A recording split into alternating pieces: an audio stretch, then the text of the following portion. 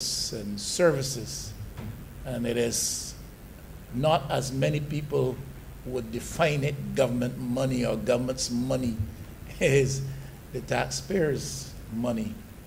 It is public financing for the public good, and where we have to interface as state machinery with the private sector to acquire services, products and goods which attach themselves to billions of dollars, then we are dealing with a massive activity which has to be properly framed in terms of the legislative architecture that fits under it and fits around it, so that the Parliament today, in my view, debates properly so an important piece of legislation.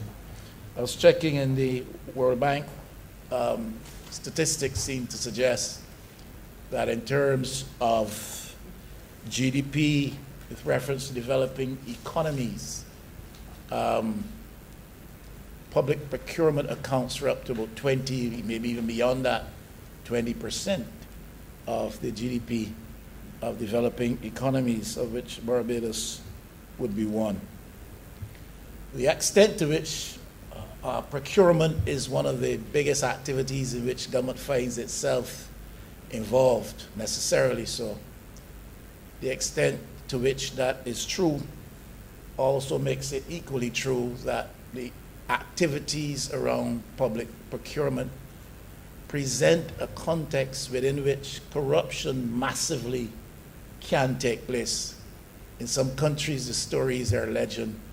In Barbados, the stories have been many with respect to corruption attaching to the business of public procurement. So the activity may be big, and the monies dispensed from the public purse may be massive, but the potential for corruption, Mr. Speaker, is equally so massive, and therefore the importance of a bill such as this. Of course, we can assess the merits of this bill in some respects by making reference to other bits of legislative architecture that will take place. But in a minute, perhaps I would make reference to the United Nations Convention Against or on Corruption, just to suggest what I'm trying to say. In recent times, this government and the government has said that, especially with reference to the acquisition of vaccines, for instance, the procurement of vaccines, it's like the wild, wild west out there. And the Prime Minister and others, Minister of Health and others, have lamented the fact that because of the small size of our population, our small numbers, we are not robust competitors. We are not seen as attractive competitors or appealing jurisdictions with reference to those who are suppliers of those vaccines. That is just to illustrate the context in which we speak. So the issue of diseconomies of scale, because of our small size, we can't compete with some of the bigger fish in that big pond. Nevertheless, what we do expend, because again of our small-sized purse, what we do expend is still massive amounts, and those massive amounts ought to be properly regulated as to their use and ought to be properly accounted for.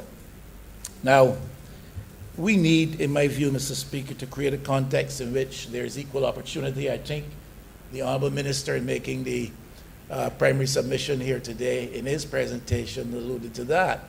We're looking to make the pool bigger. We're looking to create a greater measure of openness.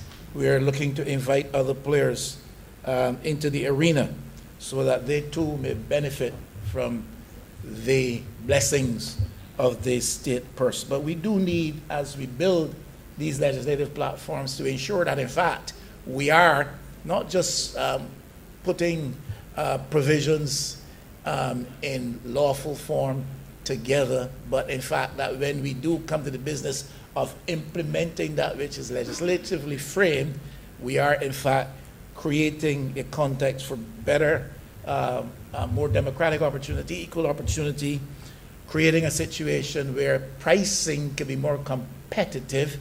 That benefits the taxpayers, that benefits the public purse.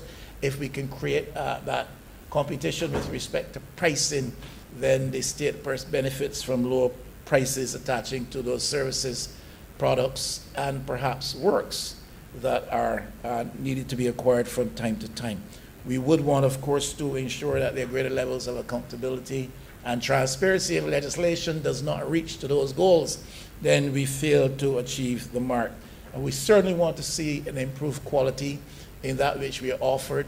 When we expend taxpayers' dollars in the billions, we want to make sure that the service, the products, the goods, and the capital works for which we pay are of such quality that money is not wasted but well spent. We need as well, Mr. Speaker, I've said this in recent time, and this is a topic which is, in my view, of much importance in Barbados today. And with every piece of legislation like this, I will be looking to see how, in my view, we are improving, further building up or building out that framework within which small and medium-sized enterprises can benefit. We can't continue to construct platforms, even with reference to the legislation that we pass in this House, platforms which create a better situation only for those who are already very well endowed, very well blessed, and who have been benefiting historically from the generosity of the state with respect to the billions of which I speak, which we spend. So I have to ask myself, with respect to this, how are we, in fact, improving that framework within which small and medium-sized enterprises can continue to benefit or benefit to a better extent?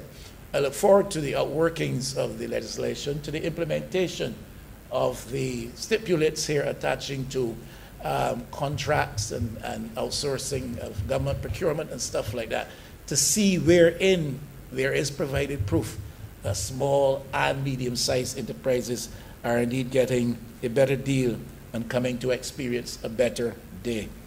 Now, I have just Article 9, Mr. Speaker, to which I would make reference from the UN Convention Against Corruption, as I said, and it's one of the frames against which I would seek to analyze from my own personal enlightenment the merits of the bill.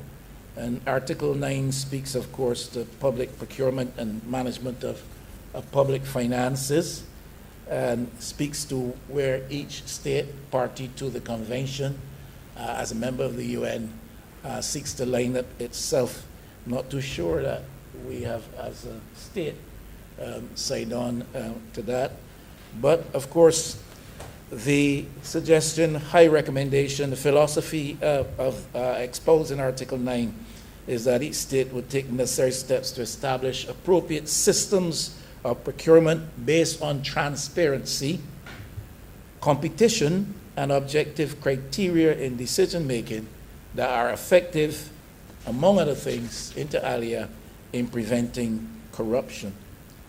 The public distribution of information relating to procurement procedures and contracts. And I think that that is one of the things the honourable member stressed in his earlier presentation today.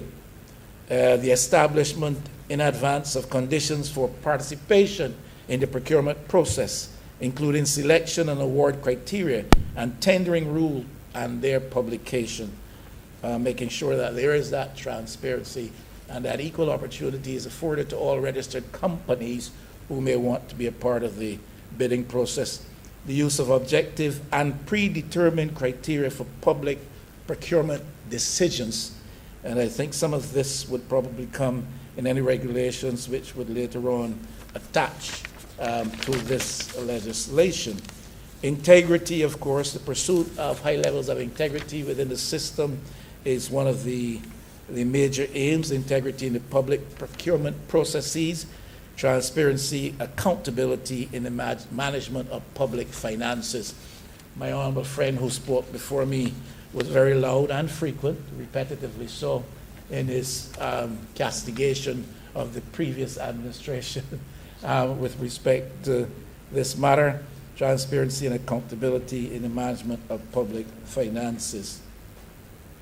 And of course, an effective system of domestic review, including an effective system of appeal, and to ensure that there's a right of legal recourse to remedies by those who, within the context of the procurement processes under law, can find that they have recourse to remedies in the event that the rules are not seen to be working in their interests or the rules are not being applied at all. And of course, where appropriate, measures to regulate matters regarding personnel responsible for procurement. By looking at the legislation last night, Mr. Speaker, and I thank my honorable friend for alerting me that we'll be doing this today. But this bill is 165 pages. If you look at the appendix attaching at the back of it, addresses about 117 very important areas around the procurement process. There was a lot of reading to get into, a lot to digest, and a lot to take on board. Of course, we do lose a lot when we have to pay higher costs that might be necessary because of our small size or because of the scarce availability of goods and services which we may want to secure or acquire. But added, of course, to those losses, Mr. Speaker, would be the cost attaching to corruption, which is unchecked if legislation is not in place and is not properly so in place. I, Mr. Speaker, like to deal, as I've said before, with practicalities around these issues, and I would therefore want to take us first to Clause 6 and on page 19, Clause 6 on page 19, and the Honorable Minister of State in the Ministry of Finance and lead presenter on this bill, member for Christchurch East Central, spent some time again castigating the past administration, the recent past administration, for its delinquency with respect to paying of suppliers of goods and services. And of course, that is where I wanted to start with reference to these clauses at 6 and on page 19, the head of the procurement entity shall ensure, and this is at page 19B, 4B, before a procurement is initiated, confirm that funds are available to conduct the procurement. This is, I think, has been in part a failing of the past.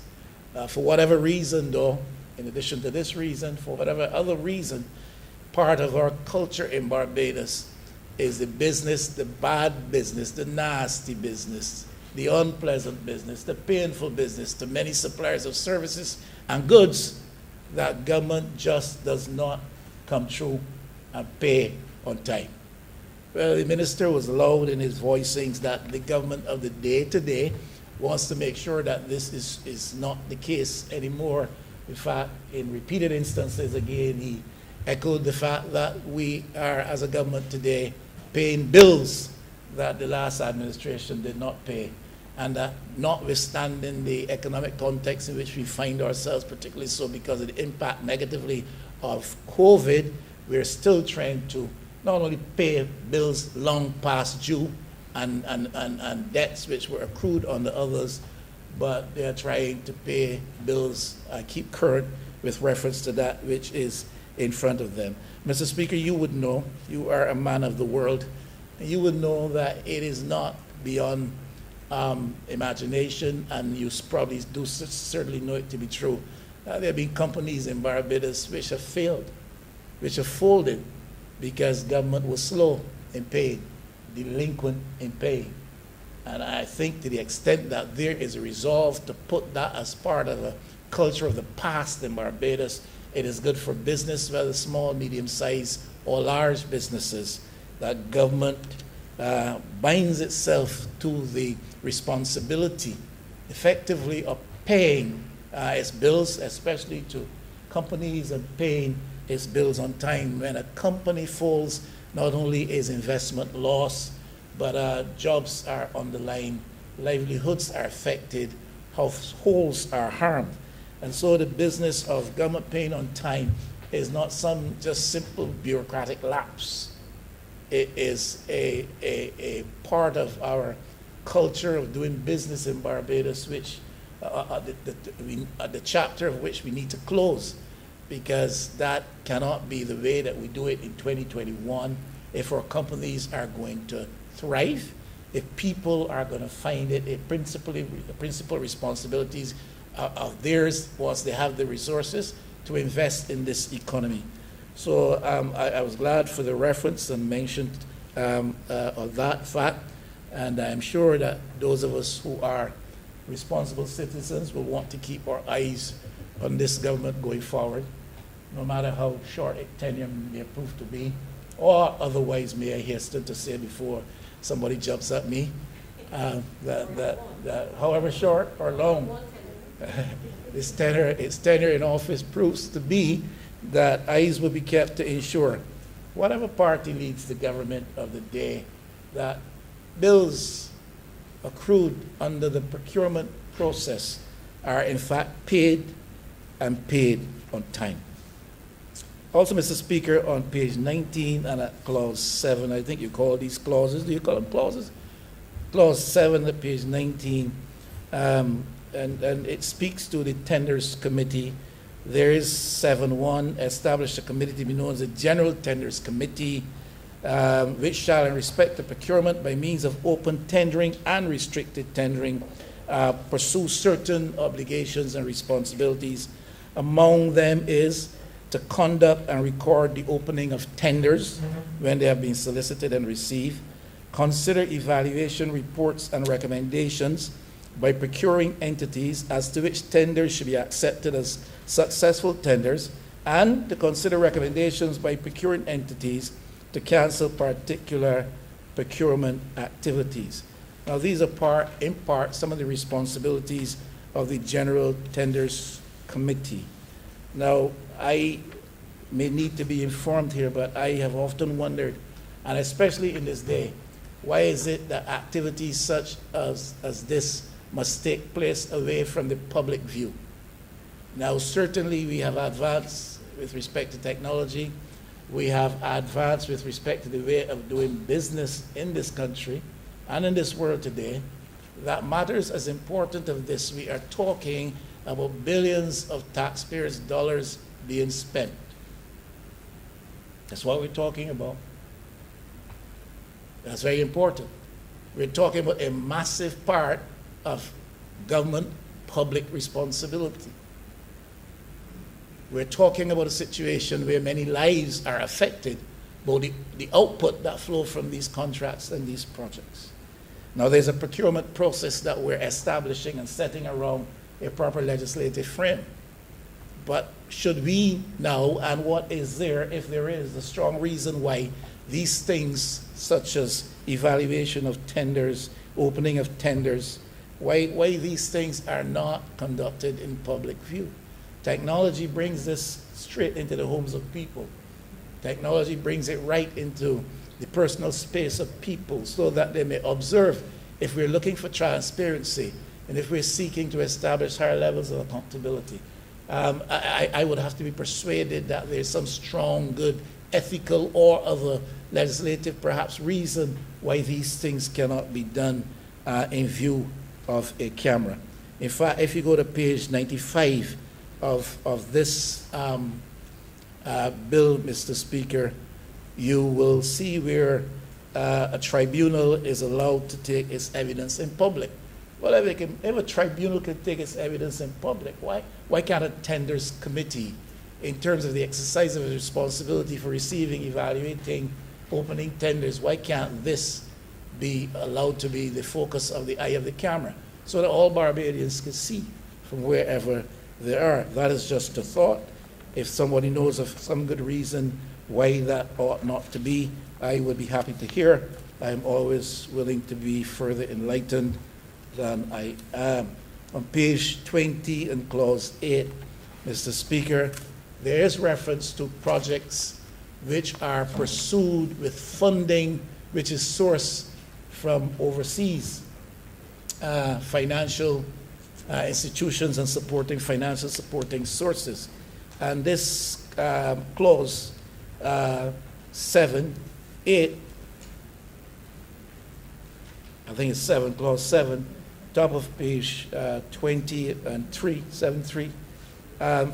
This speaks to the fact that when we're dealing with projects which are funded by financing obtained by the government on behalf of the people from overseas, then there is a special tenders committee outside of the general tenders committee that is set up to oversee that. Now, that may be that the international institutions or international lenders are requiring that you have that type of mechanism in place. My question is, if the government of the day borrows from some domestic source, if the government of the day is not spending money which comes by vote of parliament through the consolidated fund, but is spending money that is borrowed from a domestic lending institution, why is that not also the subject of focus for the Special Tenders Committee? Why is it only legislated here with reference to the overseas lenders? Why not borrowing that takes place at the domestic level as well? And then on page 21, and just a few more, Mr. Speaker, and then the Honourable Minister came to address this as well, I think, but the question is, to what extent does the process of procurement in Barbados really make reference to what is provided for annually in the estimates of expenditure for Barbados? And that's a serious question. Now, we have a situation, and this Parliament is very familiar with it, and in 3.5 short years, this Parliament has done it with some degree of frequency, where monies are voted in the estimates. Before you can know it, we're back here for supplementary votes for further financing. Now, I'm speaking here to the matter, therefore, of procurement, and how much does the provision in this current legislation as it now stands relate to the exercise of the estimates? And I read and I heard the Honourable Minister make reference to this. Now, the procuring entities are supposed to make sure that at January every year they have a schedule of what they want to acquire. I imagine that that is going to inform the estimates, which we debate every March. But the point I am making is that the system as practiced by us has been abused, and oft so abused, because you come here for supplementaries which run into the millions of dollars. And if we're going to put this type of thing in legislation, but still use the loopholes in the legislation to continue the practice of abuse of the system, then we are fooling Barbadians and we are fooling ourselves. Simple thing here is make these matters very pertinent and relevant to the exercise of the annual estimates here in March, and make the results of those votes binding, so that supplementals only come out of arising and unforeseen circumstances, and not become a mechanism that is used for somebody's fancies to be fed after the official vote for monies have been taken here in the Parliament of Barbados. Now, in clause 14, which is on page 23, and I really would, I suppose this might be very much in place.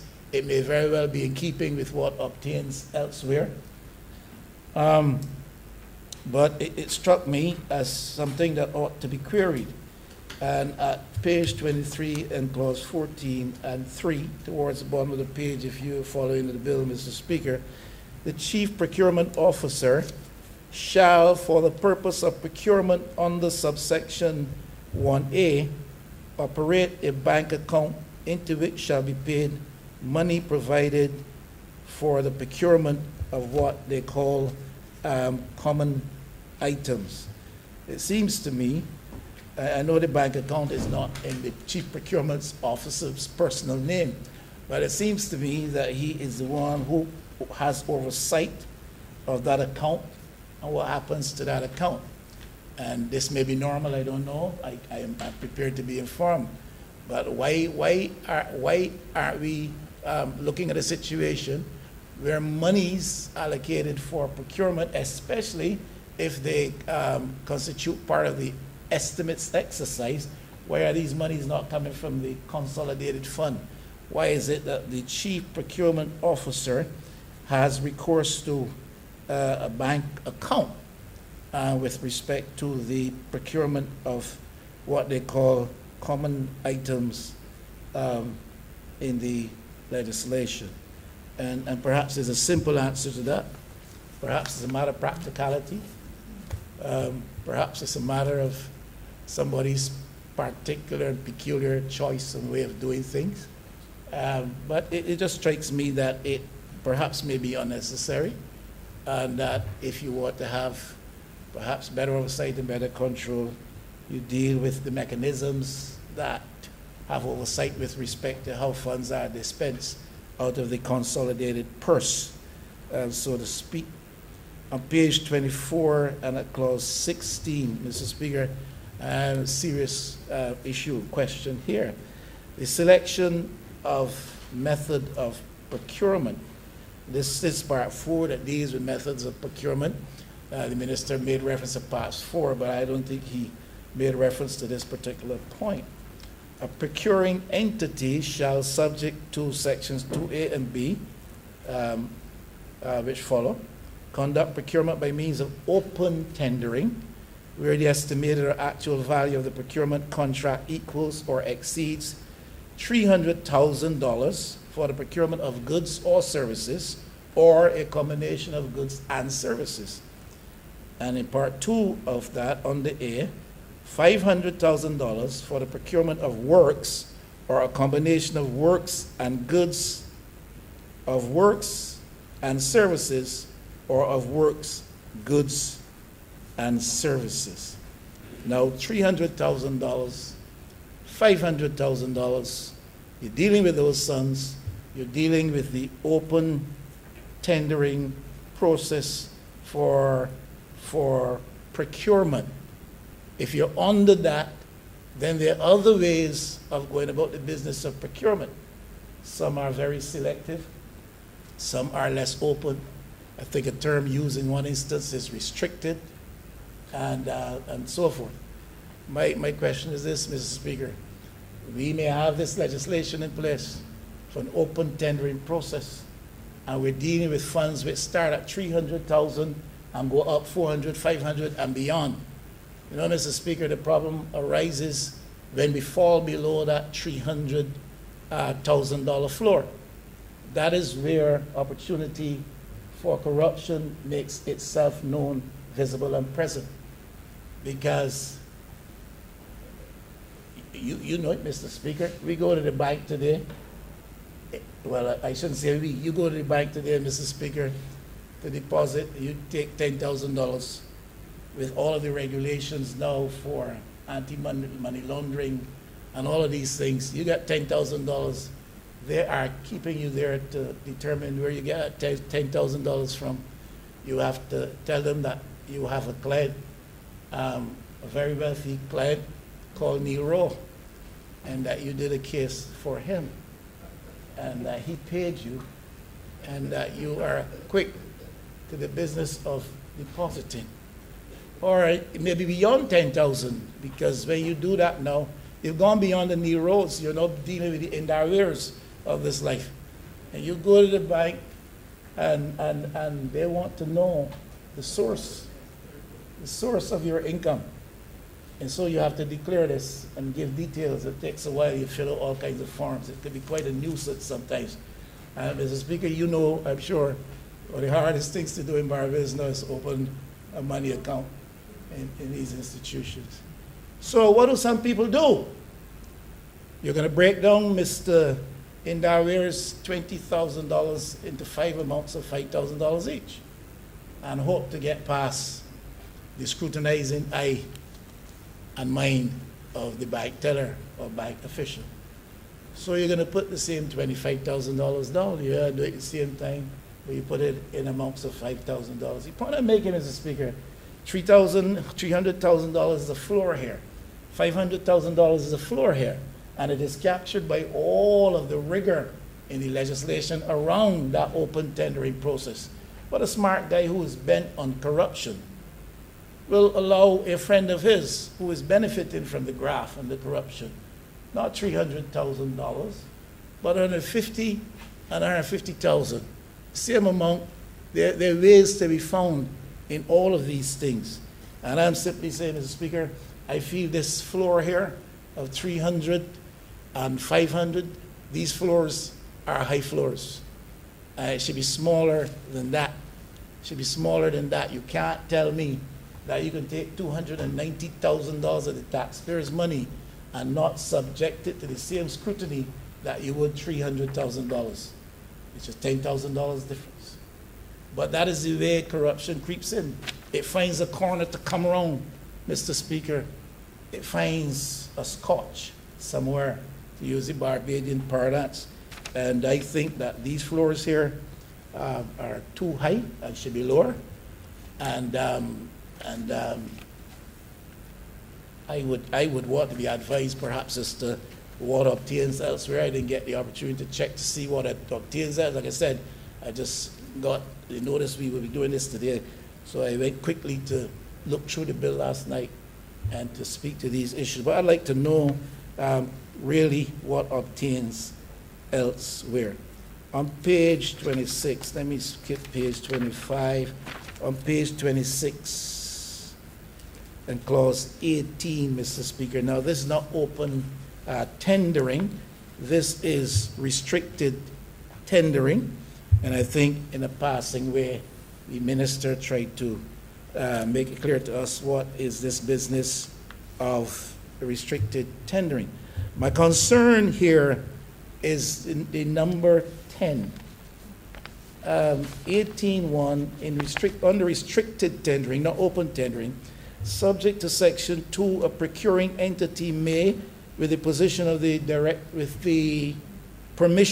director, conduct procurements by means of restricting tendering in any of the following circumstances.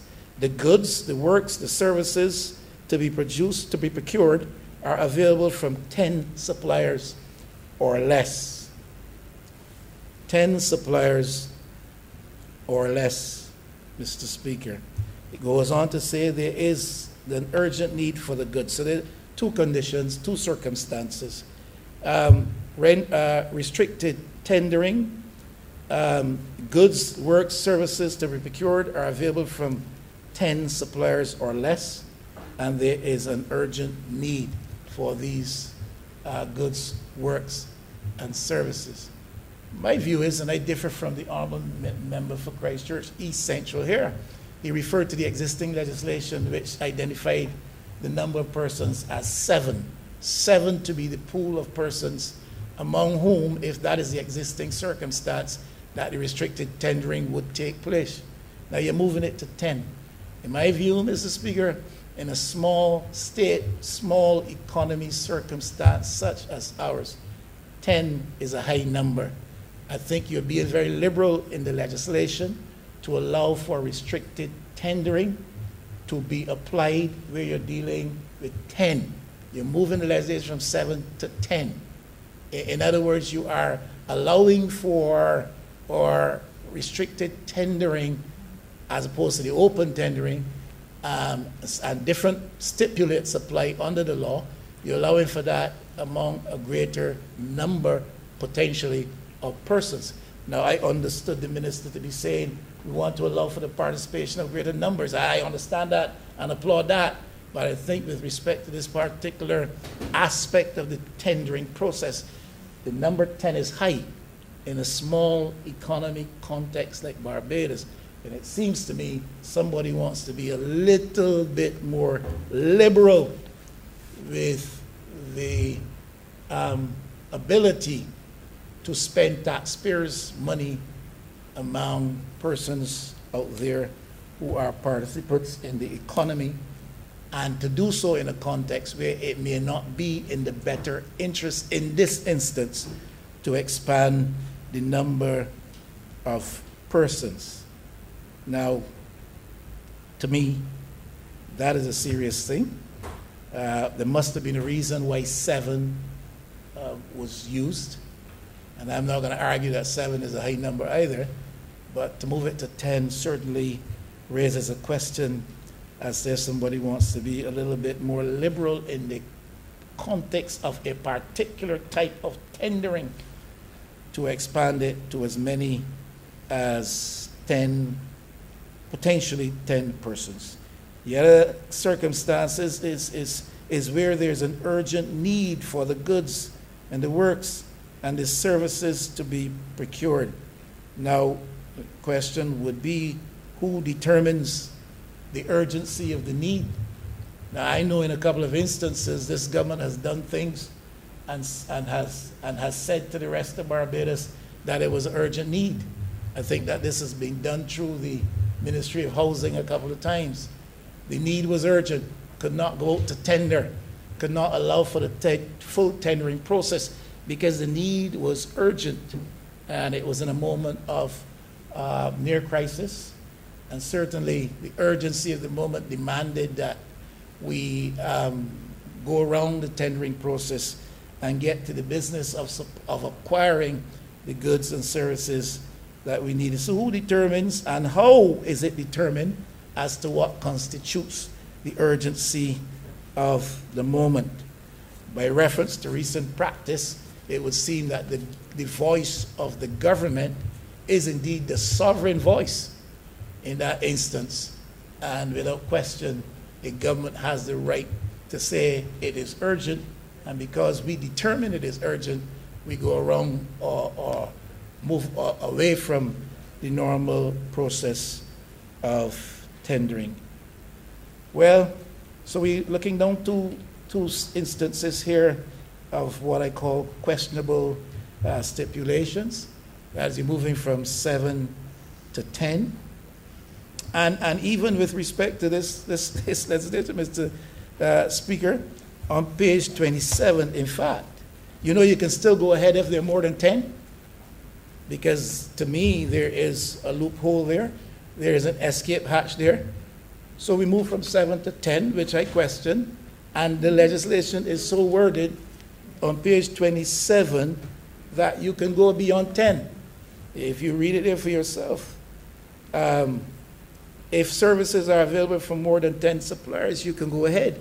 The director may grant permission to the procuring entity to engage in restricted tendering where the director is satisfied on the advice of the chief procurement officer that the entity made reasonable efforts to discover the number of suppliers from whom the goods works. So, Mr. Speaker, the claim is, yes, we deal with 10, the law says 10.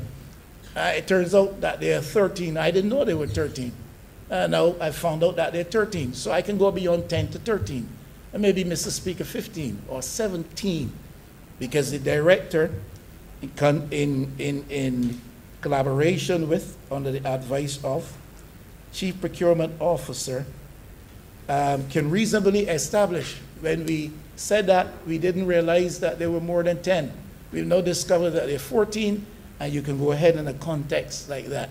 To me, it is things like that that provide the loopholes for those who are not wholesomely intentioned to do what they want to do or to do what some others bid them to do. Page 46, Mr. Speaker, if I can find that. Page 46 as well. I want to make reference to that. Clause 38. It speaks of, it's on page 47, 46.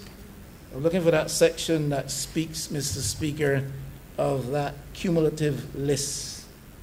Page 46, clause 38. Yes, right at number 338. A procuring entity shall, on the 31st March and 30th September each year, publish a cumulative list of all procurement contracts awarded in the year.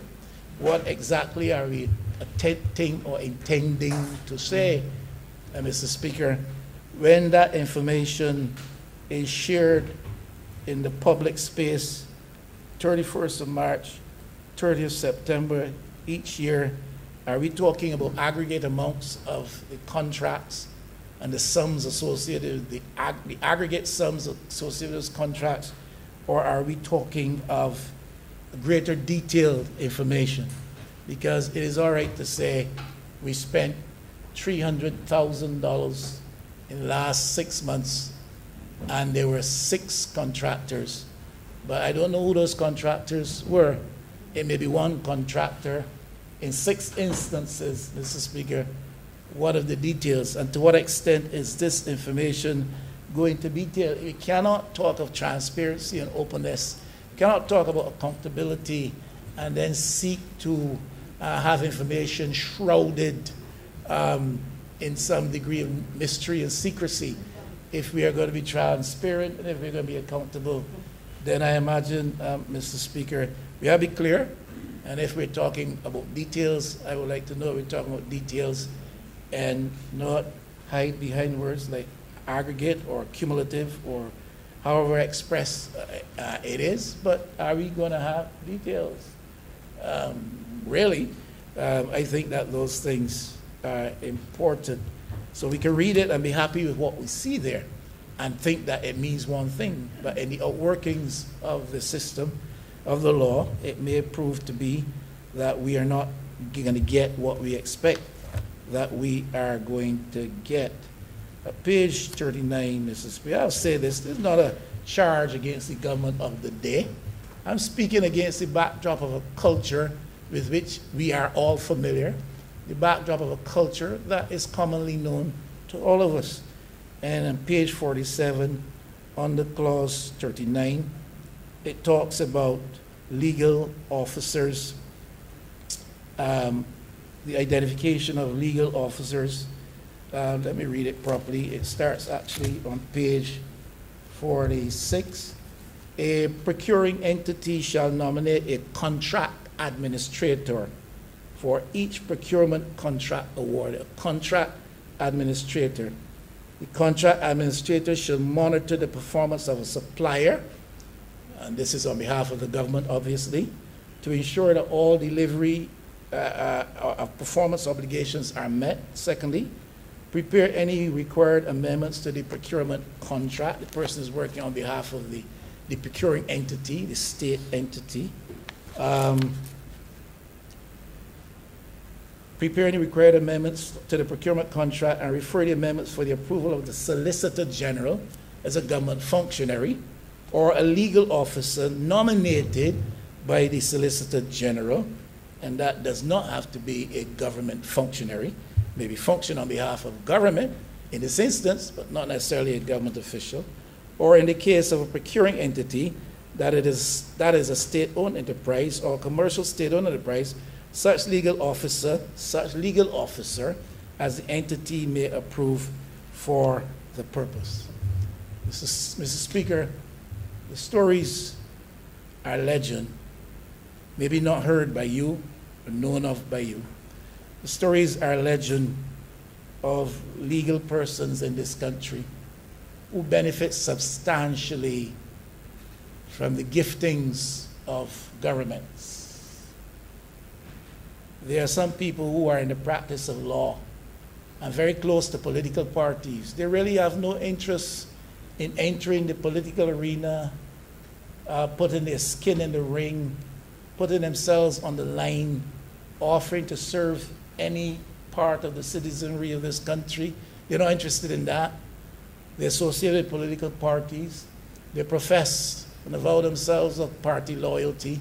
The truth is, Mr. Speaker, their affiliation and association is expected by them to work to their interests, and that is that the party will give them hefty legal contracts.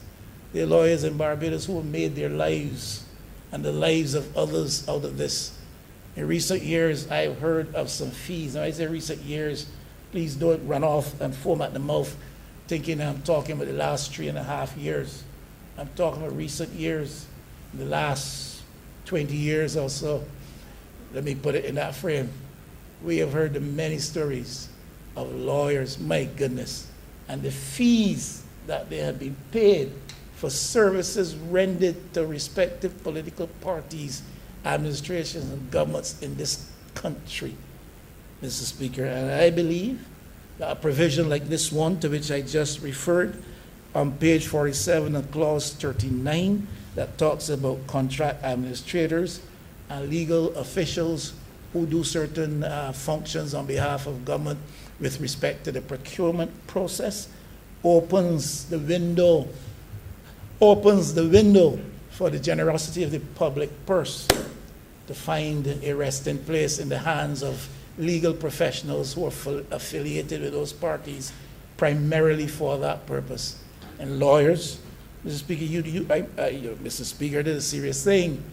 And it's a serious thing. And it is one of the things that you do not hear mentioned in any detail in any public space. And we continue to talk about transparency and accountability.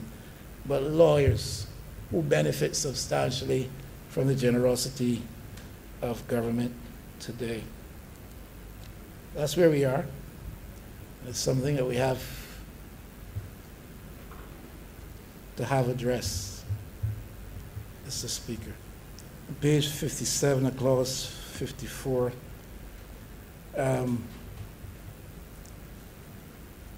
these service consultants also attaching to the process is the same creature by another name, Mr. Speaker. It's the same creature by another name as the contract administrator, you know. He's doing different functions, right? He's filling the same space where party loyalists can benefit significantly from the government purse. And you may scoff at this, but it's not an attack on this government. I'm speaking in a principled fashion to what happens in our culture where people benefit so much from the taxpayer's purse simply because they're closely affiliated with a party. We've never known of the number of consultants that are at the beck and call of government for various purposes. Right now, there's a whole corps, a whole cadre of consultants attaching to this government at various levels, all levels. It was so in the last administration, running into millions of dollars, and we have no details as to how many they are and how much money is expended for that type of stuff. But we're creating opportunity in this legislation, even if we don't intend to do so, to ensure that that type of practice is perpetuated, and is a serious thing. The honourable member spoke with reference to PPPs, and that was one of my concerns as well. How have they served our interests in the past, and how would this legislation change in practice what has obtained in the past, where the taxpayers have lost millions?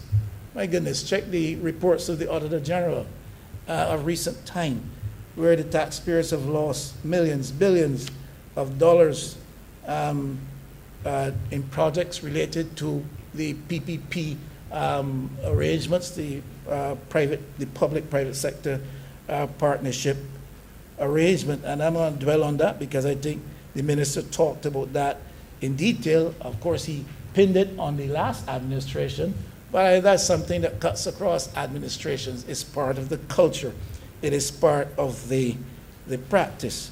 One can speak of that matter with reference to the Barbados Water Authority in recent times. One can speak of that matter with reference to the new prison at that time in St. Philip. But it has happened, and it has happened repeatedly. And oftentimes the devil is in the detail that does not come to public eye with respect to these public-private sector partnership arrangements. Page 81, Mr. Speaker, and clause 88 identifies for us some of the features which continue to be a part of the culture of corruption in Barbados. I spoke of that recently, and somebody wanted to take my head off. I still believe that there's a culture of corruption in Barbados. And the people want to believe that it starts with the politicians or it just revolves around politicians. No, it is the banking sector, it's the insurance sector, it's people in property development and real estate, it's people in official circles, quite apart from the politicians in the public service, but also it has attached itself to some politicians. So, question is, if we are going to be serious about this legislation, what penalties are we going to be providing when proof of this type of corruption come to light? Page 81, clause 88 talks about collusive practices. There's a lot of corporate collusion in Barbados, corporate collusion. There's the coercive practices that is seen as part of the culture of corruption. Coercive practices. What about ministerial coercion, Mr. Speaker? Breaches of confidentiality. What are the penalties to apply for some of these things? And some of these things are very, very, very serious. So what are the penalties to be applied for these things? You talk about ensuring that is a proper process built in around PPPs, and you want to address the matter of corruption. You want to make sure that when contracts are established, they are established in a transparent framework that ministers accountability and that they're fair and equitable. And yet we've had in the past, Mr. Speaker, contracts that have gone completely awry. Outrageous sums of money, and mentioned by the Honourable Minister himself, and not only the instances to which he referred are the reality for us, the other instances, some not even that further, that far back, as he goes back into the last 10 years, some in more recent times in this 3.5-year period of this government as well. And the question is this, Mr. Speaker, the question is this. If we put all these laws around how this thing should be done and build a proper architecture, and we still get it wrong, what's happening? What is the dynamic obtaining there that we are not capturing? And the question I raise, Mr. Speaker, is a matter of ministerial bullying. When people in public office, sometimes high office. Now, we have a clause here that says contracts must be drawn to the attention of the Solicitor General's office before they are approved and enacted or acted upon. Now, this has been the case, and yet how is it that we end up with these bad, outrageously bad contracts? And is there a question of ministerial bullying, that ministers feel that they can bully officers of the Crown, whether they be in the Solicitor General's office or in the Chief Town Planning Office, or wherever they may be located? Are we dealing with an issue of ministerial bullying, which even permanent secretaries cannot resist? Mr. Speaker, if that's the case, this is a monster whose head we need to chop off, because ministers of the Crown operate, yes, in the interest of your collective party and government responsibility, but you operate beyond that and above that in the interest of the people of Barbados. And you cannot have respectful public servants possessed with high levels of integrity, industriously trained to do their arduous tasks and doing it by the law, and ministers come and bully them. And they have to do this and they have to do that because the minister says so, and because the permanent secretary is weak and will not stand up in the face of the minister and say, no way, the law does not permit that. No way, that is not what we practice. Mr. Speaker, I am just trying to find out why, with all the legislative frames, why with all the rules and procedures, why would people who know these rules and procedures like they know the backs of their hands better than the ministers of cabinet, because that is their day-to-day work and has been for years, why is it we still end up with contracts which are so outrageously dark and difficult? And are we dealing with ministerial bullying? And if we are, how are we going to chop off that monster's head? I'm going to be soon done, Mr. Speaker. On page 84, we have again here listed the qualifying criteria and capacity for persons who offer themselves as suppliers. And again, they could be listed there. They're in the law. But in the implementation, the actualization of the process, where do we go? This talks about managerial capability, reliability, and experience. This talks about technical competence. These people are acting as suppliers of service. We had a recent incident where there was an intermediary agent acting on behalf of this government to secure and source vaccines. That went all awry. And question was asked, then still has to be answered, why this company without experience in that field of medical procurement? And that's what we're getting atmosphere dwell on that today, because there's a private member's resolution on the order paper that the government, I know, will not discuss or have debated. But Barbadians still want answers. But all this is in the legislation. We have the qualifying criteria for people to establish their capacity based on experience and resources to provide services.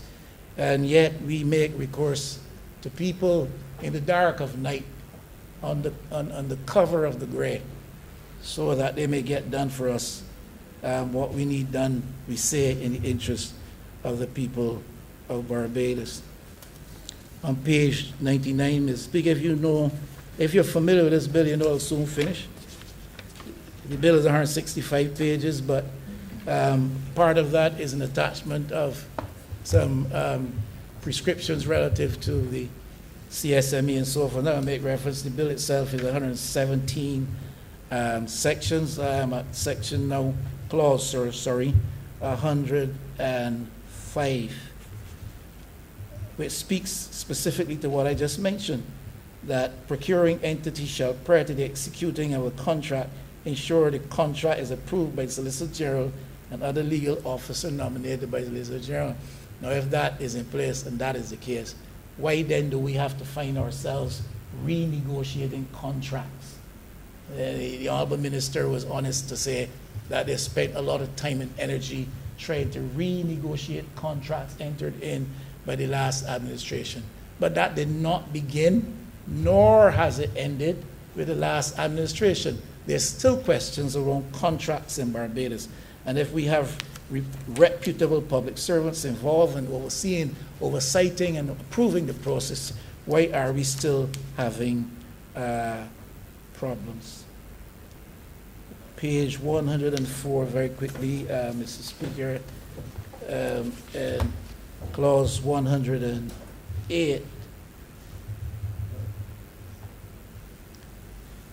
At 3, the report, Mr. Speaker, the report need not include details of contracts valued at less than the relevant threshold specified in 16(1)A, other than the total number and value. So you see what I'm talking about, Mr. Speaker?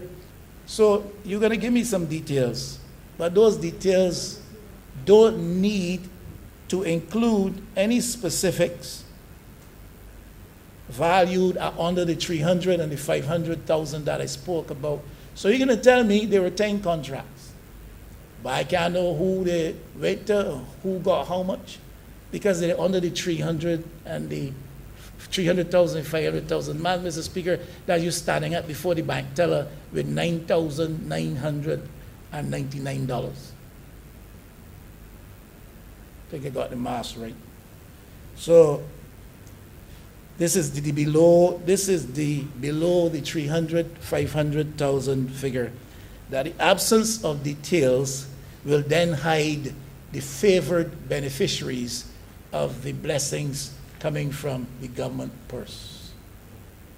So I get no details about that because they're under 300,000. They may have gotten 290,000, but I'm getting no details on that. I'm not accusing the government of anything. I'm saying the legislation allows for those loopholes, and with those existing loopholes. Thank you very much, Mr. Speaker. I raise on a point of order, and I do so reluctantly, but I feel it's important for the chamber to be clear. The honourable members is asserting that the annual report of the Government Procurement Department will hide information. he would recall, because he did allude to it, to the fact that individual entities will publish their own cumulative procurement record within the department, and therefore for the government, the procurement department to republish every element, sir, really is redundant. So I don't want the honourable member to give the impression that we are creating a system, sir, that somehow allows information not to be shared with the public. This specific reference here is for contracts certainly by open tendering, but all procuring entities, irrespective of the value of the contracts, as he alluded to earlier, sir, will publish all of their cumulative contracts within the 6-month period identified in the legislation, so that all persons will be aware as to what has been done in the name of the people of this country. So I want to make that clear, Mr. Speaker. I'm sorry if the honourable member thinks that I was doing it. I was saying the government was intending to do any such thing, any such evil. I was not attributing the intention towards any such evil to the actions of the government. I was simply saying, wherever there is the hand, the mind, the heart that is given to corruption, it will find a corner to come wrong. The honourable member speaks of the absence of need for redundancy. I know that when you build in check and balance measures, often a feature of those things is redundancy. And the reason why you are redundant is because if you get way wrong this bend here, we can catch you coming wrong this bend here. So redundancy is an insurance measure. It is a protective measure. And I do not know, as I said earlier, what is the measure of detail which will attach to those cumulative reports of procuring entities. I don't know what measure of detail we will get there. So I do not know even if this is a redundant mechanism. But if it is, so be it. All I'm simply saying here is what this legislation does is that it allows for contracts to be awarded, large amount of millions and billions of taxpayers' money, and at the end of the day, the report does not necessarily have to include the finer details that makes you, Mr. Speaker, as the presiding officer in this House, any better informed, nor me, as a humble servant of the St. Michael West, to be any better informed. Mr. Speaker, a procurement bill that enhances the platform, that gives transparency and protection to the interests of the people in terms of how their money is spent, especially when you're dealing with massive millions that come under the umbrella of a procurement activity, is a good step in the right direction. But nothing is ever perfect, and there are always some loopholes that would allow our friends as well as our foes to benefit therefrom. I thank you. Honourable Member St. Michael's of Central. Thank you, Mr. Speaker. I rise to give my unwavering support to this important piece of legislation. The honourable member who introduced the bill, the member for Christchurch East Central, said in his opening remarks, if I can cast my mind back that far to the beginning of the remarks, said in his opening remarks that this piece of legislation was long in coming.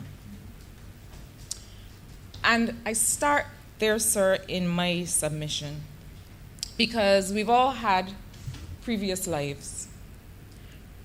Mine was in the international multilateral development system, working on the other side, or should I say in partnership with governments, to address issues related to governance and fiscal prudence and so on. And one of the things that one observed during those years and under the last administration was that there was a lot of effort, there was a lot of advocacy from partners, from international financial institutions, from those on the outside of government concerned with governance, for the then government of Barbados to settle and bring revised procurement legislation. For some reason that only they then knew, but we have since come to discover, the then government could not find their way somehow to bring this revised procurement legislation. There was always some reason why it was not the right time. There was always some reason why it never moved from the stage that it was. Now, the multilateral system has also, for many years, expressed a desire to use what they call country systems to do business, and it is referenced in the bill, sir.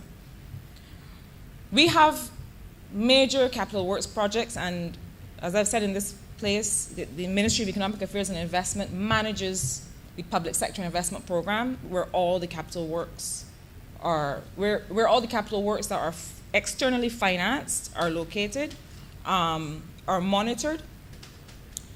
And one of the things we've always said is, why can we not have a harmonized procurement system? Why is it that we have a procurement system for the multilateral system, the Inter-American Development Banks, the Latin American Development Banks, and so on, and we have a separate country system? Because it means that we have to have several balls in the air at once. We follow a certain system according to the rules of those institutions, and then we have a system for ourselves. And we also make the case, and we've had to make the case to our partners, especially in the context of the COVID pandemic, that while you try to have perfect records and perfect systems, people, quite literally, can die. In the context of a pandemic, in the context of a disaster, there has to be the wherewithal to have emergency procurement. But there also has to be the wherewithal, quite frankly, sir, and we saw it in this pandemic, to be able to award contracts for goods and services, to be able to award, to employ those people who lost their employment because the economy contracted 18%.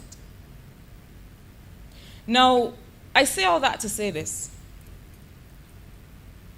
This legislation takes us to the place, or closer to the place, where we can now start to harmonize those external systems, the IDBs and the World Banks and CAFs and others, with our own. And why is that? The reason that that harmonization did not happen before, and I'm looking to put this delicately, the reason it didn't happen before is that you are only going to align yourself, sir, with a person or entity or a government that you find to be trustworthy and transparent and efficient in its operations. Some of us who have or are responsible for children and young people say this all the time to our young people, that if you lay with dogs, you get with fleas. Now, those in this chamber who know me know that I have a lot of time for dogs. But mine don't have fleas.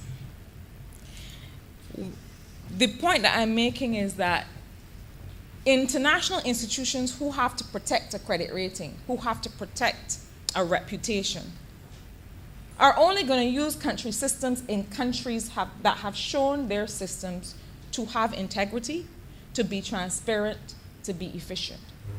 And so this bill gets us on the road to reopening that conversation with the banks to say, look, this is the kind of procurement legislation that you have been asking for. This is the kind of transparency and efficiency and inclusion that you have been asking for. Let us look at harmonizing your system with ours. Why? Mr. Speaker, you know, the public sector investment program of the government is responsible for and carries and monitors a lot of important works, roads, bridges, digitization and modernization, housing in some regards, all of the major works of government.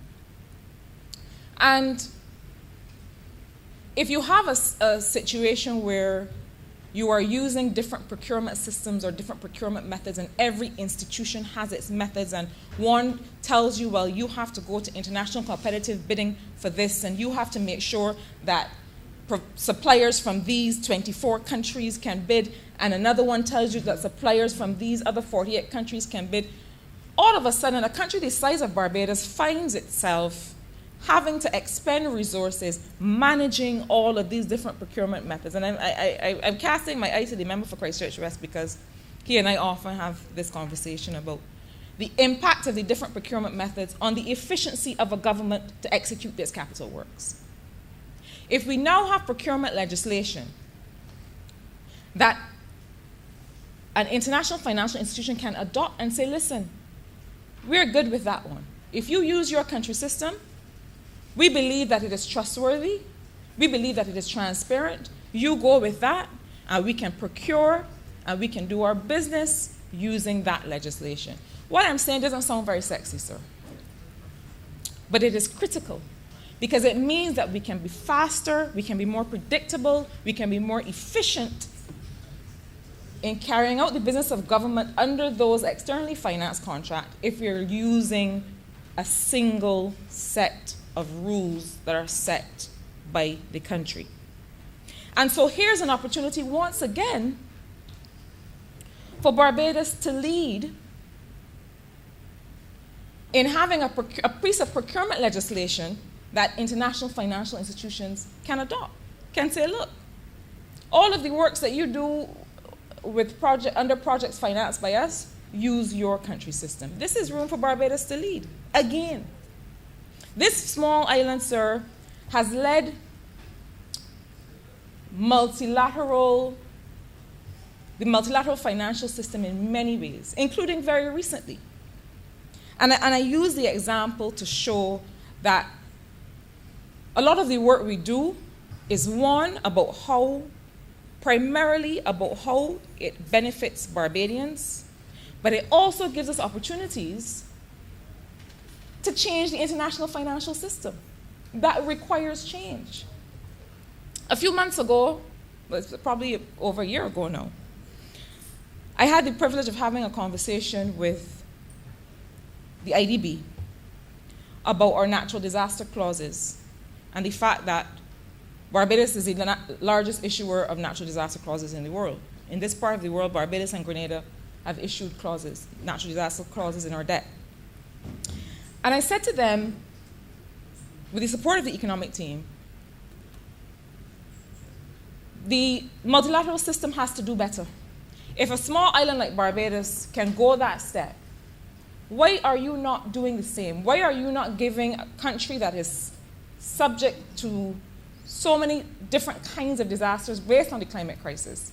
Why are you not leading the way in international financial institutions to say, if a country like Barbados, Bahamas, Grenada has a major disaster, that you have 2 years, as we've done in our clauses, where you don't have to repay principal or interest.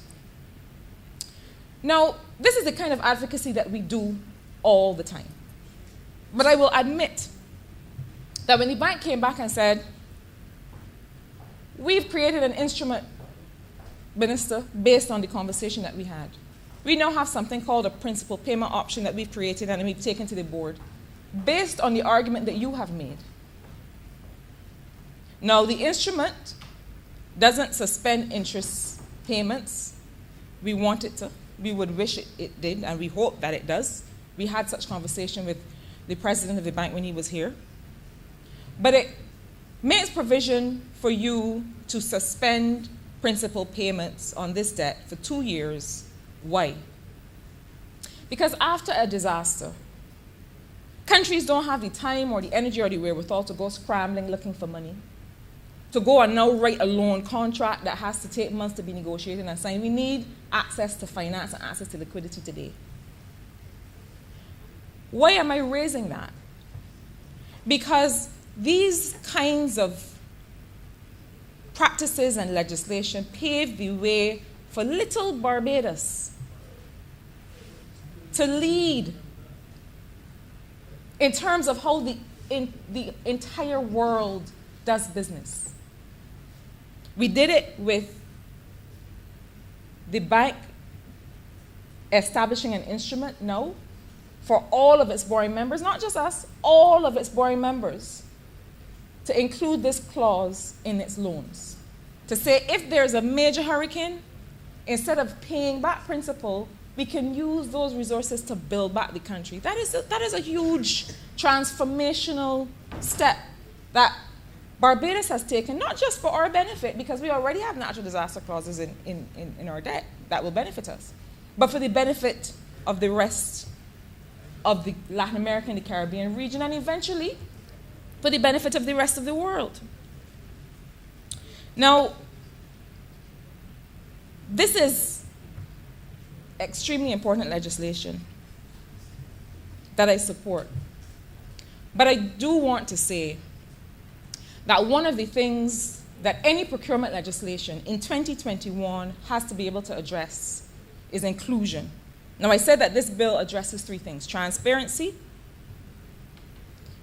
and I'm not going to go into several responses to the Honorable Leader of the Opposition because we are well accustomed to his practice of just posing questions and leaving them hanging in the air, when we well know that one can ask any question to try and cast doubt, because why not? Except to say that the publication of the list of all procurement contracts by procuring entities refers to the publication of the name of the supplier, the project to which it's related, and the value of the contract. I think that is key important information. So to suggest that, well, it could be anything, it could be any information, well, that's the information that will be published for the benefit of the Barbadian public and Barbadian taxpayers. But I want to focus in particular on a few key parts of the legislation. And one has to do with Clause 82, the publication of notices. And Clause 82 makes reference to all the different ways and places in which the notices should be published. Which newspapers, how often and when, and what counts as publication. And I am sure that in the administration of the Act, once passed, that the Honorable Member for Christchurch East Central and the Ministry of Finance will move very swiftly to ensure that we have a central electronic place of publication, because as he said in his submission, I might buy a newspaper on a Sunday and not on a Wednesday. And more, I hate to say this, and I'm not speaking it into being for the entities concerned, but more and more people are not going to be buying newspapers, right? When I was a consultant, again, in the international financial system, if I was looking to bid, there was one place that I would go for all UN contracts. There was one place that I would go for all World Bank contracts. Similarly for other major institutions. Every single available contract was published in that one place. And I was known, back in those days, you don't want to see them again necessarily, to spend hours just putting together packages for submission. But I'll tell you the other thing that made it hours and not days and weeks. I was registered. I was a registered supplier, so that I didn't have to keep going in and say my name, my date of birth, my mother's name, my father went to school. I didn't have to do that over and over, because whether it was UNESCO or UNIFEM or UNICEF or whoever it was, as long as I put in my ID number as a registered supplier, then I would just need to populate whatever was the information specific to that tender. I say all of that because this legislation is important. It is critical. It allows for more transparency, but it does not serve to empower or include people unless I am able to just go and look and see what is available. People do not have the time, and I make this point all the time, that the lower your income level, the less time you have. The lower your income level, the less time you have. Why is that? Because people at lower income levels tend not to be driving, they tend to be catching a bus. They go stand at a bus stop. The time is so critical to make people in a certain income category more productive. And one of the things that the state can and must be able to do is to be able to reduce the time that is required for people to transact business and for people to increase their access to income. That is critical. So instead of having to go here and buy a paper, and this lady don't have it, go back and buy this paper and go make sure I get a Wednesday and a Sunday. No. Once we are able to pass this legislation, the accompanying strengthening of systems and technology has to mean that people can go log in once. They don't have to submit the information to UDC and RDC and NHC, and that they have a unique identifier and they can say, I'm a registered supplier and I want to bid for this. So that supplier's register at 85 is important. But I want to come very quickly, sir, to another, what I see as a gap, not in the legislation, but in the architecture of how people are able to access government goods and services, to be able to provide goods and services to the government. And one of those is people's readiness to engage in procurement activities, or even to offer services. And I'm going to say something that may be a bit unpopular, but it won't be the first time or the last. We have suggested that part of our remit, as it is to make sure that sole proprietors, self-employed, small business owners, tradespeople, electricians, tilers, contractors, people who make goods for sale, we have suggested and we believe that part of our responsibility is to make it so that people have access to provide goods and services to the government. This legislation and these systems where we make it easier to bid are going to do that. But the truth is that there are many people who work in trades and who work as contractors and so on, who find it difficult to offer themselves for services, for service to the government of Barbados.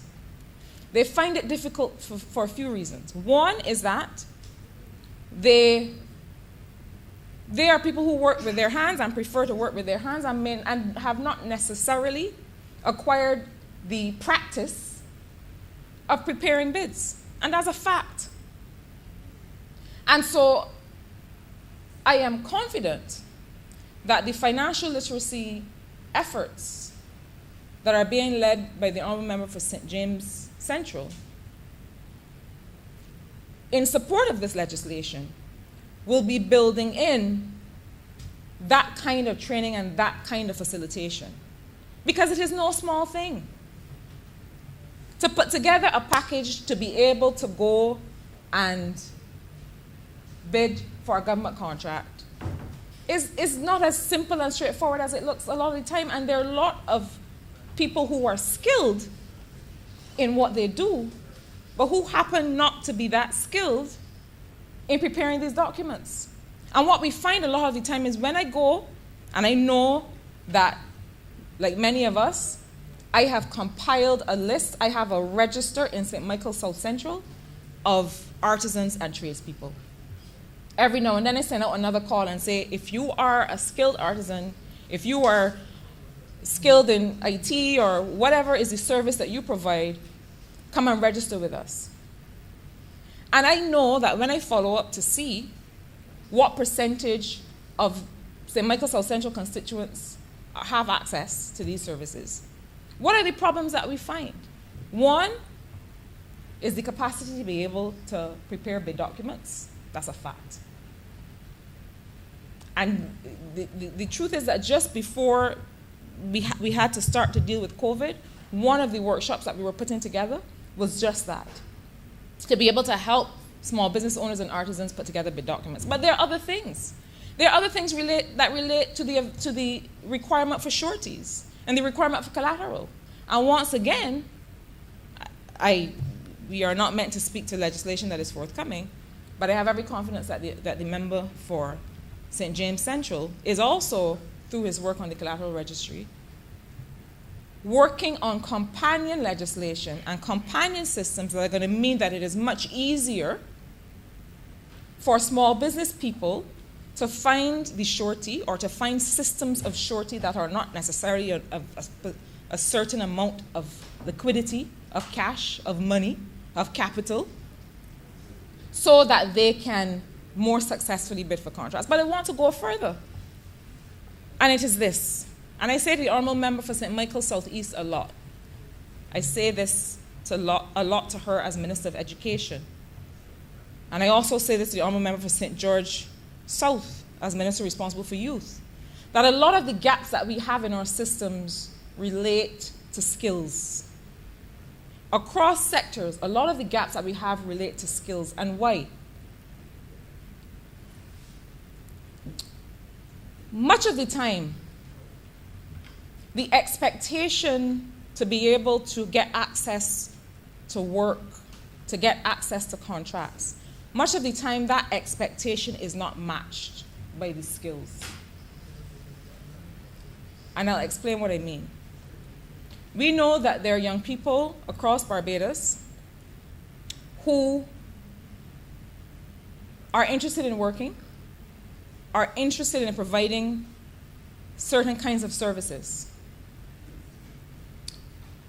They have come along learning with someone or watching someone or just looking and seeing and getting an idea of how it's done, but they're not certified in it. And we all know, let's be real, that we are not hiring somebody to build a structure in which we need to be housed or a loved one needs to be housed, where that person is not certified and that structure might collapse and injure somebody. There is a gap between the skills that people have informally acquired and that they may be doing quite well, and the certification that they acquire as evidence. And one of the things we have to look at is, what are the other ways of certifying young people so that we can test their skills? We can say, oh, you're a joiner, come and build these closets, or come and do this and let me see.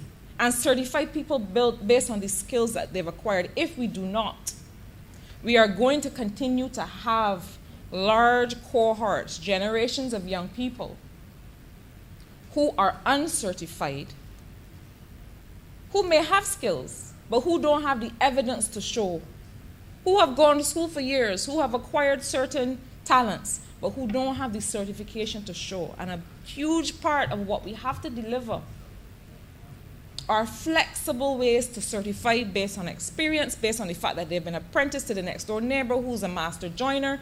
These are the things that we need to bring to bear to close the gap. Because while this legislation speaks to the issue of inclusion, we talk about the suppliers register, we talk about the publication of notices and how it is written to include people, if we don't do the background work to create a generation of people who can now be certified in what it is they say they can do, this is not going to go as far as we expect.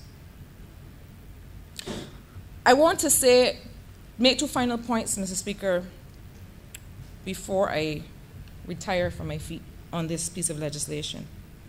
One has to do with the evaluation of unsolicited proposals as outlined in the bill. There's a lot that's said about unsolicited proposals. The government of Barbados gets a lot of unsolicited proposals. And this is one of the reasons why the honourable member who led this bill and his team had to come up with a framework for how we treat those unsolicited proposals. And there's a lot said in this legislation about how we evaluate and whether this person is the sole provider of these services. But I do believe that we need to make sure that while the government may require the service, that there's no one else out there who may not have gotten their proposal to government, but who may equally be in a position to provide the good or service. And that's why we've found that in the past where we've gotten unsolicited proposals, that we've had to then go out to RFP, request for proposals, to say, listen, this looks good, but I'm not convinced that you're the only one who can do this. And so I think that while the bill does speak to very thorough and important evaluation, it's still evaluation of that one proposal. And we need to be able to satisfy ourselves that there's no one else who can provide this good or service, because that person may just have been a first mover. That person may just have gotten into government before other people. So we need to make sure that we are on good footing as far as that is concerned. Finally, sir, I want to address the extent to which this legislation, and really procurement in general, has, in a country the size of Barbados, has the capacity to have an impact on unemployment. I don't want to send the message at all for one moment that the private sector should not be driving growth. I say all the time, governments don't grow, the private sector grows.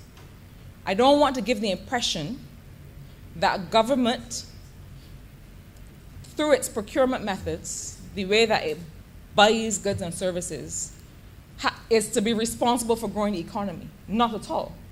The private sector has to lead that. But I want to share, sir, some information on what has happened with unemployment, and to show how the government of Barbados, this government of Barbados, in the midst of a pandemic, has, through its approach to procurement, has, through its capital works program, has, through the flexibility in our policy, flexible while remaining prudent, while remaining transparent, has been able to respond to what we've been seeing happen with unemployment. Now, in the first quarter of this year, unemployment was at 17.2%. It had gone back up from 13.2 at the beginning of when we had the COVID-related shutdown at the start of the year. It was at 17.2%. The second quarter of this year, it had fallen to 15.9%. The third quarter of 2021, so our most recent unemployment numbers, have unemployment at 12.4%. So unemployment has steadily decreased in Barbados over the last 2 quarters, from 17.2 to 15.9 to 12.4. But something else happened with employment in Barbados in that period and before that period. Prior to COVID, Barbados had been perhaps one of the few countries in the region that saw female unemployment lower than male. So there were fewer women unemployed prior to COVID than men. That doesn't often happen. Usually, historically, across Latin America and the Caribbean, women's unemployment is higher than men's. Barbados had been the one country that for the 3 quarters before COVID had seen women's unemployment fall below men's. COVID meant that flipped. Why is that? Because there were more women employed in the hospitality and tourism sectors than men. At a ratio of 2 to 1, women lost their employment. And so we saw over the last 3 quarters, that women's unemployment was back up over men's. As of today, we see from the unemployment numbers, and what we also do, Mr. Speaker, is we also compare it to the NIS claims coming in, because we want to make sure that we're not just looking at historical information, but we're also looking at how people are daily experiencing unemployment and how the NIS data bears that out. But as of today, male unemployment is 12.5%. When I say as of today, for the last quarter of for the 3rd quarter of 2021, the last quarter for which we have data, the last quarter for which we did the labor force survey, male unemployment is 12.5%, and female unemployment is 12.3%. So female unemployment is marginally back below men's. For statistical purposes, it is really even, because that 0.2%, could be just a small margin of error, or could just account for some other anomaly. Why am I talking about unemployment in the context of procurement? Because as a government, we have had to, and we continue to have to, look at affirmative action as a policy. Affirmative action has been a bad word in many jurisdictions. It has been a bad word in many jurisdictions that are not willing, and countries, let me say, that have not been willing to confront the reality of inequality, right? They've not been willing to confront the fact that their societies are unequal. If you're not willing to confront that fact, you might as well go home and lay down, because it means that you're doing policy for the wrong reason, right? Your government policy has to be about removing inequalities. In a country the size of Barbados, we cannot always allow for the market to take over. The fancy macroeconomists, like the member for Christchurch East Central, would want to say, well, let the market take over, let the market correct it. But we know that when it comes to issues like young people's access to employment, when it comes to issues like women's access to employment, a government in a country the size of Barbados, small, climate vulnerable. I remember, sorry to interrupt. For one moment, I thought your colleague wanted to raise on the point of order. I was just wondering. He might. He looked back and said, And he may. Continue, I remember. But in a country the size of Barbados, we as the government have things that we have to use policy to correct. And so where the private sector... I remember has 2 more minutes. Thank you, sir. Where the private sector in a pandemic essentially stood still because it had to, the government of Barbados had to come in to stand in the breach through our capital works programs and through the provision of, through the establishment of a mechanism whereby small contractors and communities could have access to government's capital works program. Now, capital works programs often attract men's labor, as a fact. We still have that, what we call this gender segmentation of the labor market, where men have overwhelmingly, men go where the money is. That is something that we've seen, where you will have women at the university with higher levels of education, but those higher levels of education somehow do not map onto higher levels of income in the labor market. And what we've seen is that there are lower returns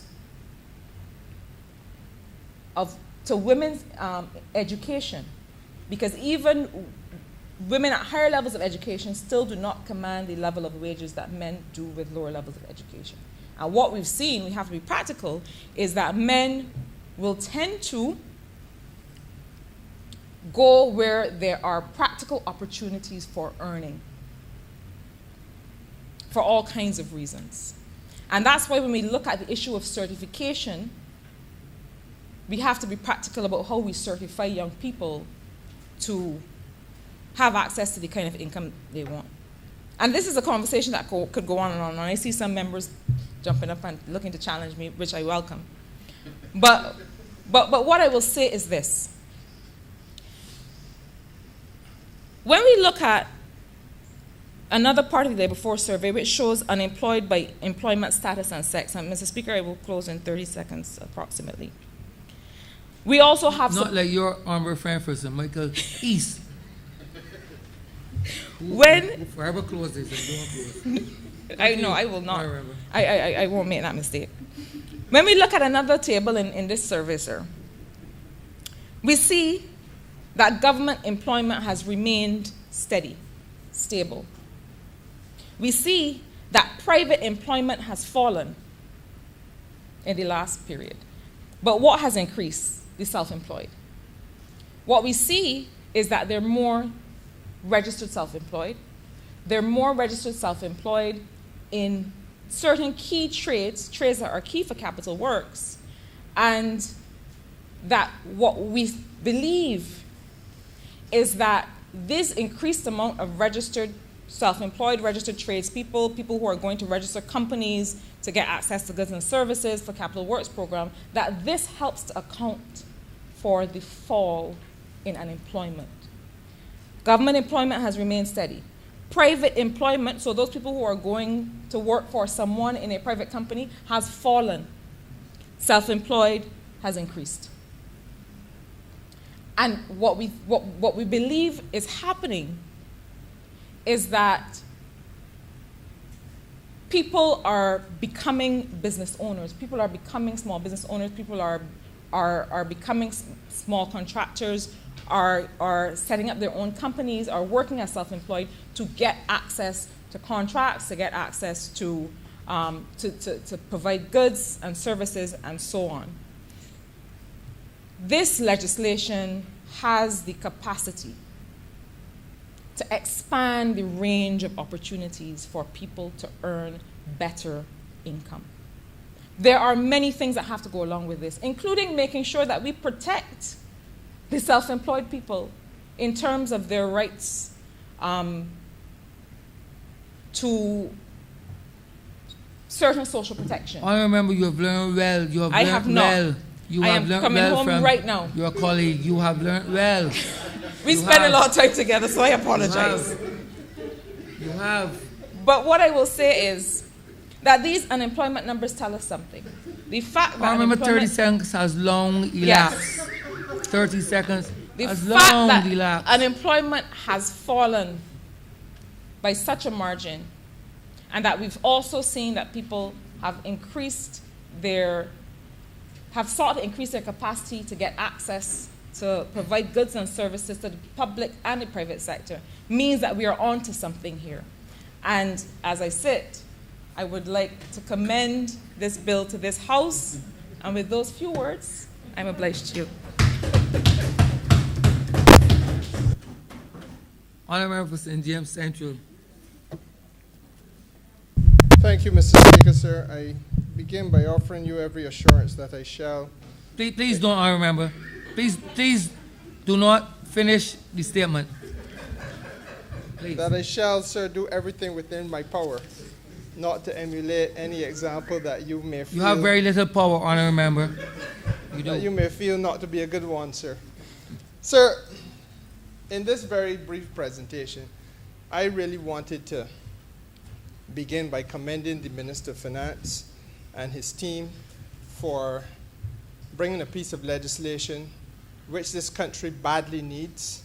In my judgment, bringing us to a point where we are no longer just speaking the language of public procurement, but we are now coming to terms with the requirements not only of the international community, but more importantly, I think, Mr. Speaker, sir, the requirements of a developing economy and its ability to harness best practices in the interest of the expansion of the economic opportunity for the vast majority of enterprises.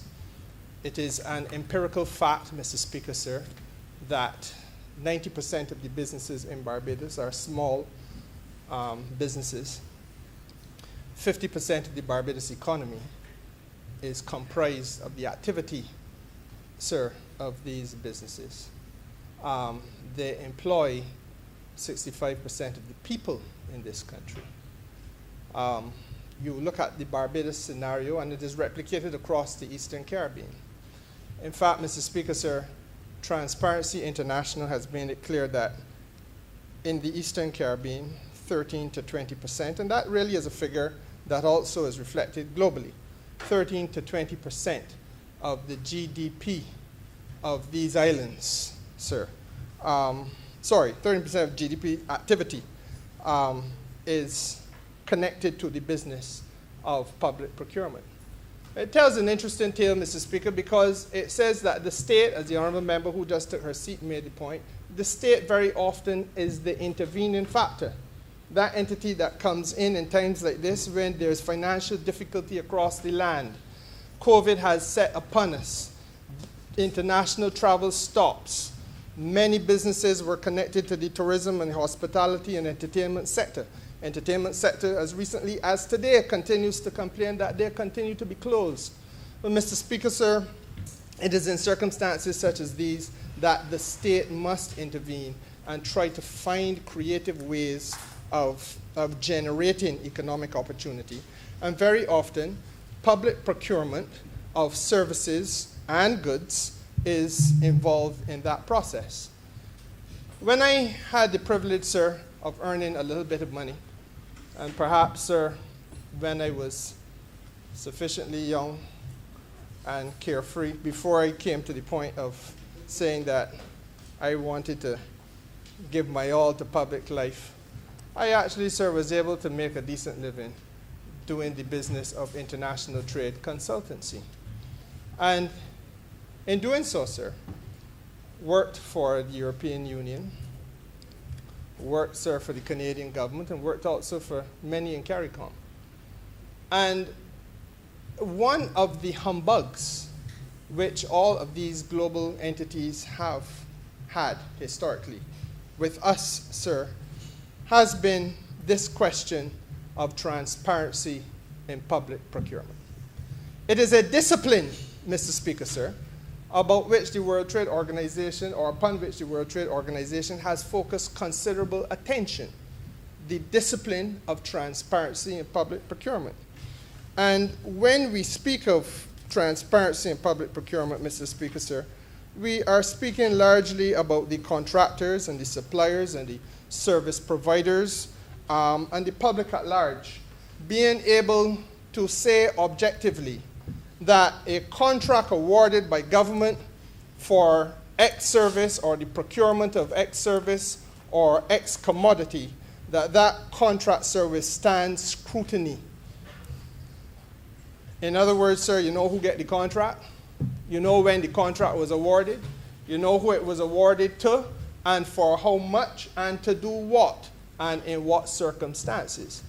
It really is about bringing accountability to the government issuing contracts.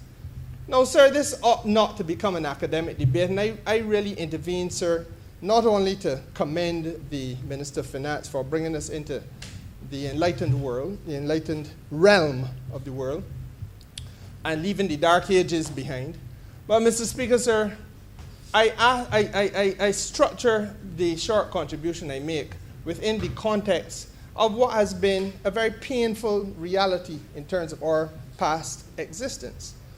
We came out of an election campaign 3 short years ago, Mr. Speaker, where every night on almost every political platform, one side railed against the other on these same issues of transparency with respect to public procurement, whether that procurement was with regard to housing contracts, contracts to do road work, Mr. Speaker, contracts to provide services for the school meals department, for summer camps, contracts, Mr. Speaker, sir, to do a range of things. And then, of course, on the other side, we would have had a government trying to defend itself against charges of corrupt practices. And in the end of the day, obviously the electorate spoke and spoke overwhelmingly. But a certain damage is done, sir. A damage is done by way of reputation. And I need not tell you, sir, because you have practiced, as have I, you have practiced before the bar of the courts of Barbados. And, sir, you know as well as I do that damage to reputation is something that does not only humbug the human being, the individual, but it humbugs, sir, the image of a corporate entity. And equally, it can humbug the image of a country. That this reputation that we have out there is sullied by way of an image created that in Barbados corrupt practices occur, and in the business of awarding government contracts, that this is a frequently reoccurring theme. And that is the message, unfortunately, sir, that has gone abroad. Now, it is necessary to capture that runaway horse, and it was necessary to harness it and bring it back, sir, to the stable, as it were. And in so doing, Mr. Speaker, sir, this piece of legislation allows us now, as we go forward, to have a very clear and transparent framework within which to do the business of government allocating and awarding contracts.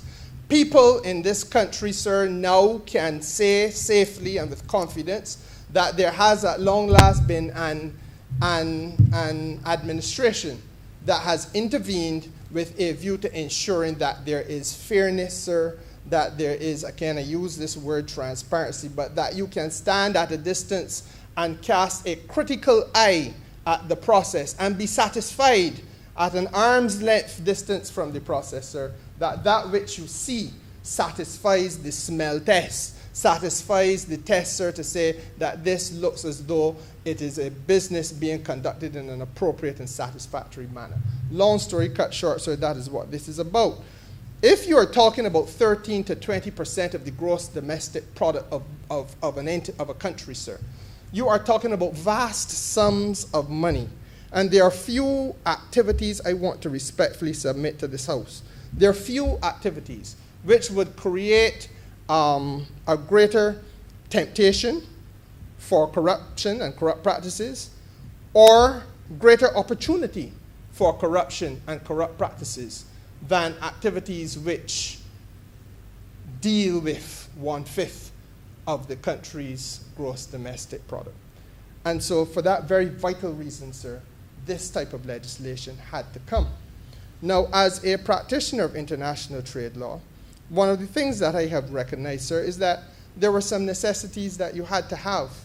We had, sir, to come to a day when we had publication of the selection criteria. There must be, and if you think it through, it is only logical that there should be informed judgments, an opportunity for informed judgments to be made by me if I am a service supplier about the cost, sir, of the proposal that I am trying to get involved with, the quality of work and the quantity of work that I am contemplating undertaking. Mr. Speaker, sir, the capacity requirements that will be on my shoulders if I am awarded this contract. These are things that the stakeholder, the potential supplier, must know up front and must have clear understanding about.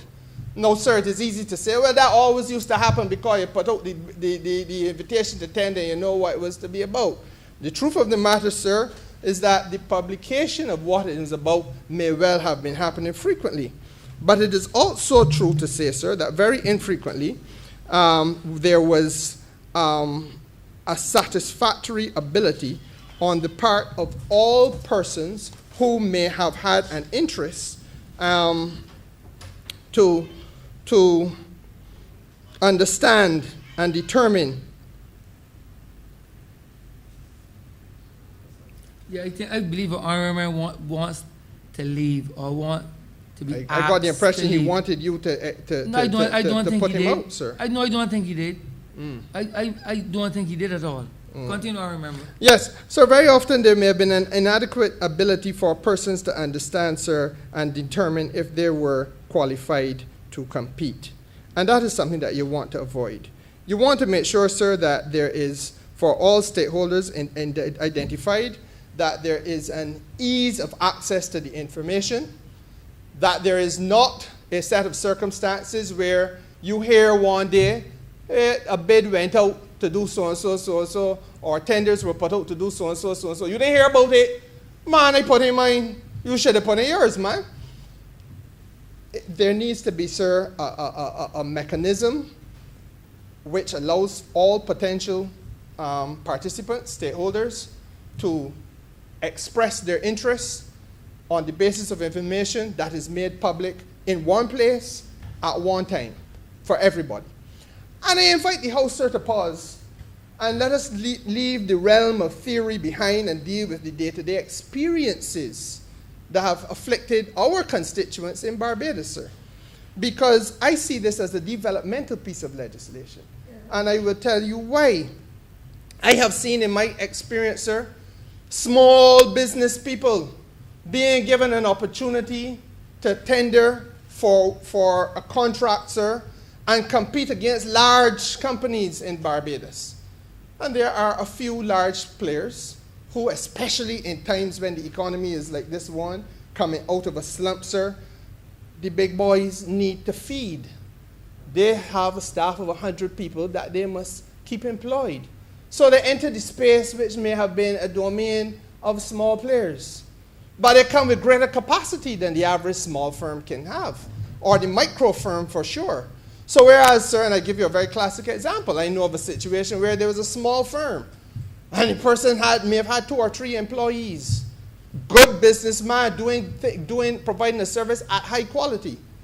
But he was confronted with a situation where deadline for submission is Friday at 4:30, and he managed to get out of the bank with the documents Friday at 4:15 and got to go across the island to the point where he has to physically hand it in, get there at minutes to 5, and is told too late. Too late is the cry. So he lost out immediately. Deadlines, sir, for the submission of queries. People tender, but they then have a query about the substance of that which they are tendering. And the information that is given to me, sir, comes at a point that is too late. Or, worse yet, I have a challenge with the tender. I've submitted it, but I have to get a better understanding. I'm asking for further and better particulars, as is my right. And Mr. Speaker, sir, I get those particulars, and in fact, it creates a completely nuanced and different scenario to that which I understood to be the requirements. And so I am able to operate on a basis where I have a better understanding, because I know now of certain documentation and so on that exists that is relevant. But the person who competing against me never got the same documentation because they didn't query it in the same way. So that additional information is made available to me, but not made available to you, Mr. Speaker, sir, when you're competing against me. Not made available to the member for St. Michael East Central when he's competing against us, sir. These are the challenges that we've had to deal with. Changes to documentation, sir, and so on. All of these things now in this piece of legislation, all stakeholders will electronically be notified in one place, sir, and one time, so that a concept of sameness and even-handedness is introduced into the process of public procurement in Barbados. And I believe, sir, it is entirely in keeping not only with transparency, but in terms, sir, of fairness. Now, there's another difficulty that I've long had, and it has been, sir, that there's a need for independent monitoring at all stages of the process. It has been an unfortunate but all too frequent development in this business, sir, that people can submit a competitive bid, and then they lose out. And they lose out, Mr. Speaker, sir, because there is a company that has been created that has bid against them, competed against them. That company might be a shell company, a construct known to the law, a creation, sir, of the astute lawyers who create these amorphous entities. Esoteric, difficult to understand, Mr. Speaker, sir, but they're legal entities. And that structure, sir, is designed to hide the true beneficial ownership of the company. So government intervenes in the marketplace and says we are going to have public procurement, and we invite tenders to come in. And you are sitting maybe at the highest level at cabinet and saying, well, I would like for this tenders to go, so you allow the small business community to get in, get a chance, get a toehold. These are the lofty ambitions, sir, of many who sit in this place. But what's the practical and practiced reality on the ground? I keep on saying I want to strip away, sir, I want to remove the fig leaf so that we can lay bare the nakedness of what transpires in this place we call Barbados. And sometimes, sir, it is necessary then to stick your finger in the wound and let the pus ooze forth so that people can see it and smell it for what it is, Mr. Speaker, sir. And these things have to be discussed. That there will be situations where people will create a company, and a man who is a multi-millionaire will all of a sudden go a small business. Or somebody who is connected to the system. Don't want to speak in any disparaging tones of any public servant in Barbados. But we all know that people who have eyes on these things function within the government apparatus too. So therefore, what stops a permanent secretary, for argument's sake?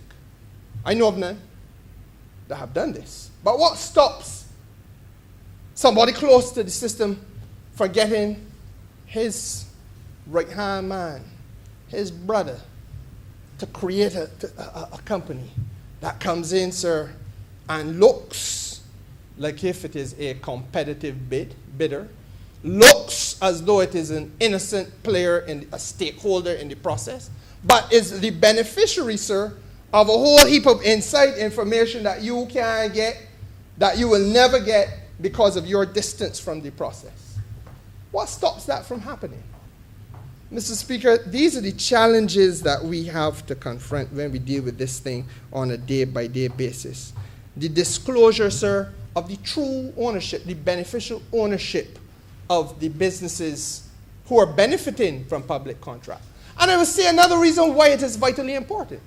We cannot, sir, reconstruct this economy.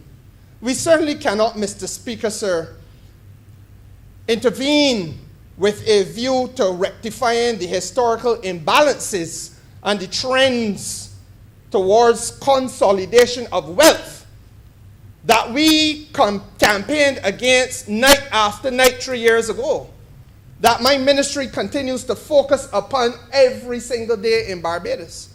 These things cannot be corrected if you do not drill down to make sure that you understand the esoterics.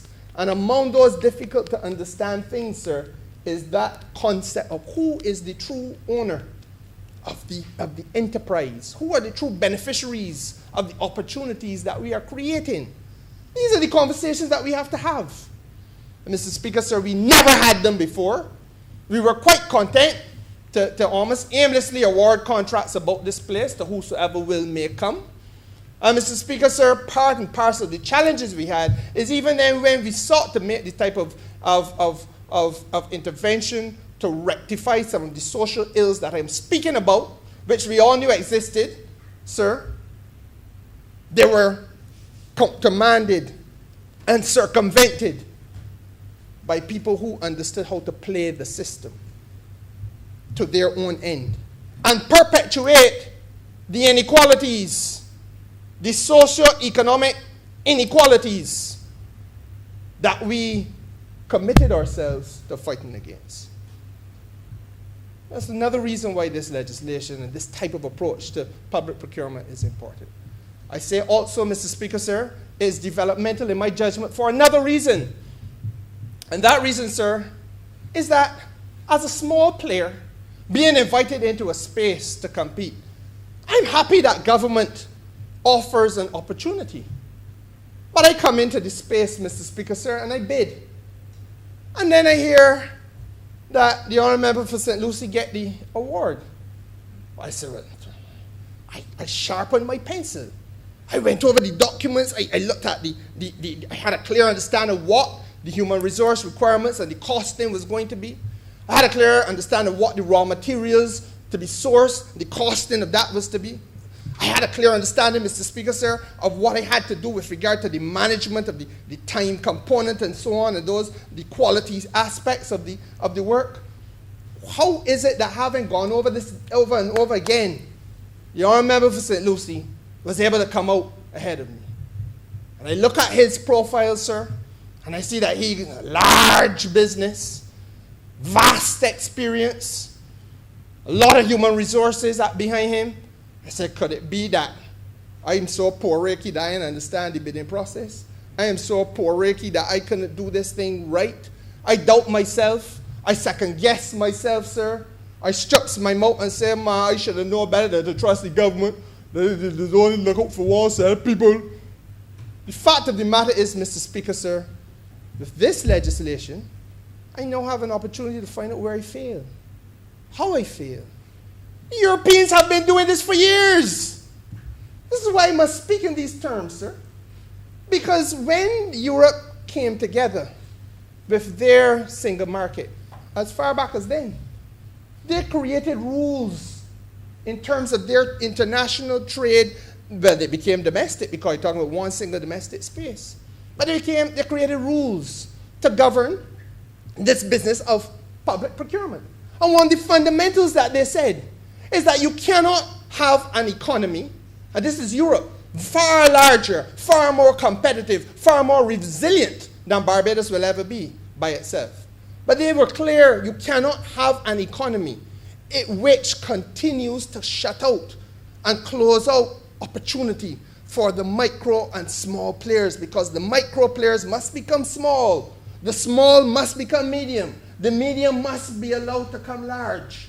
And the only way you can get it done is if the government structure, the government apparatus is working with these players to make sure that they get the experience. Well, what do we hear here? What do we, H-E-A-R-H-E-R-E? What do we hear in this place, sir? We hear all too often that there's a contract available, but it makes sense. A small man coming in, because he ain't got no startup capital, it can take too long for him to mobilize. So forget about him. Or there's the contract available, a small man, I know to tell you, try to help a small man, but the truth of the matter is they ain't got the experience. This requires a job with experience.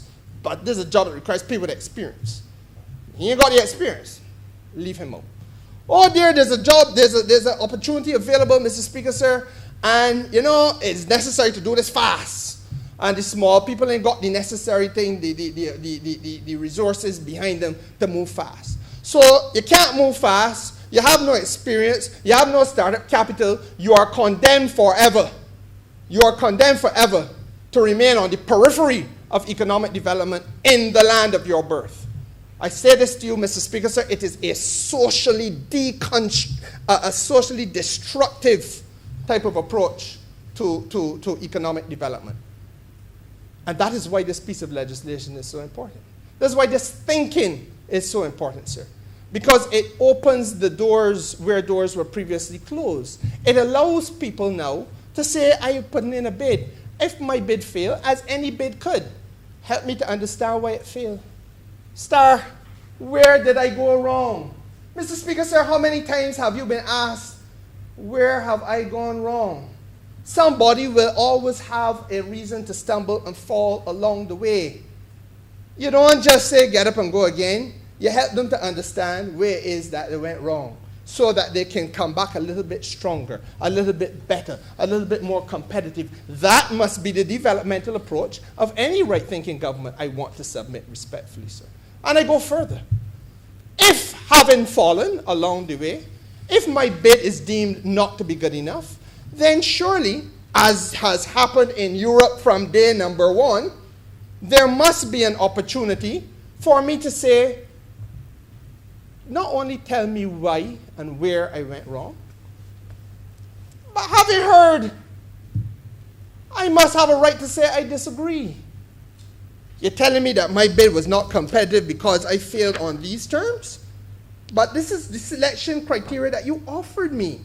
And I made informed judgments about the costing. I made informed judgments about the quality and the capacity requirements that I have. And you're telling me that I failed on these terms after I put in all that effort? No. I want to appeal that decision. I want to appeal the decision. Let me get another set of ears and eyes to look at this and hear about this and explain that this is exactly where it is that I went wrong, because I can't accept that for myself. But you know, Mr. Speaker, sir, that there's never been that opportunity extended to any stakeholder, service provider, contractor in Barbados at all in the history of this country until this day. Until this day. And Mr. Speaker, sir, that is the transformative nature. It is a bill that comes at the right time. Because as we embark on a Republican journey, sir, as we have jettisoned the colonial shackles that mentally have held us in a place that even the colonizer has left. And that's the interesting part, because Europe has left all this here behind, but we still were laboring, treating our own people as badly as we could, oppressing them as much as we could, suppressing their commercial instinct as best as we could. Even though those people that suppressed and oppressed us had moved past that and were seeing how they could empower their own, we were still slavishly doing the wrong things to our people. Now, Mr. Speaker, sir, this bill comes, as it does, pregnant with opportunity for us to do the right things for our people. And among them, sir, is this capacity, which pleases me greatly. It warms, as they say, the cockles of the heart for you to be able to have a right of appeal. It is a fundamental, I need not tell you, sir, because you are a practitioner of the law. In all things, there must be a point at which I can say, look, I disagree respectfully. Let me take this to a different set of eyes and ears to review this matter. And this is something that we are now doing that further empowers our business community, Mr. Speaker, sir. The independent monitoring at all stages must include a robust appellate process. And I am grateful, sir, that this is now part of this bill. As I said to you, Mr. Speaker, sir, I did not intend to delay the House long on this matter, because I think that the excellence of the bill speaks to itself. I think that the honourable member who preceded me made mention of some developmental points which are not part of the legislation, but which must support the legislation. And the fact of the matter is, sir, that we must now take the time to walk our micro and small business people, not only our micro and small business people, but our nation. Walk our communities, walk the citizens of Barbados through this legislation and several others that fall into that tapestry, that quilt that has been built out over the course of the last 3 years, all parts, pieces, as it were, of a puzzle being connected to each other, Mr. Speaker, which is building out a new economy in Barbados. Because what people must understand is not only the rights that they have, but they must understand the opportunities that they have. They must understand how to access these opportunities. And it is vitally important, I believe, that it be done through many mechanisms. The honourable member suggested the financial literacy approach. Frankly, I think that there's a wealth of reasons why we must have, obviously, the financial literacy effort continue. I am not so sure that this fits neatly into financial literacy. It may be that that may have to be stretched a little bit. But the fact of the matter is, sir, understanding and appreciating this matter of bidding for going out to tender, how you participate in that. Being able, sir, that first of all, the beauty of this is that you're going to have one website, I would imagine, where these things will be advertised, and you get your information, so you know where to go. But as I said, you don't just know where to go, but you have to be able then to competently fill out those requirements. Let us face facts. Mr. Speaker, sir, one of the ways that people have created barriers to fairness in this type of trade business has been by making it too complicated. You make it as complicated as possible so as to reduce the capacity of the people who want to get involved. And anybody who has had to do an application for a consultancy, for example, with the European Union, understands that only too well. It is one of the most complicated documentation things that you will go through. Every I dotted, every T crossed, etc., frustrate you in terms of time, frustrate you in terms of effort. No wonder it is that not many people in the Caribbean have ever been able to successfully do it. But the fact of the matter is, sir, that we must make it an easy process for our people to access easily, understand easily, and participate in easily so that they can be more effective players in this economy. This, sir, is about breaking the back of the dark room. That place that exists, that we all know, it may not be a dark room, it might be a beach house.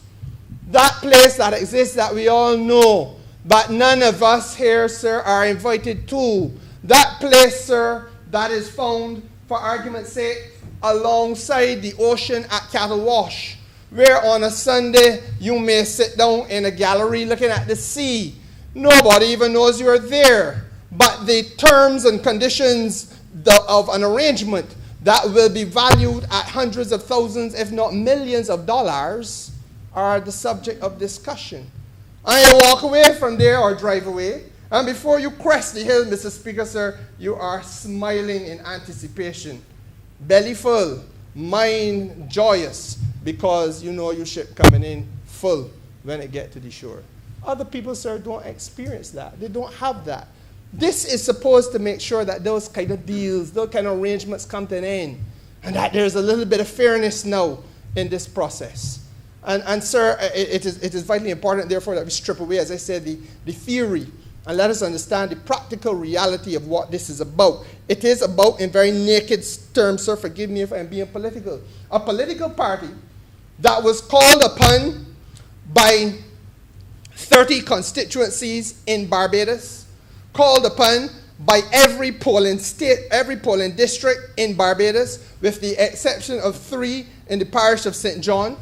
Sir, every polling district, 2 in the parish of St. John, every polling district in Barbados, sir, to rectify these imbalances, to ensure that there was a way in which you can end not only the suspicion, but the evidence of corrupt practices connected to public procurement for goods and services in Barbados. Practices, sir, that we knew in our heart. Practices that we felt in our bellies. Practices, sir, that we talked about in our private moments and some in our public moments. Yes, we have been unable to unearth the proof, but as the Attorney General has said repeatedly, you go to a man or a man comes to you and says, I got information. But then when you say to him, you want this information for the purposes of prosecution, everybody starts to walk backwards. Not me. I don't have the appetite for that. I don't want my name called. I don't want my children targeted. I don't want this. I don't want that. And we understand that, sir. But it is part and parcel of the duty of a government to continue, irrespective of how uncooperative some may be. We have to do what we have to do with a view to making sure that those bad old days don't raise their head again. And it isn't any more difficult than that. It is no small wonder, therefore, sir, that when you drive about Barbados or walk about Barbados, when I go in the supermarket, sir, and I listen to the conversation in the aisle next to me, when they see that a minister of government in the aisle 7 in the supermarket, and they stand up in aisle 8, and I say, you know who over there? I don't hear anything else being said about, man, that pack of corrupt bandits. You know that they're the thief and so-and-so. You know that so-and-so get carried away from so. Why do I not hear that, sir? Why do you not hear it, Mr. Speaker, sir? Because we didn't just walk the walk. Sorry, we didn't just talk the talk. We walked the walk. And we are now, sir, implementing those things that have to be implemented to safeguard future generations, future administrations. Yes, it has taken a long time. As I said to you, sir, there's no pride in saying that the European Union has been able to be at this point now for the last, God knows how many decades, 2 decades at least, they've been here and refining it. But, Mr. Speaker, so we get here, and this is a best practice that the Honourable Member for Christchurch East Central has brought legislatively before the House today. It is a best practice. And there are not many places in the Caribbean that can boast of a similar best practice. CARICOM, sir, has theoretically said that this is a model bill that we should be striving at. How long ago? I remember, CARICOM I said so? want to stop you straight. Yes, sir. You remember when you commenced what I said to you? Yes, I Do remember. you recall, do you vividly recall when you commenced what I I also said recall, to you sir- at inception? I also recall, sir, that it was about 20 minutes ago, and according to what I recall, I have 10 more minutes. So, Be wary that if you don't follow custom, that this might be the last time That that you- you get the opportunity to speak I- on your feet. Honorable member. I'm guided, sir. I'm guided. Just I'm be guided. forewarned. I'm guided. I'm guided. And to be forewarned is forearmed. Now, Mr. Speaker, sir, as I proceeded, perhaps I became a little bit impassioned. And enthusiastic. I And understand. enthusiastic. That's okay. That's understood. About the importance of the moment. I don't want us to lose sight, sir, of the importance of this moment. This arguably may be one of the most important steps that have been taken by a government in Barbados in many decades. And I want, sir, to once again commend the Honourable Minister in the Ministry of Finance for piloting this bill. I think, sir, as I said, it is a bill that allows for us to see not just transparency in the process, but fairness and opportunity, sir, for growth of the small, micro, medium business sector. I see it, Mr. Speaker, sir, not only in a developmental light, but I see it also, sir, in a light that allows us to have yet another weapon in the arsenal that we use to fight corruption. And it is an important observation, sir. I don't think there's anybody in Barbados who will poo-poo or make light of the need for us to constantly fight corruption. You mustn't only see corruption in the context of saying, oh, a politician take money. Yes, we know that.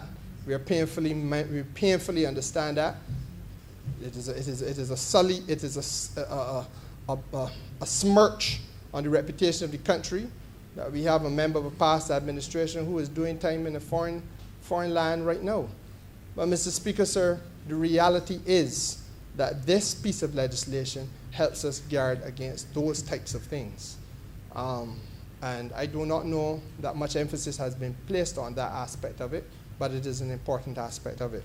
And being mindful of my promise, sir, not to tarry too long, I therefore will thank you for being very patient with me, sir, and being mindful of my own promises.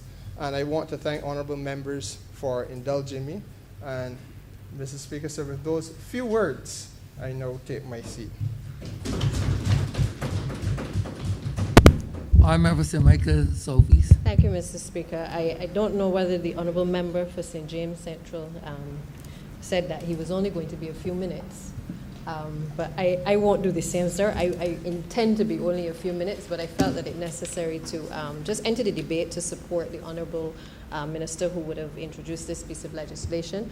I would first of all want to endorse the comments of the last speaker, the honourable member for St. James Central, but go a step further. The truth of the matter is, sir, that this public procurement bill and public procurement generally has been at the forefront of what not only the European has been doing, but also it has been at the forefront of also with the exit of the UK from the European Union has been touted as one of the transformational things that the United Kingdom has been focusing on in order to empower small businesses and medium-sized enterprises across the United Kingdom.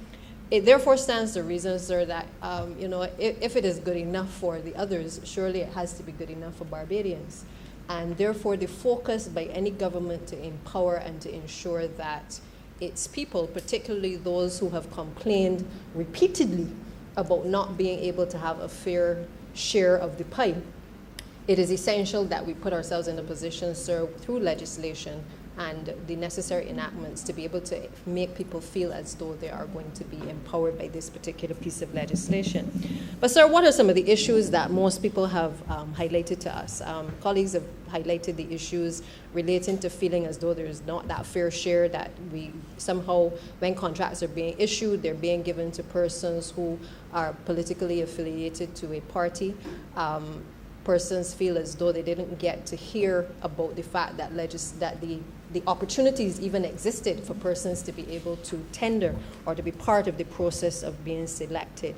Those are the real concerns that certainly as we were campaigning in 2018 and certainly before, those were the real issues that were confronting us. Those were the issues that I believe we were asked to solve. And the truth of the matter is that on coming to office, I certainly had my own issues within the Ministry of Education. I shared the same concerns that some of the same contractors over a number of years had been utilized by the ministry. And the truth of the matter is I honestly expressed concern that we needed to widen the pipe to allow as many people to be able to take advantage of the opportunity to at least tender for the contracts, if they were also supposed to have a fair shot at being part of the entire process. And we have started that process over the last few years of being able to widen the number of contractors who can apply.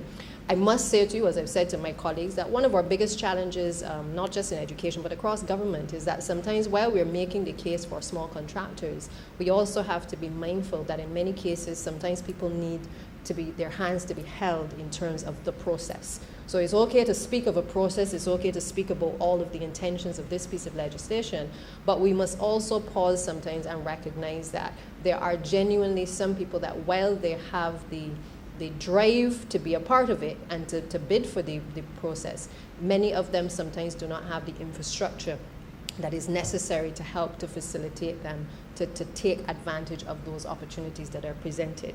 So what does it mean that we have to do? Yes, we've started to do stuff with the persons who have been applying for instance, trust loans to get a 5,000 and a 10,000. It starts there as a government because that is how you get people to see themselves in a different light. If we take people seriously as a government, eventually they will take themselves seriously. Hopefully then it can get to persons deciding that they want to come together in groups and clusters to be able to apply for government contracts as well. But it starts with a mindset where a government says to its people, we are prepared to invest in you.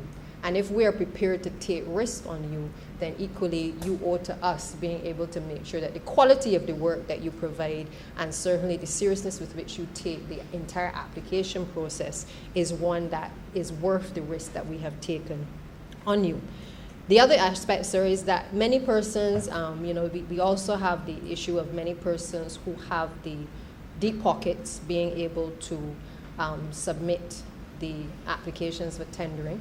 And the truth of the matter is because government sometimes has not been the greatest paymaster, it is very frustrating for small contractors to not only have to wait on government funds, but oftentimes it is sometimes easier when you have to get projects going to defer to those persons who have the better capital and have the ability to get the projects going. So it is not a situation where we do not recognize that that is happening, but I think what we are doing through this piece of legislation is trying to level the playing field where the opportunities that oftentimes are only seen or heard by a single few, that these opportunities now are widened.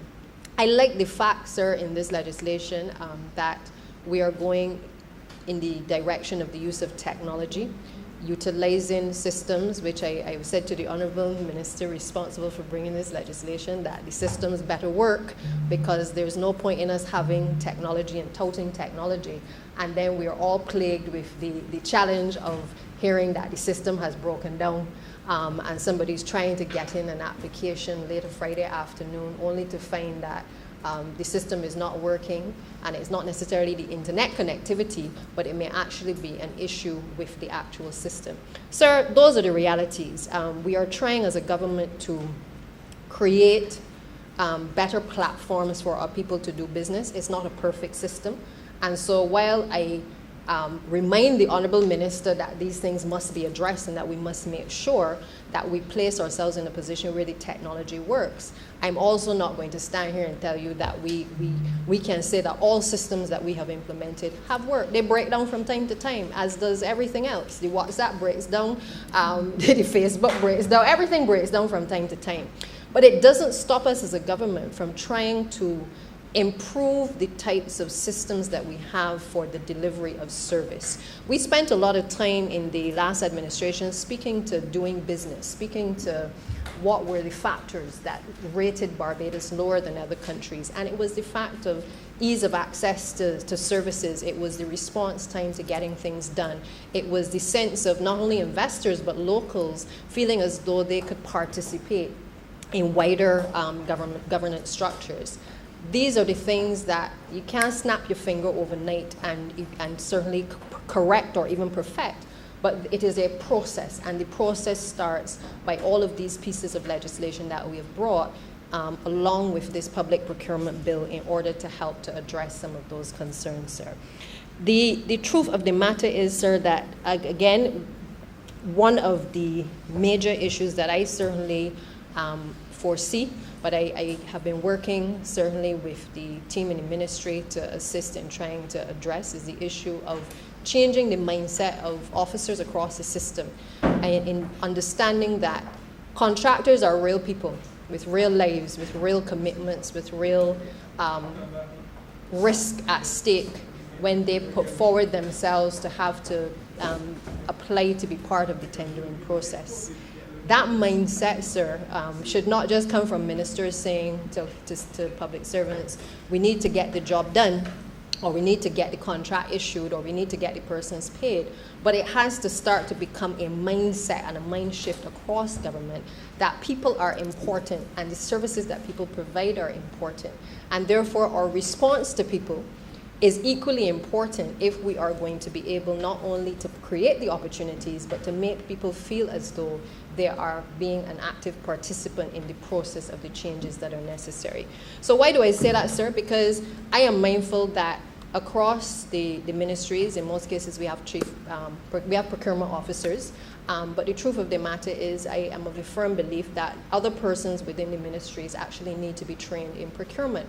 Procurement is one of the ways not only for government at the national level to be able to procure services, but when we are seeking international financing, we also have to have a relationship, a discussion with international lending agencies, whether it's IDB, whether it is the IMF, whoever you're talking to, you have to enter into some discussion.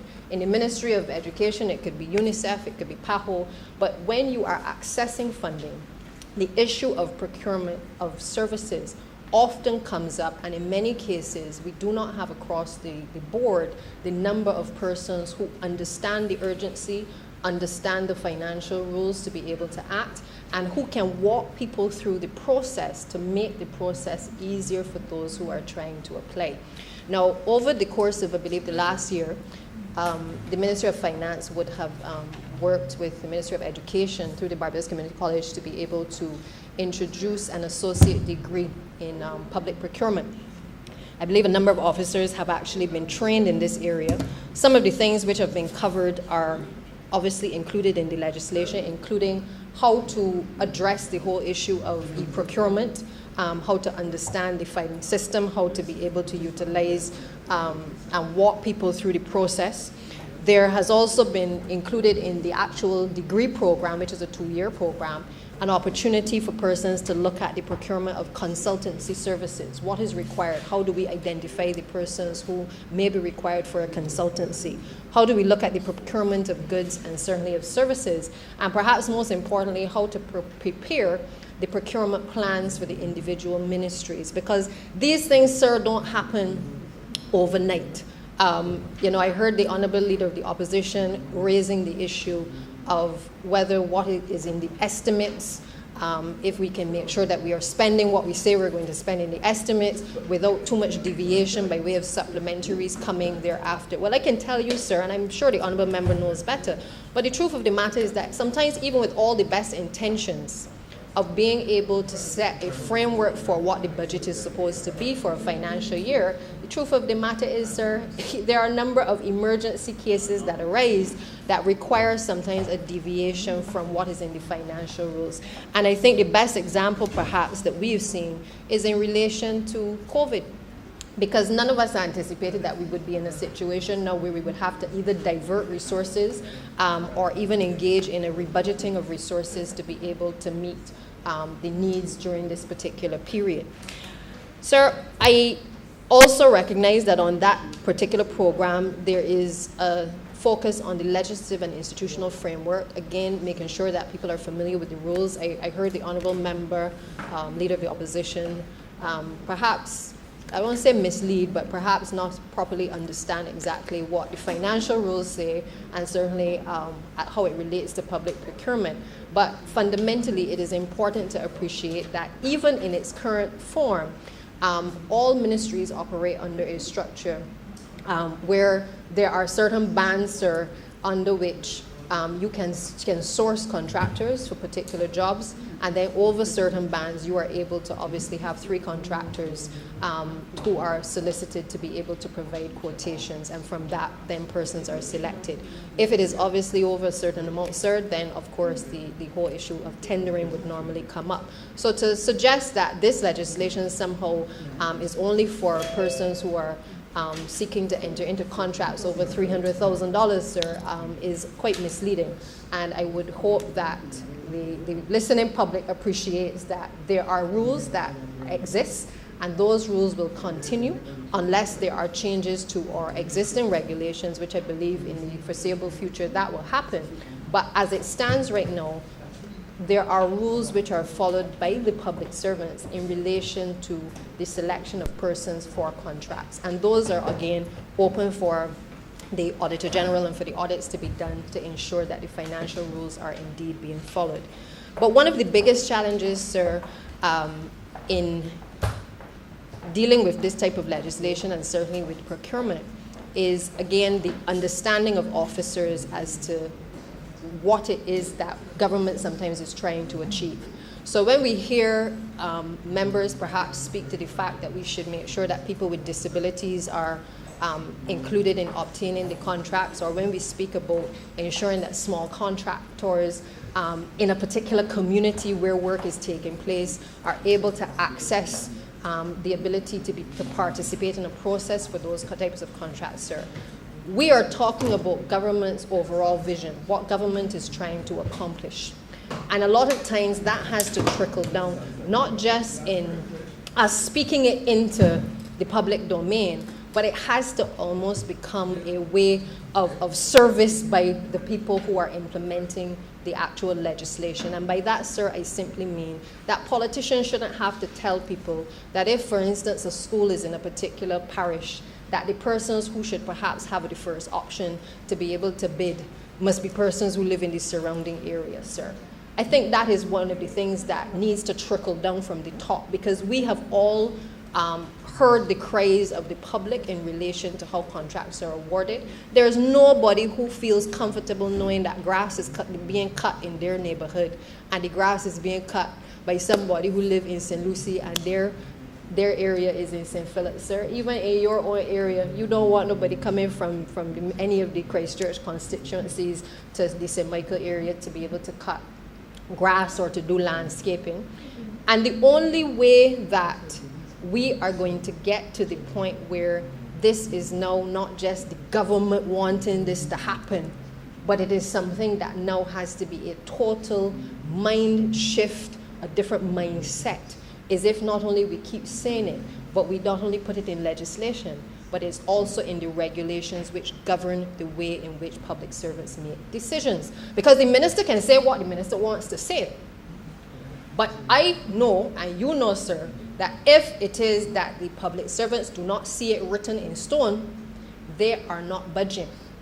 And regrettably, sometimes the public does not understand that our will can only be executed by the people who have the lawful authority to do so.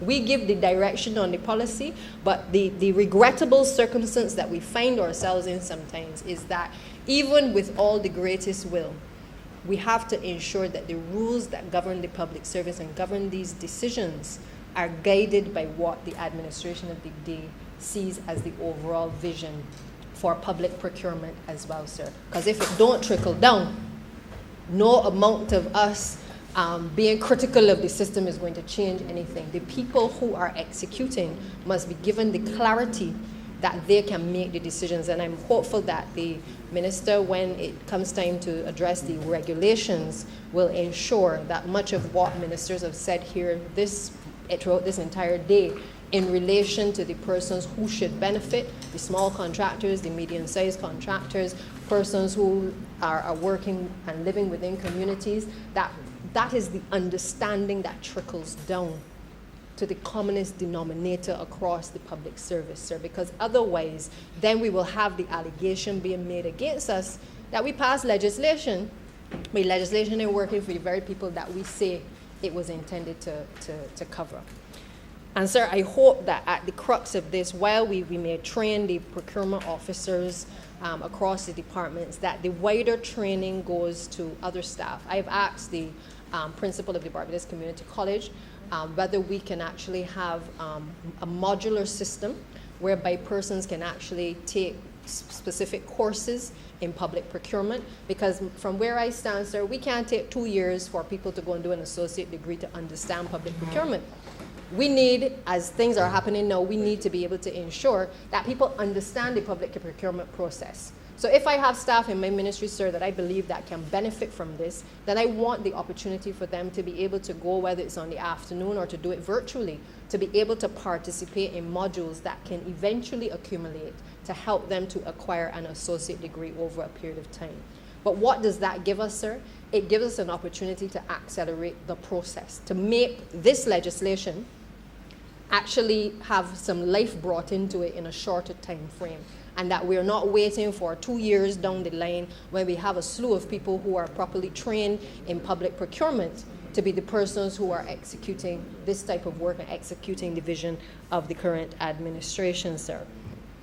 The other areas, sir, that I would want to touch on as well is sometimes the requirements that are made of contractors. And in many cases, this issue of having to have the surety is always problematic.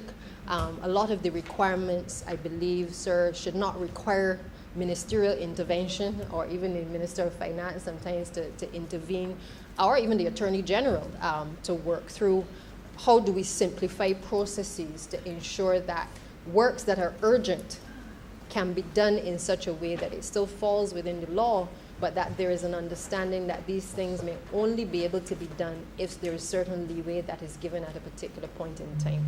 And case in point, sir, I've had situations in education, I mean, with respect to the construction of whether it's buildings or repairs and renovations to facilities, that in the interest of time, sometimes we've had to expedite the process because, especially in relation to schools, you only have a short window in which to execute.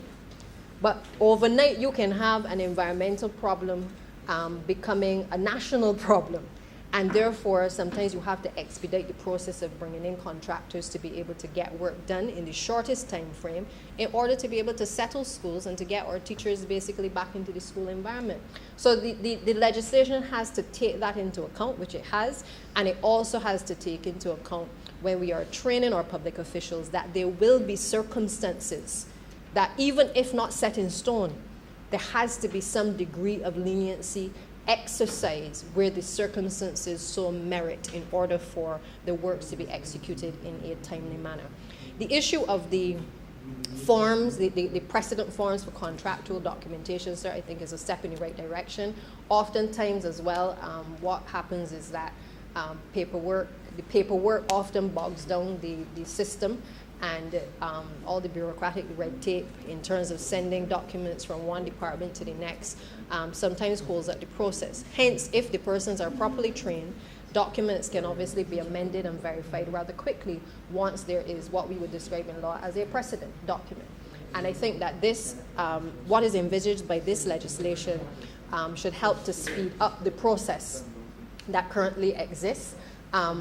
And I hope that the other area that could potentially be addressed as well, sir, is the issue of payments to contractors. Because no amount of us talking about the procurement process without speaking to how do we ensure that contractors are paid on time? How do we ensure that people are mobilized in a way that allows them to be able to plan their business? Because the truth of the matter is that if government owes you or takes too long to pay, you as a contractor will be running up a bill with your suppliers in terms of interest for monies that are owed to them.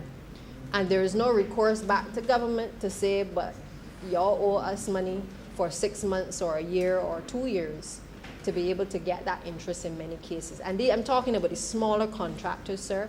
It pains me sometimes to know that I have to be calling the Minister of Finance, I have to be calling the Honorable Minister as well, who would deal with these matters specifically, to be making a case that the contractors need to be paid. We have to improve the systems, because too often at one level of the ministry you will hear the information has been entered, and at the level of the Treasury they may say, well, they haven't seen the information yet. So we keep passing the buck as opposed to addressing the problem that may exist in relation to the procurement process. And that is why emphasis must be placed in complementing this bill on ensuring that our officers across the system who deal with contractual arrangements are properly trained and properly appraised of how to ensure that people are paid in a timely manner, sir. Sir, I don't intend to detain the House much longer. I just want to respond to the Honorable Leader of the Opposition in relation to this issue of transparency, because he mentioned a comment regarding why can't we now, when we're opening up the tender documents, why can we not have it open to the public? Again, I know that he did say at the outset that he didn't have the opportunity or the fullness of time to be able to review the legislation, but it does provide, sir, at Section 27 for an opportunity for not for the public opening of the tendering process, but certainly for those persons who have actually applied to participate in the tendering process, to be present or to have a representative present. And I therefore don't want the public to go away feeling as though while you are opening it up to more people to be able to apply for the tendering process, that you're somehow having this closed door approach to what happens when you open the box or when you open the envelope. The persons who apply will have that opportunity to be a part of the process. And that is the type of transparency, sir, that I believe that brought us to office. It is the type of transparency that we will continue to try to accomplish while in office, but it is the type of transparency that I believe people want. The fact that we will have the information published as to which contractors and what works have been done across ministry, I think is a step in the right direction. It certainly wasn't happening before. I think we have been more open and candid about the types of contracts that have been entered into by this administration than any other in the last decade, certainly, sir, and long may that continue as well. So, sir, I think that really, for me, are the main points that haven't been mentioned, I think, by my colleagues, and I just wanted to support the bill and to hope that, again, that the Ministry of Finance is able to work with the Ministry of Education to ensure that we are able to offer those courses across the system to persons who are interested in public procurement, because this certainly is an area, sir, that we have seen not only with the healthcare system and all the issues during COVID, but we have seen across government departments has the the ability to delay and to prevent projects from getting off the ground. And if there's one thing that will drive our economy now is the ability for us to be able to execute projects in a quick manner. And therefore, it is important that this piece of legislation is given the necessary support that it requires. So with those few words, sir, I'm obliged. Honourable Member for Christchurch East Central. Thank you very much, Mr. Speaker, and let me thank all honourable members who contributed to the debate. I will just offer a few responses to some of the queries raised, because it is important, sir, that given where we have arrived, that I take the opportunity to clarify anything that may cast some doubt with respect to the process. The Honourable Leader of the Opposition raised a query in relation to the bank account that from which the procurement department, obviously the chief procurement officer would be using in order to be able to make purchases. Now, just to be absolutely clear, sir, because it is perhaps the honourable member is not familiar or perhaps has forgotten how procurement works in government from the central purchasing perspective. So in the process of any given year, sir, departments are allocated funds within their specific vote, and even though the procurement, the central purchasing, as it was formerly known, sir, will go and buy, for example, toilet paper for the whole of government, sir, the reality is that in distributing those supplies across government, each entity who then makes the requisition is required then to release monies from their vote, sir, into the account, just from an accounting perspective, sir, in order to ensure that it is properly accounted for with respect to the inventory and where materials actually go in the end. So this is nothing new, particularly with respect to the process. They make the payment, sir, and persons invoice based on the reconciliation on the treasury side. So there's nothing shady about the process. It is just about how the accounting works from that perspective. The Honourable Leader also spoke to the fact that at clause 16, he raised a query in relation to the levels with respect to the thresholds for open tendering. I'm pretty sure that I made the point that with respect to the thresholds for CARICOM, that Barbados, in passing this legislation, given that we already publish on the CARICOM portal, and perhaps I didn't make it clear, perhaps at the time, that the threshold meets with respect to the CARICOM level, and therefore to the extent that the method of procurement that any entity may choose thereafter, that the processor in of itself doesn't necessarily change by way of publishing of information and the like. And therefore, the point that I sought to give clarity at the end of, close to the end of his presentation, sir, is right now, using the current rules, nothing is published, sir, with respect to the process of tendering or who was awarded, anything, nothing at all.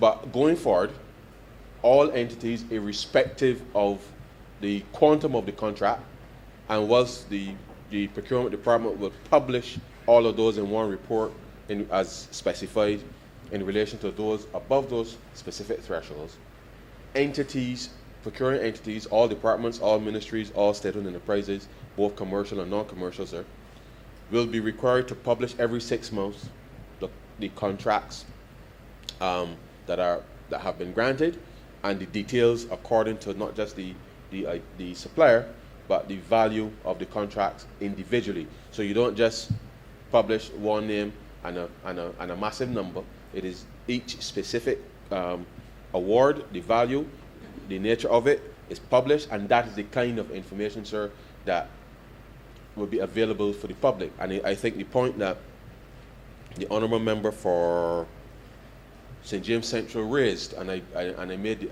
the point in passing, that on awarding of a contract, sir, to Mr. Speaker, I can go into the KIPO database, sir, and see who's Mr. Speaker in, who are the principals with respect to Mr. Speaker, and see all the details with respect to Mr. Speaker being awarded a contract. Now, that brings greater clarity to the process, such that any issues with respect to conflict of interest and these types of things, sir, can be resolved. Also, permit me, sir, to reinforce and the point that part of the response with respect to the issues of sureties and securities and the like, sir, is that as part of the contemplation, and I know that a lot of the discussion has been with respect to contractors, but this is much broader than just contractors, and I understand why there's been such emphasis there, in that we are also in the process of, when we look at the regulations, in reviewing the regulations, sorry, also, and we've kind of already almost settled the policy internally with respect to the ministry, which will go to cabinet and be a part of what I hope would be the package, is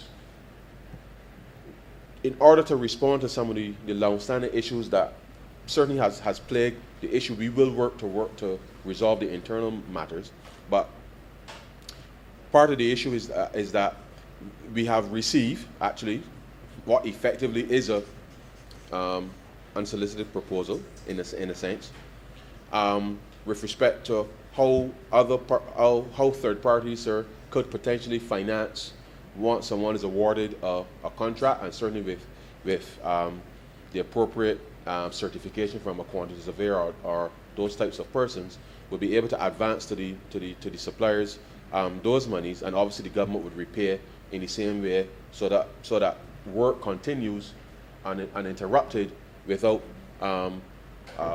any disadvantage to the supplier. And therefore, these are just some of the solutions that we are working through to see how that can work in practice, to make sure that there's no disadvantage to be had in the process. The honourable member also raised the point about supplementaries and projects. Now, just to be clear, sir, and we made no mistake about it. We operate in an environment where we monitor, sir, every month. Well, yes, every month. The targets of government and how we're going to achieve a specific result, sir. And at estimates, we go through and we prioritize what it is we want to achieve, sir. And we may or may not say to a specific department that we may approve this, but subject to what happens at the mid-year. And the honourable member for St. Michael West would recall that we have been laying in this parliament mid-year reports on the performance of government, which are intended, sir, to give us and the country an update as to where we are with respect to the fiscal situation. And based on where we are at the mid-year, we then can determine, sir, or re-prioritize what needs to happen and what can be executed. So what the honourable member does not perhaps appreciate is that, and certainly COVID has been a challenge, but that notwithstanding, that in order to achieve a specific target at the end of the year, it's not just happenstance, sir. If the revenue is performing slightly better than your already expenditure, you know where you're going to land, sir, for the most part by the end of the financial year, then we can say to departments, okay, yes, we can go ahead and give the go-ahead with respect to the project, and therefore bring the supplementary financing as appropriate. And the truth is, sir, that is just the responsible way to do it, rather than committing to something up front and then you're not in a position to actually execute it because circumstances have changed. So we have taken a deliberate approach, very measured approach, to ensure that when we get to the end of September and we are doing that mid-year review, sir, that we always give ourselves the best options in terms of determining what we can and cannot do to meet the targets at the end of the financial year. And sir, that is the only way that government can remain responsible, such that you don't end up in a situation, sir, where potentially people will be out there trying to procure goods and services, have them executed, and then you can't pay. So the reality is, sir, we have been very committed to this process, and we will continue to focus on it and make sure that we are able to deliver for people. This, as I said, sir, this is really a journey. Honorable members raised some very interesting queries, but we have been working through a lot of this and I think I made the point in my presentation, sir, that the way that procuring entities now have to change their mindset is going to be very critical to the process. And as we seek to roll out the technical, the technology to be able to give people an opportunity to participate, sir, I know that a lot will rest on making it as easy as possible for people to indeed register. There are very specific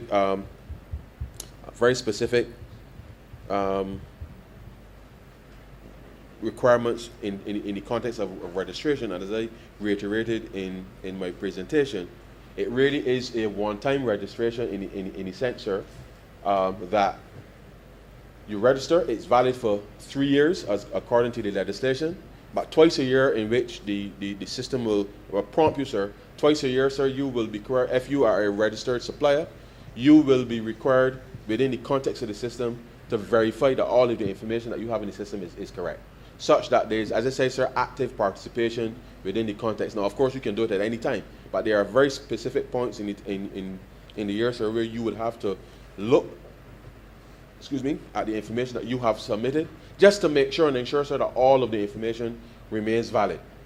Because you don't want a situation to arise, sir, where because of some administrative matter, that persons are disqualified because the information is not correct. So these are things, sir, that we will be utilizing to keep people engaged in the process. We look forward, sir, to being able to start to roll out through an initial pilot phase, sir, with certain key departments early in the new year, with a view for all persons to be able to, who are at the appropriate time, to be invited to register on the system, sir, and get a feel for it. And I'm hopeful, sir, that by the middle of next year, that we should be in a position, sir, to be able to have this process, at least this phase of the process, executed, such that we can go forward, sir, with clarity in terms of the procurement bill. The implementation of public procurement. And the reality is, persons will, I believe, benefit, as I said, from the provision of that information. They will be in a position, obviously, to respond to the bids that are out there. Entities and departments, obviously, in the execution of the procurement plan, sir, will have to, which we will work through with respect to some of the internal training and reorganization, sir, supported by the Treasury and the Government Procurement Department, to be able to allow entities to implement this as seamlessly as possible. As with everything, sir, there will be a period of time where people are learning the system, but the truth is, sir, the system is sufficiently flexible and easy that the log on for the supplier, the log on for the contract, for the administrators of the systems are straightforward, sir. And as I said, a slight change to the provision of information, but these are changes, sir, that once persons get comfortable with the framework, they will see how easy it is to be able to execute. There are, sir, just a few grammatical amendments to be made in committee, which I've shared already with the clerk. But we are happy, sir, to be at this stage to be able to help transform the lives of Barbadians. And I invite the country again, sir, to fully participate, respond to the information that's being put out, that will be put out certainly by the Government Procurement Department and GIS and the like, sir, to get engaged, because at the end of the day, sir, it is that level of engagement that will determine whether persons are indeed able to satisfy the requirements of the procurement. It is our endeavor, sir, to make that process as smooth as possible. And so, sir, with those few words, I beg to move that this bill be read a second time. The question is that the bill be read a second time. All those honorable members in favor, please say aye. Aye. Those against, please say no. Me think the ayes have it. Honorable member for Christ Church, say no. Mr. Speaker, I beg to move that you do not leave the chair and the House resolve itself in committee for further consideration of this bill. The question is that the Speaker do not leave the chair and the House resolve itself into committee for further consideration of this bill. All those honorable members in favor, please say aye. Aye. Those against, please say no. Me think the ayes have it.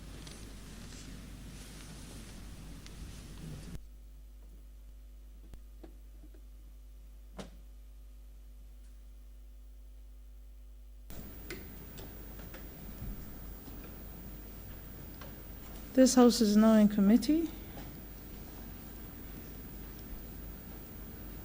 Madam Chair, may we take the bill in parts? May we take the bill in parts. Part 1, clauses 1 to 3. Madam Chair, I beg to move that Part 1, clauses 1 to 3 stand part. The question is that Part 1, clauses 1 to 3 stand part. All honorable members in favor, please say aye. Aye. All those against, please say nay. Methinks the ayes have it. Part 2, clauses 4 to 8. Madam Chair, I beg to move that Part 2, clauses 4 to 8 stand part. Question is that Part 2, clauses 4 to 8 stand part. All honorable members in favor, please say aye. Aye. All those against, please say nay. Methinks the ayes have it. Part 3, clauses 9 to 15. Madam Chair, I beg to move that Part 3, clauses 9 to 15 stand part. Question is that Part 3, clauses 9 to 15 stand part. All honorable members in favor, please say aye. Aye. All those against, please say nay. Methinks the ayes have it. Part 4, clauses 16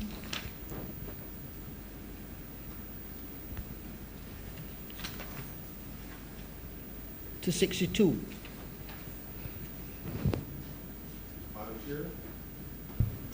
Madam Chair, I beg to move an amendment to clause 31, and in subclause 1 to delete the word any. In 31:1, to delete the word any. In clause 55, insert the word accordance. Sorry, insert after the word accordance the word with. 54. 54. Yep. 54. Insert after the word accordance the word with.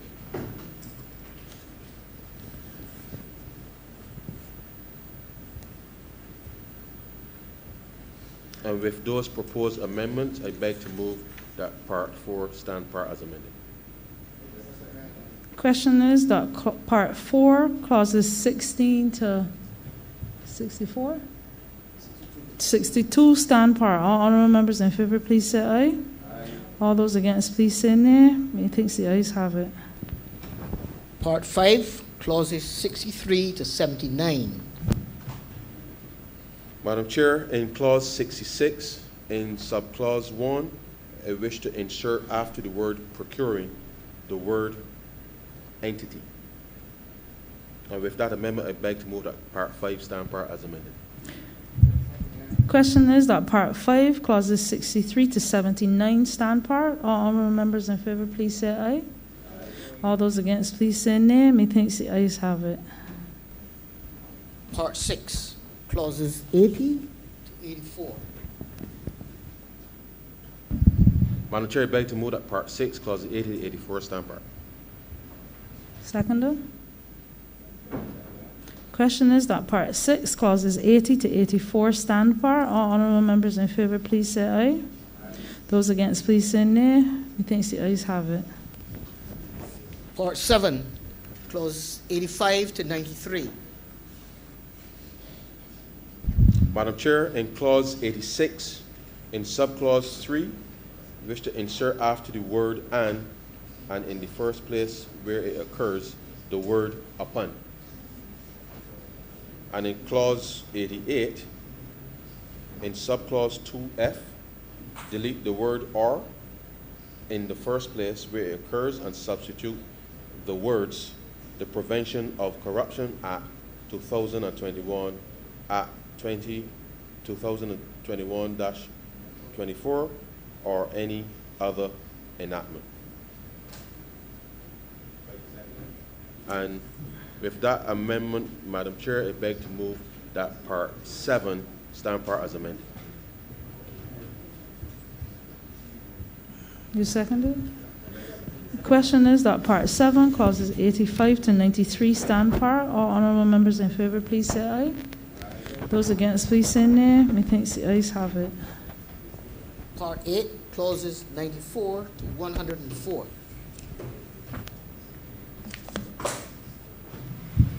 Madam Chair, in clause 98, we wish to delete subclause 6 and substitute the following, which should read 6, subject to section 101, proceedings before the tribunal shall be held in public.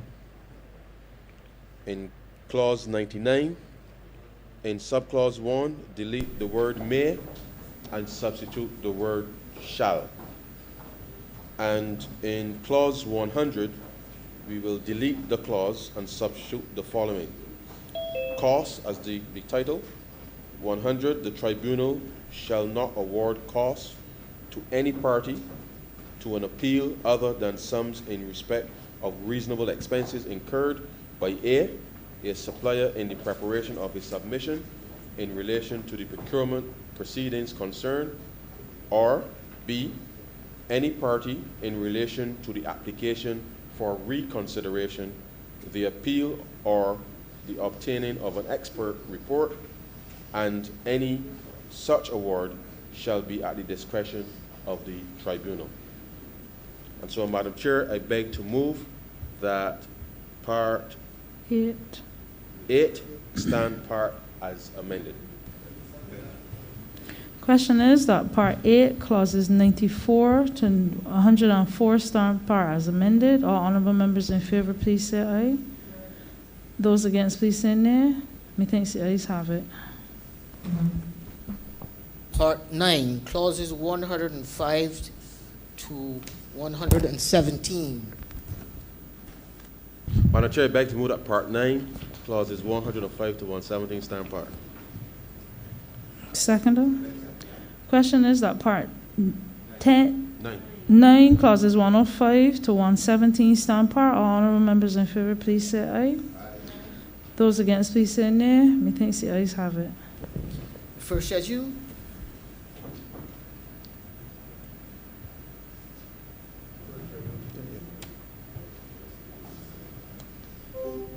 Madam Chair, on the first page of the schedule, delete the words Public Procurement Bill 2021 Act 2021 dash. And with that, I beg to move that the first schedule be the first schedule to the bill, as amended. The question is that the first schedule be the first schedule to the bill as amended. All honorable members in favor, please say aye. All those against, please say nay. Methinks the ayes have it. The second schedule. Madam Chair, I beg to move that the second schedule be the second schedule to the bill. Question is that the second schedule be the second schedule to the bill. All honorable members in favor, please say aye. Those against, please say nay. Methinks the ayes have it. Third schedule. Madam Chair, I beg to move that the third schedule be the third schedule to the bill. Question is that the third schedule be the third schedule to the bill. All honorable members in favor, please say aye. Those against, please say nay. Methinks the ayes have it. The fourth schedule. Madam Chair, I beg to move that the fourth schedule be the fourth schedule to the bill. Question is that the fourth schedule be the fourth schedule to the bill. All honorable members in favor, please say aye. Those against, please say nay. Methinks the ayes have it. Madam Chair, I beg to move that you do not report to His Honor the Speaker the passing of one bill in committee with amendment. Question is that I do not report to His Honor the Speaker the passing of one bill with amendments in committee. All honorable members in favor, please say aye. All those against, please say nay. Methinks the ayes have it.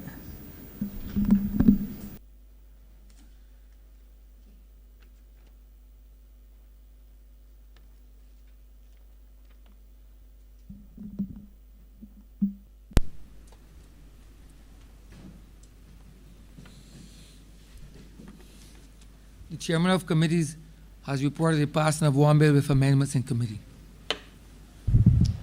Mr. Speaker, I beg to move that this bill be read a third time. The question is that the bill be read a third time. All those honourable members in favour, please say aye. Those against, please say no. We think the ayes have it. Mr. Speaker, I beg to move that this bill be now passed and cited as the Public Procurement Act 2021. The question is that the aforementioned bill be passed and so cited. All those honourable members in favour, please say aye. Those against, please say no. We think the ayes have it. This bill is passed and so cited.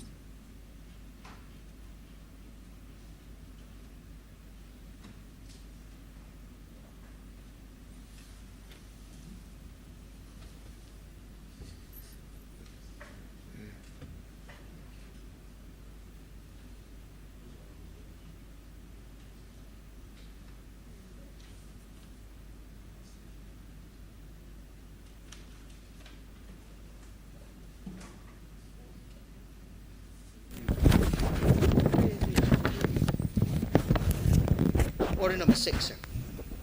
Order number 6 in the name of the Honorable Attorney General to move the second reading of the Whistleblower Protection Bill 2021. Honourable member for St. Joseph. Thank you, Mr. Speaker. At the outset, I'd like to indicate and seek your leave to have a cognate debate for order number 6, the whistleblower, but also order number 4, which is the remediation and deferred prosecution, and consequential upon that, there's a constitutional amendment, which is order number 3. So if your Honor, the Speaker would be so kind, I'm seeking your permission to have a cognate debate of those 3 orders. The question is that order 6, 3, and 4 be done as a cognate debate, given the fact that they're inextricably linked. All I members in favor, please say aye. Aye. Those against, please say no. I think the ayes have it. Mr. Speaker, order number 6 is the whistleblower legislation. And I suppose our understanding of the term whistleblower would more than likely come from watching television and gangster movies. Often, Mr. Speaker, when we use terms like that, there is a difficulty presented with actually defining what those terms are, and we end up saying that you see it, you know it when you see it, like terrorism. It's always been difficult to define terrorism, but they say you know it when you see it. In this case, though, we've been able to follow a definition of whistleblower, which in the definition section of this bill means any person who is personally aware of improper conduct and who intends or attempts to make or makes or has made a disclosure. So a whistleblower, for the purposes of this legislation, is essentially, Mr. Speaker, an individual who has knowledge of some wrongdoing, and as a good citizen wishes to come forward and make a disclosure in respect of that wrongdoing so that the ends of justice could be served. The whistleblower, Mr. Speaker, plays an integral part in helping to ferret out wrongdoing. And let me just say that some months ago, we passed the Prevention of Corruption legislation. And even before that, we passed the legislation establishing the anti-corruption entity and anti-terrorism entity. while, Mr. Speaker, the concept and the usage of a whistleblower is not limited in any way to corruption, it would be fair to say that the early calls for whistleblower legislation had their genesis in the tremendous amount of dialogue that took place over the last few years, largely led by Integrity Barbados. And that august body recognized and acknowledged that in a small society like ours, it would be extraordinarily difficult to expect people to come forward and give evidence of corruption unless they were protected. The whistleblower legislation has been seen as the statutory cloak which would seek to protect a person doing what we consider to be their civic duty. I've said in many places, Mr. Speaker, that a lot of Barbadians have spoken about acts of corruption. And since coming to government, Mr. Speaker, whenever we would be approached by those individuals, or whenever we approach those individuals, they would say, almost to a man or a woman, Barbados is too small for me to say anything. My children have to go to school with so-and-so children. I am fearful that if it comes out that I'm the body who squealed, that business opportunities might be cut off from me. Now, Mr. Speaker, I do not know that whistleblower legislation alone will be a panacea for that particular issue. But I am satisfied, Mr. Speaker, that as a state, as a government, we owe it to individuals who consider it important enough to do their civic duty to help to quell wrongdoing, to ensure, Mr. Speaker, that those individuals are given the maximum protection that is available. But I don't want individuals to think of this whistleblower legislation as having its domus, its house, entirely in the area of corruption. The fact is, Mr. Speaker, that we have chosen to use a broad approach by protecting whistleblowers who come forward and give information on a large number of things. In today's environment, Mr. Speaker, we have significant environmental issues in Barbados. Illegal dumping, a host of all those kinds of things, Mr. Speaker. And in other jurisdictions, individuals who come forward and make legitimate reports about that kind of wrongdoing are also given the benefit of protection. And therefore, Mr. Speaker, as we crafted this legislation, and I will say that we looked at legislation from all over the world, literally. We looked at New Zealand, we looked at England, we looked at Canada, we looked at a swath of different countries. And in the end, we sought to pattern our legislation after the Jamaica model because we felt that that state had a lot of similarities with Barbados, and therefore it would make sense to pattern our legislation after a like country.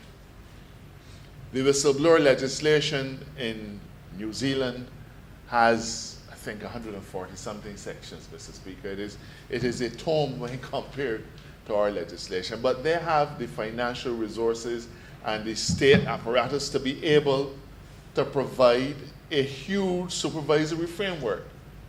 We, on the other hand, have to cut the suit to fit the cloth. But I do feel that the Jamaica model is one that is best suited to our jurisdiction, given our similarities, not just in terms of our laws and law enforcement styles and so on, but also because of the nature of the problems that we face in this regard. Mr. Speaker, I don't think there's anybody who would dispute our obligation to protect those individuals who come forward. I don't think there's anybody who would dispute that whistleblower legislation has tremendous value to a state like ours. In the area of prevention of corruption, I've said repeatedly that we are not going to be able to fight corruption on one leg alone. We need a multifaceted approach. We have a new agency that's been set up. We have the new Prevention of Corruption Act. Whistleblower comes to add to this suite, but it is not just limited, Mr. Speaker, to corruption issues.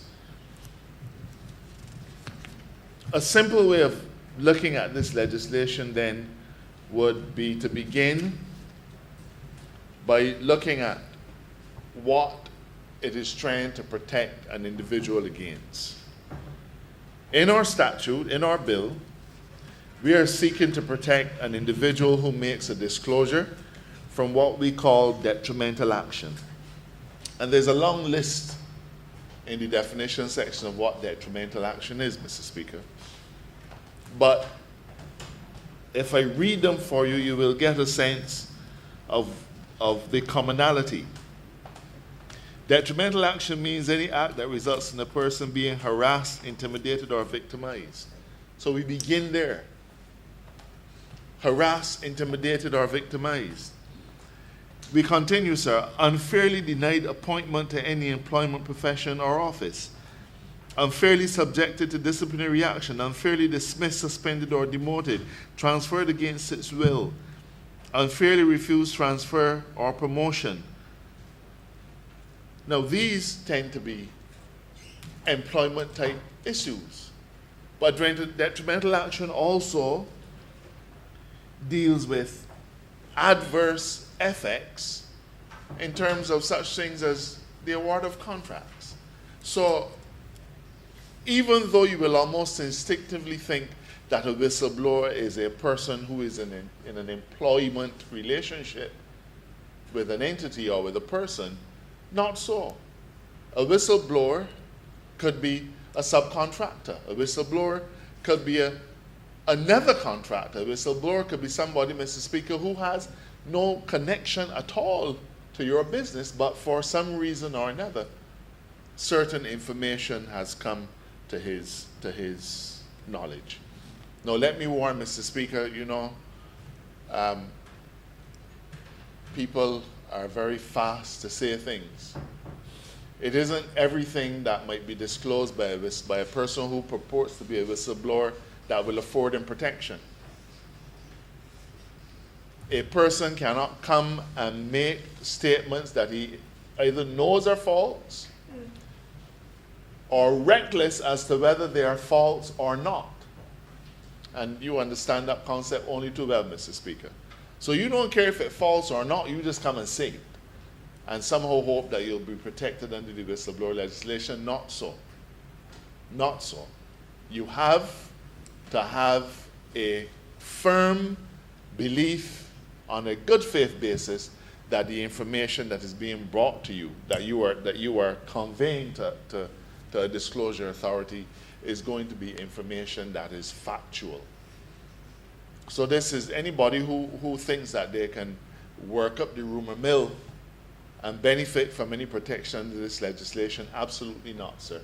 It is in fact an offense under this legislation if you know something is false or if you are reckless as to whether it is false or not, and you make such a disclosure to a disclosure authority. And in addition to that, sir, we must not forget that a person will also have civil remedies in defamation. If you go and say that so-and-so a thief, or that so-and-so dump loads of refuse in a gully, or committed some other improper conduct, knowing that it is false, or reckless as to whether it is true or not, then you can very well find yourself facing an action in defamation.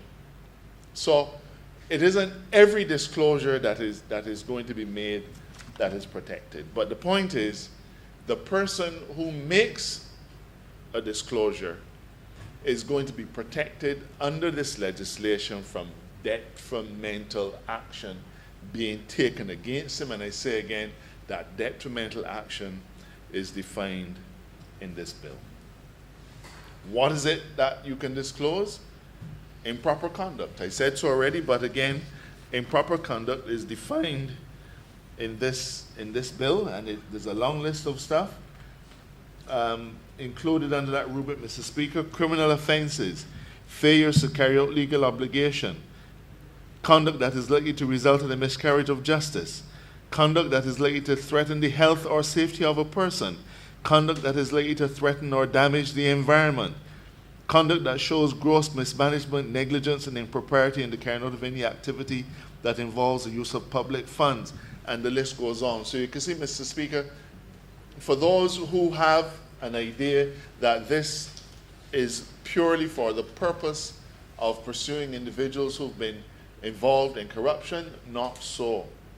This whistleblower legislation seeks to give protection to a person who comes forward and discloses any of the kinds of conduct that is found here. And that is exactly what our society requires. And Mr. Speaker, I'm especially attracted to the one relating to environment, and when we begin to talk about the remediation bill, perhaps you'll see the connection. The next question, of course, is to whom would you make disclosures? Well, first of all, an employee is able to make a disclosure to his employer. But the fact is, in a small country, an individual might be wary. You might have a small enterprise, 3-4 people being employed. But equally, you may be employed by a large enterprise, but because of its nature, its close-knit nature, you may have concerns about talking to the employer. In fact, if you know about wrongdoing, you may well argue there's a good chance that the employer is the body who you're going to be making the disclosure against. This act permits you to make it to the employer. But it does establish a set of entities or offices that are called disclosure authorities. And the disclosure authorities are all listed in the first schedule to the bill, Mr. Speaker. And it includes the police force. Well, at the time when this was passed, we had not yet enacted our new or amendments to the Constitution, but that does provide that wherever you see police force or the Royal Barbados Police Force, that it shall be construed as the police service. So there's no issue here.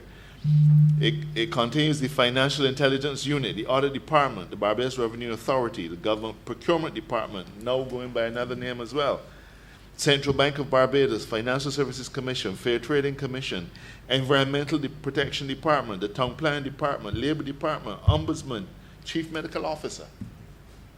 So we've tried to capture as many of the areas in which wrongdoing is likely to be found, and to position or to locate an individual, somebody who has some specific responsibility, who could be the disclosing authority for those things. But in the event that that person is not, in the event that the area doesn't lend itself to that kind of identification, you can go, of course, to the police service, you can go to the anti-corruption unit, you can go to the audit department, you can go to the ombudsman. So we've tried to make it as broad-based as possible so that the idea of making a disclosure does not see an individual feeling that they got to ice skate up a hill. If you have a legitimate disclosure to make, it ought to be convenient and reasonable for you to be able to make it in those circumstances. So that answers the question of to whom you should make the disclosure. Mr. Speaker, this legislation is not hard at all to work with. We are, and let me begin again. When I first got into cabinet in 2003, anonymous letters were fairly frequently received, and they probably still are. I haven't had many since going back to government. But you know what it will say, a whole list of things and so on, so do this, and the next person do that and all kind of thing. But at the bottom of it, not a name, not a phone number. It's usually delivered in an envelope that doesn't have a return address on it. And you know, Mr. Speaker, understandably, the reaction has tended to be, if you are not prepared to identify yourself, I put in that anonymous letter in file 13. Not bothering with it. If it's anonymous, not bothering with it. Carry it someplace else. But the fact is, Mr. Speaker, that one of the reasons people do anonymous letters is precisely because you don't have the benefit of protective legislation. And they are genuinely fearful of what might become of them, or what might befall them in circumstances where they come forward. And this bill specifically embraces anonymous disclosures and makes it quite clear just because a disclosure is anonymous, there's no reason for you to ignore it. If it is anonymous, you still have a duty to look at it. Now, what do you examine? Now, Mr. Speaker, it isn't everything that is disclosed that you will investigate. It isn't everything that is disclosed that you will consider. This statute specifically provides that there are circumstances in which you need not consider disclosure, and the obvious one is if by chance it has been dealt with, if the subject matter of the disclosure or the related inquiry has adequately been dealt with, or could more appropriately be dealt with by somebody else. If the subject matter of the disclosure is frivolous and not sufficiently important to make an inquiry, or where the circumstances have changed, whether by reason of insufficiency of evidence or otherwise. So there are some circumstances, Mr. Speaker, where you are not bound to investigate every disclosure that comes before you. But by and large, when a disclosure comes, you have an obligation to investigate it. You have an obligation to make an inquiry. So, when you go past that, if the individual suffers some detriment, this act says that there is a presumption that the detriment has been suffered because of the disclosure. Now that normally turns the burden, that turns what would be the normal burden of proof on its head. But it is important to do so in this instance because the whistleblower tends to be in the weaker position. And that's why he needs this legislation to protect him. So what we are saying is, and this is the standard practice globally, in a situation where a person makes a disclosure of your improper conduct, if they should suffer a detriment, there is a presumption, rebuttable, but there is a presumption, Mr. Speaker, that the detriment was suffered by that individual as the result of the improper of the disclosure of the improper conduct. And that is a very, very important approach that we're taking in this bill. The other matter that I'd like to highlight, sir, is the question of remedies. Where an individual is of the view that a detrimental action has been taken against him or her, they're entitled to approach the court, and the court has the powers, Mr. Speaker, to make orders such as would remove the impact of that detrimental action. So the court has the opportunity, has the power to make an order requiring that person who has taken the detrimental action to remedy the action. So if you have demoted or suspended or done some other conduct in relation to the person making the disclosure, the court has the power to order you to reverse that particular conduct. It also has the power to grant an injunction or such other relief as it may think just. If, for example, Mr. Speaker, you are accustomed to doing particular kinds of contracts, subcontracts for an entity, and you make disclosures about that entity, and the entity says, man, you went talk out me, you talk out my name, gonna put me in problems. No more work for you. The court is still able to say, no, sir, you have to pay that individual compensation for making a disclosure as to the wrongdoing. I've tried, Mr. Speaker, to give in brief a synopsis of what this legislation is. We've consulted on it We've consulted with the Bar Association extensively. They've submitted memoranda to us, and those memoranda have been taken into account. Integrity Barbados as well has also been consulted on it. And again, Mr. Speaker, I'd like very much to thank Integrity Barbados for the solid work that they have been doing, standing in the breach over the years, and even now. I like to think that there isn't much occasion for it to happen now, but the fact is that watchdogs, and that is not at all any pejorative term, sir, watchdogs are important when it comes to keeping power people honest, plain and simple. And Integrity Barbados stood or tried to stand as a watchdog in protecting the interests of the public in the decade, the last government. And they continue, Mr. Speaker, to engage. They certainly engage with me on a regular basis to get my views on various things, to find out where we are in our legislative agenda. These things, sir, are all kept squarely in the scope of the public through engagements with people like with organizations like Integrity Barbados. And I want again to publicly thank them for their work and for making submissions on this bill. We've not been able in every case to accept everything that either the Bar or Integrity Barbados has put forward, but we've tried wherever possible. If we couldn't accept it, we tried to find a middle ground that's workable. In instances we accepted it, in other instances for policy reasons we didn't. In some instances some were matters of style. They didn't like the way in which we particularly expressed this.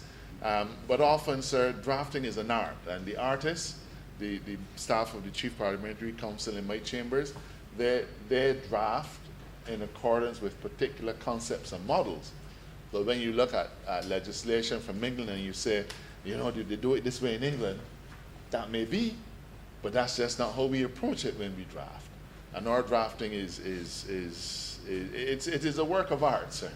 And different jurisdictions tend to approach these things differently. So in some instances, matters of style and so on, we followed the approach to style that we have. Now, I've asked for a cognate debate, and twinning or tripling with this particular bill, sir, is the Remediation and Deferred Prosecution Agreement Bill. Mr. Speaker, that bill was laid in this chamber last year, and it was in fact debated and passed in the House of Assembly in this honorable chamber with one slight amendment on the 4th of August last year. It was duly sent to the other place for their consideration, but on the 8th of August, before the members of the other place could consider it, Parliament was prorogued. And that bill, therefore, died with the prorogation of Parliament. We've brought that bill back today, but we have taken the opportunity, Mr. Speaker, in the meantime, to make what we consider to be an improvement to the arrangements. Now, let me just refresh the memory of my colleagues in this chamber. The Deferred Prosecution and Remediation Bill, we debated at length, had many speeches, but essentially it gives the law enforcement authorities an alternative to the usual lick and lock up down with approach. And it focuses in large measure on companies, but we've also extended it now to individuals because a lot of enterprises operate as sole traders. They don't incorporate. But because their businesses can be large, we felt it was important that we not discriminate between a business owned by an individual as a sole trader and a company which might be owned, similar business but owned by somebody else, but that business can get the benefit of the deferred prosecution agreement, but a sole trader can't. There's no consistency in that, and so we've amended this legislation to include an individual so that they can also get the benefit of the deferred prosecution and remediation agreement. What this bill does, Mr. Speaker, it gives the authorities an additional weapon in its arsenal to pursue wrongdoing, to pursue improper conduct. One of the first things that a law student will learn is that you can't lock up a company. You can't. You can prosecute them, you can prosecute the company for sure, but at the end of the day, you end up bringing the charge and a director or two directors show up, but sometimes the directors who are there may not have had anything at all to do with the wrongdoing. But it is the company that has done the wrongdoing. So in instance where a company is doing illegal dumping, where a company paying bribes, where a company is engaged in some kind of financial wrongdoing, you end up bringing directors to court.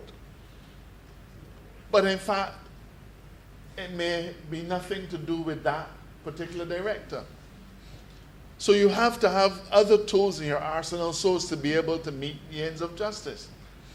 And as we explained when the remediation bill was passed last year, this bill provides that opportunity because you're able to say to the wrongdoer, listen, while it is possible for us to bring a criminal charge, the circumstances exist where you can make good or make whole the consequences of the wrongdoing that you have done. So let us suppose, Mr. Speaker, that a business carried out illegal dumping in a part of Barbados. We drag the directors before the court and we say you've done illegal dumping and so on and so on and so on, and we're charging you, pay that fine. And the person pays the fine and go back dumping next week. Now, how does that help us, sir?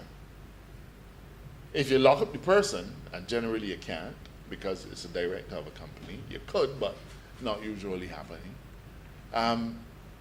Then the company shuts down the employees, the 50, 75 employees that they got gone home. So who have you benefited? And does the environment not still remain in its despoiled state?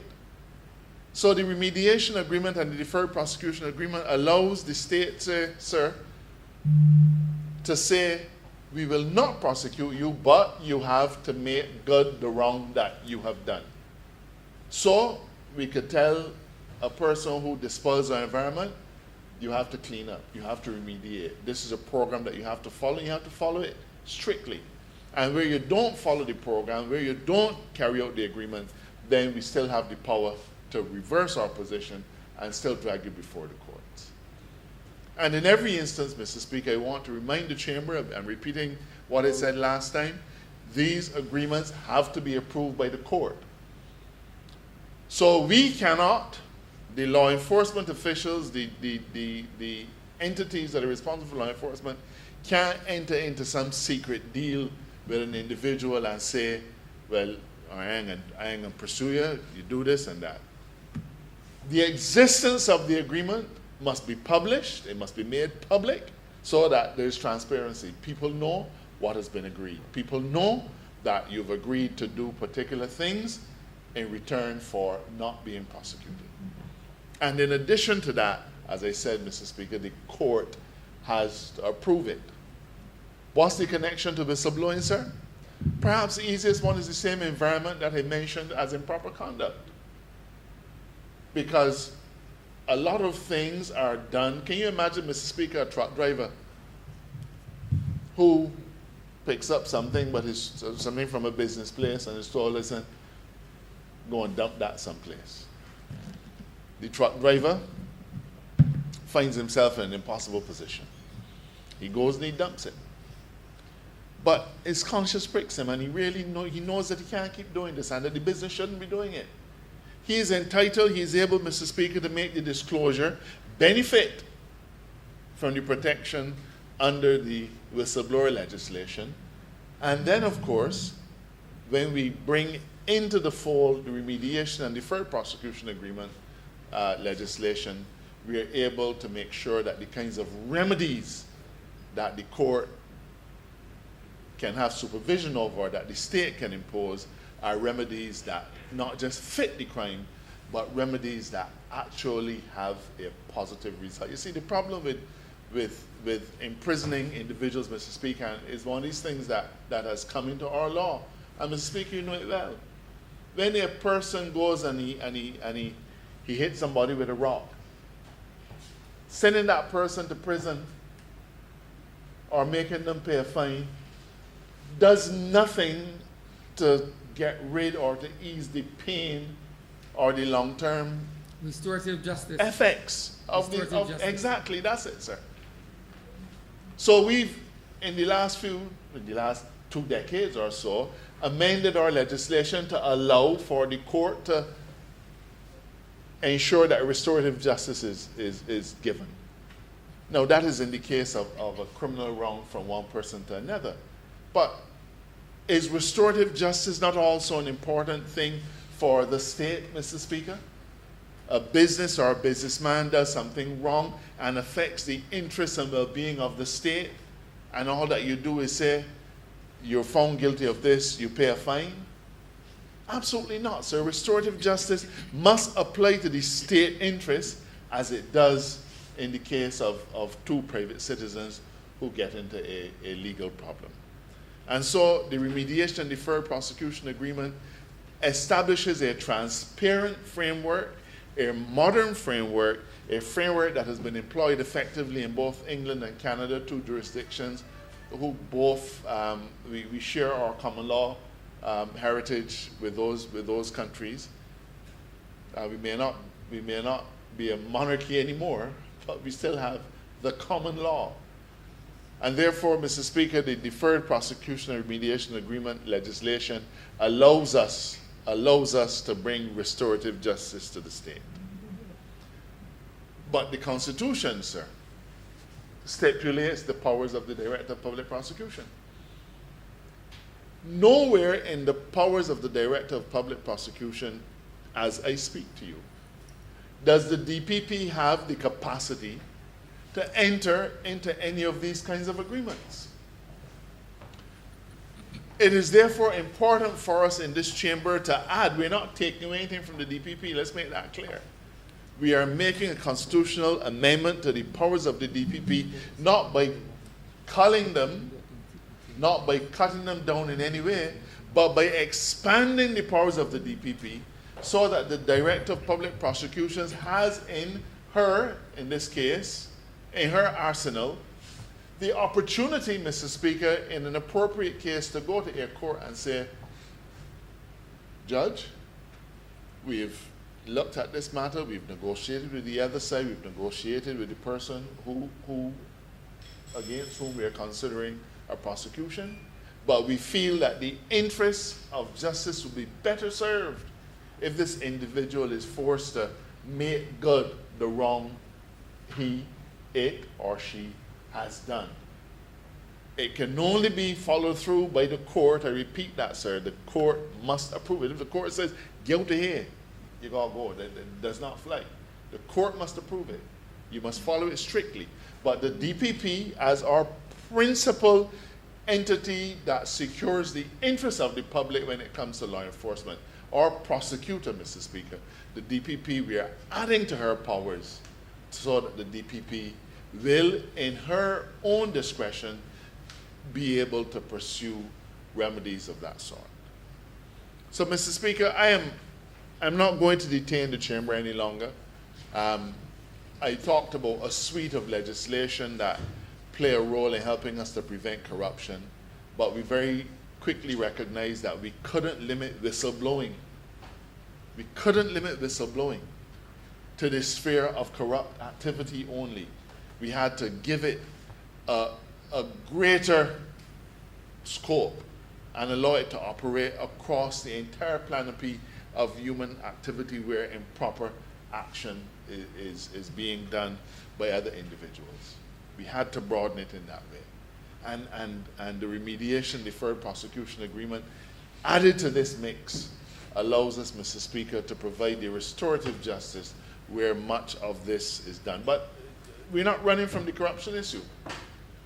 Because in the context of a corruption prosecution, the whistleblower is protected, But you may say, well, look, the body who engaged in this corrupt act is not the directors at all. It may be a manager. It may be somebody who is not even on the board, who has engaged in the corrupt practice. Will you be successful in getting a corruption against the directors? You may not. But this allows the state, Mr. Speaker, the opportunity to say to the business, you have been a party to corrupt practices. We are requiring you, as is the common practice, to disgorge all of the profit that you made from that corrupt practice. We're requiring you to change how you operate business, put different things in place to really bring about a change and to effect a new modus operandi. One of the things that came out of the turmoil in Turks and Caicos that has been going on now for, good Lord, near 15 years, where Britain had to step back in and take over the state. You had then a premier and half of his cabinet, well, many of the members of his cabinet, who were engaged in corrupt practices of a huge kind. And one of the alleged corrupt practices included selling a prime piece of real estate to a major Caribbean hotel chain. A major Caribbean hotel chain. It would have been impractical to try to prosecute that Caribbean hotel chain in Turks and Caicos because it's not a Caicosian company. It's a company from Jamaica. And in pursuance of a similar regime, that company from Jamaica was ordered to pay $12 million to the Turks and Caicos government. $12 million, Mr. Speaker, so as to put the wrong that they engaged in right. A tremendous benefit to the state. You might have tried to prosecute and see if you could find somebody and find them $100,000, but as a result of this kind of approach, the restorative justice to the state approach, that company was required to pay $12 million US instead of a prosecution, the outcome of which you could not have known. Those cases in Turks and Caicos are still going on all like now. And a prosecution of that company might still also be going on. So, Mr. Speaker, when we put all these things together, I think what we have brought before the Chamber today is an important set of legislative initiatives. As I said, one was passed before in this Chamber, died on the 8th of August when Parliament was prorogued. We took the opportunity to tweak it and add powers to the DPP, and also to add the opportunity for an individual who might be a sole trader to participate in deferred prosecution and remediation agreements. And as I said, Mr. Speaker, the constitutional amendment is not in any way reducing, limiting, culling down, truncating any of those terms that you could use, sir. The powers of the DPP. It is in fact expanding the powers of the DPP and making sure that the DPP has the capacity, Mr. Speaker, to ensure restorative justice to the state. I'm pleased that we've got this far with these bills. There's only one that is left to come now, sir. Just one, the Integrity in Public Life Bill. And Mr. Speaker, you know that was defeated in the last Senate, in the other place, before Parliament prorogued. They had some concerns on that occasion. Those concerns we've tried to address, and I hope, Mr. Speaker, to be able to bring that particular bill back to the Chamber very, very early in the new year. We are not allowed to engage in anticipatory review of legislation that is to come. But I felt, Mr. Speaker, as inasmuch as it is in some way connected to this, that it would do the Chamber the courtesy of letting them know that that work continues and is very, very, very close to being completed. The bill is completely drafted. We've made those changes and hope to be able to bring it back to the Chamber very early in the new year. Mr. Speaker, with those words, I beg to move that this bill be read a second time.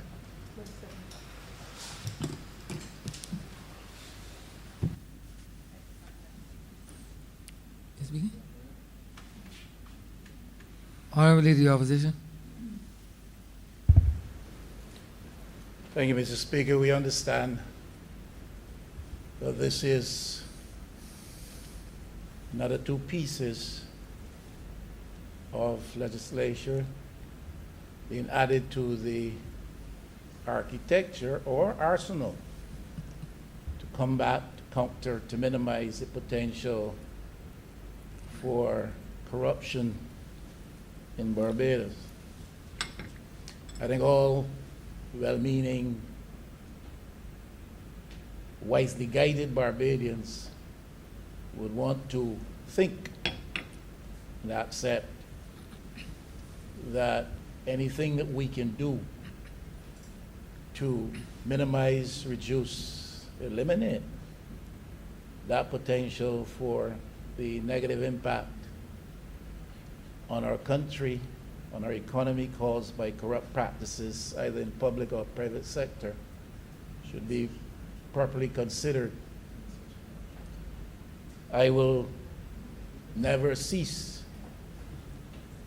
to remind Barbadians that the phenomenon, the feature of corruption has been for time immemorial present with us and is very much still part of the reality of public and political life in Barbados and in the business of private, in the culture of private business in Barbados. Corruption, sir, undermines our democracy. That is what we are still striving to build here and to mature.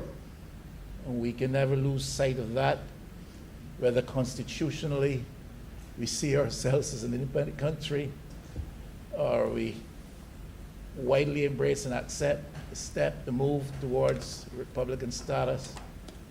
We have to understand that what we are engaged in, and these weekly exercises here in this Parliament are very critical parts of that, is the building and maturing of a democracy in Barbados. Corruption will derail our efforts at development, human development, social development, political development, economic development. The Honorable Minister who just led the presentation on these matters before us referred to the ongoing sad saga of Turks and Caicos. And clearly corruption, which manifests itself in various forms. Sometimes it takes on the guise as very positive infrastructural, capital, and economic development.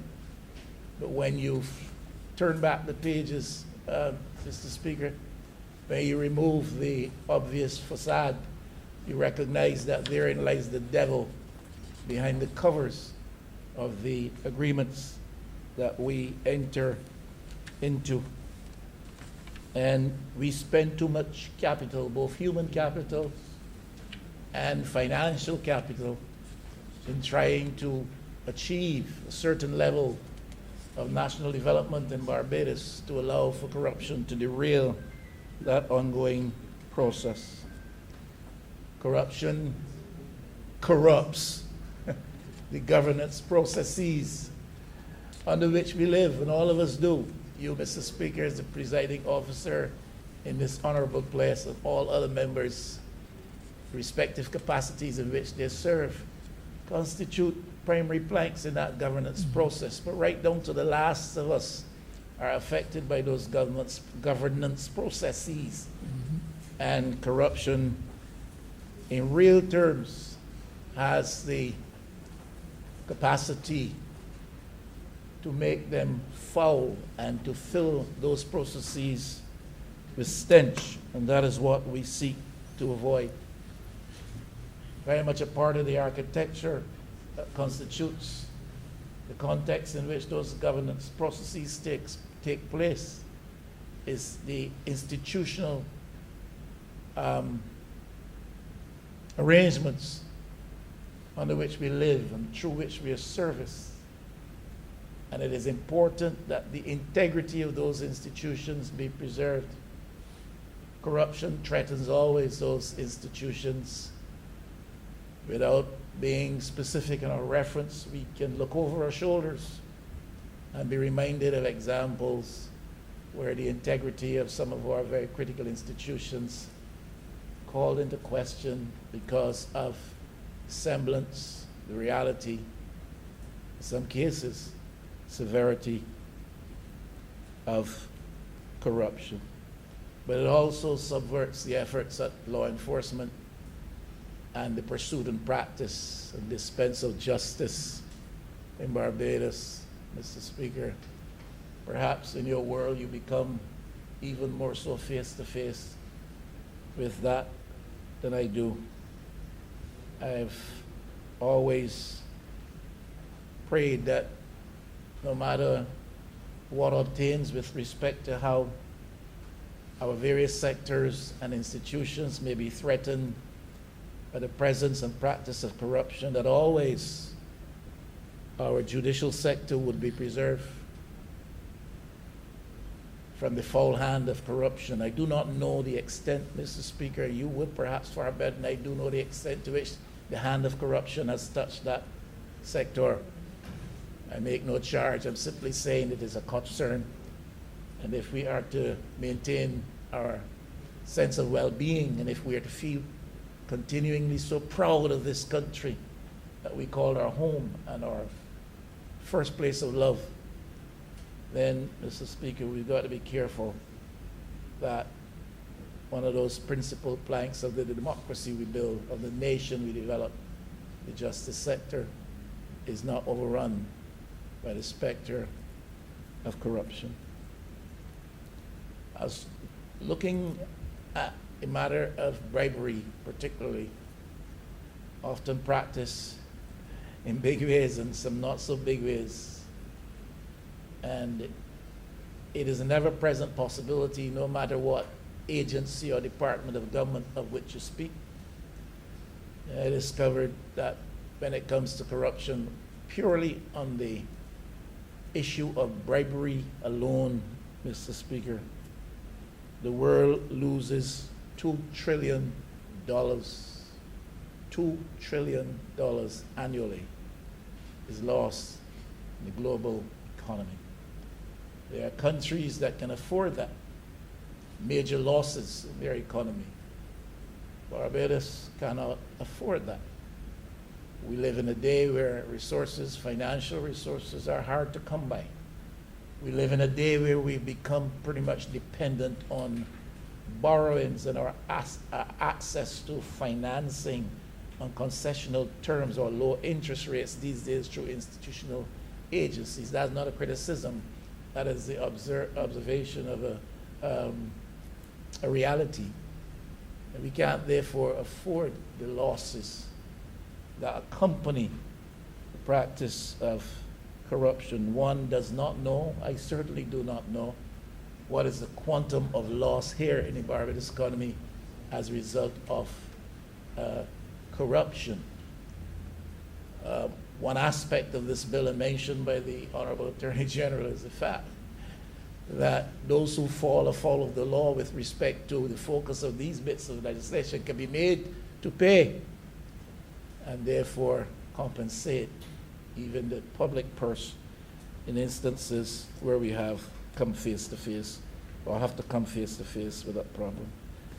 The architecture is not complete in this building. I still insist, Mr. Speaker, we need to see campaign financing, electoral party, political party financing properly platformed in Barbados. And in my view, that should be treated with a similar urgency as other pieces of legislation.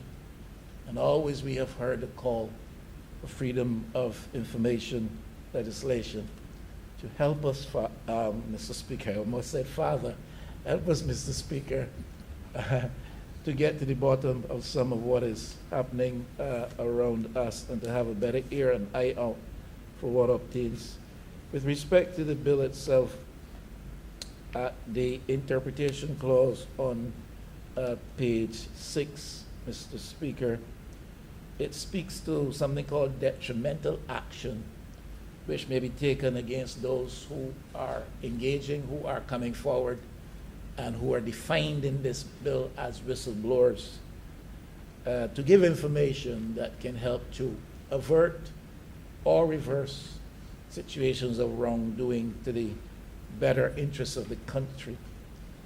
And clause 2 of the interpretation aspect of this bill speaks to some of the detrimental actions which might be taken against people. The Honorable Member for St. Joseph spoke to a couple of them. But you can be unfairly denied appointment to any employment, profession, or office. That is a practice. The legislation here seeks to address and redress that. You can unfairly be subjected to disciplinary action, transferred against his will, unfairly refuse transfer or promotion.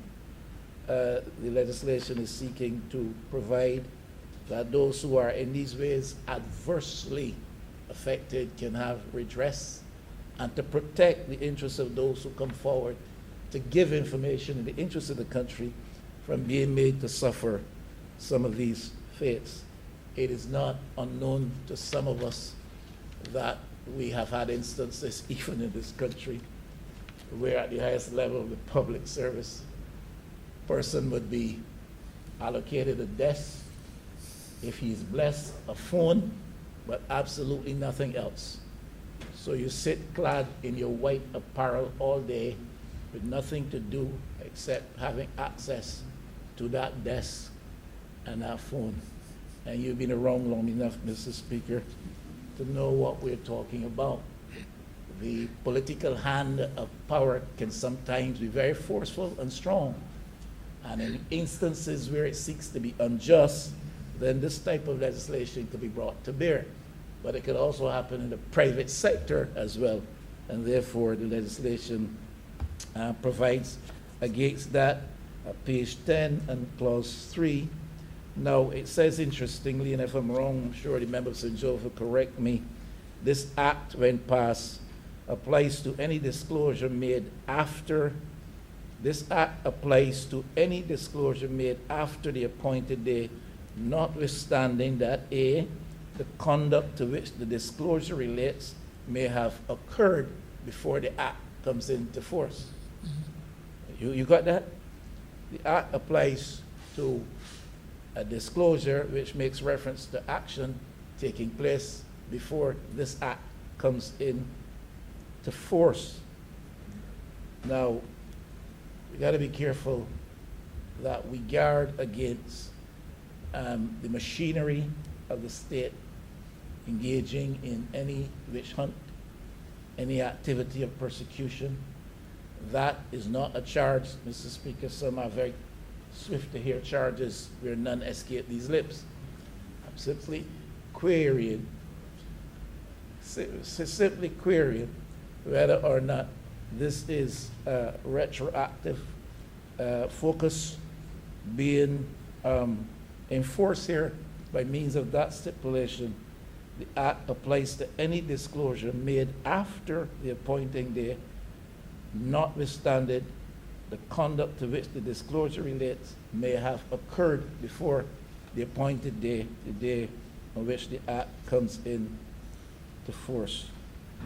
On page 12 and clause 9, and the Honourable Member of St. Joseph dealt with this because in our culture, and if we're honest, we would have to admit we are very much a rumor-mongering society, community. Social media has not helped us in any way to reduce that disposition on our part, and all kinds of things about all kinds of people fly around this place. And I share the concern, and partly the attorney, the Honorable Attorney General Member St. Joseph shares the same concern and speaks to the fact that the legislation tries to avoid people coming forward to give information, which is tantamount merely to making mischief or giving information which you cannot reasonably substantiate. That is what we've got to avoid in the Barbados of today. I suppose people are people everywhere. Very quick, because I want to be quick. I know people have been here very long, and some, even though present, have already left. On page 16 and clause 15, the minister may by order. Do you find that statement offensive, Mr. Speaker? Some, though present, have already left. My goodness. My goodness.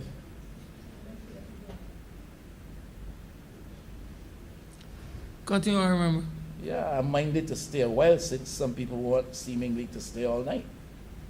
I am minded to go on now for a while, Mr. Speaker.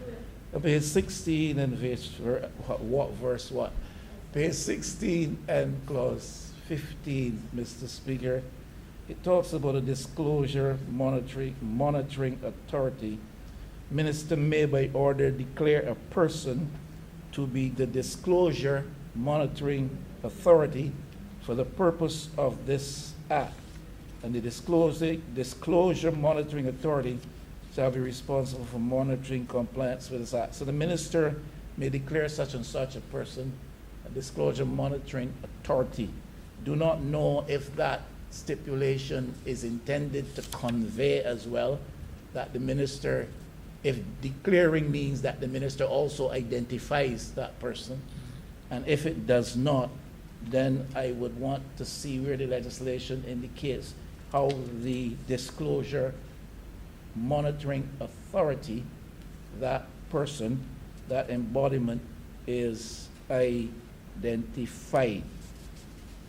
On page 20 and clause 20, the concern here is over the disclosure of a whistleblower's identity.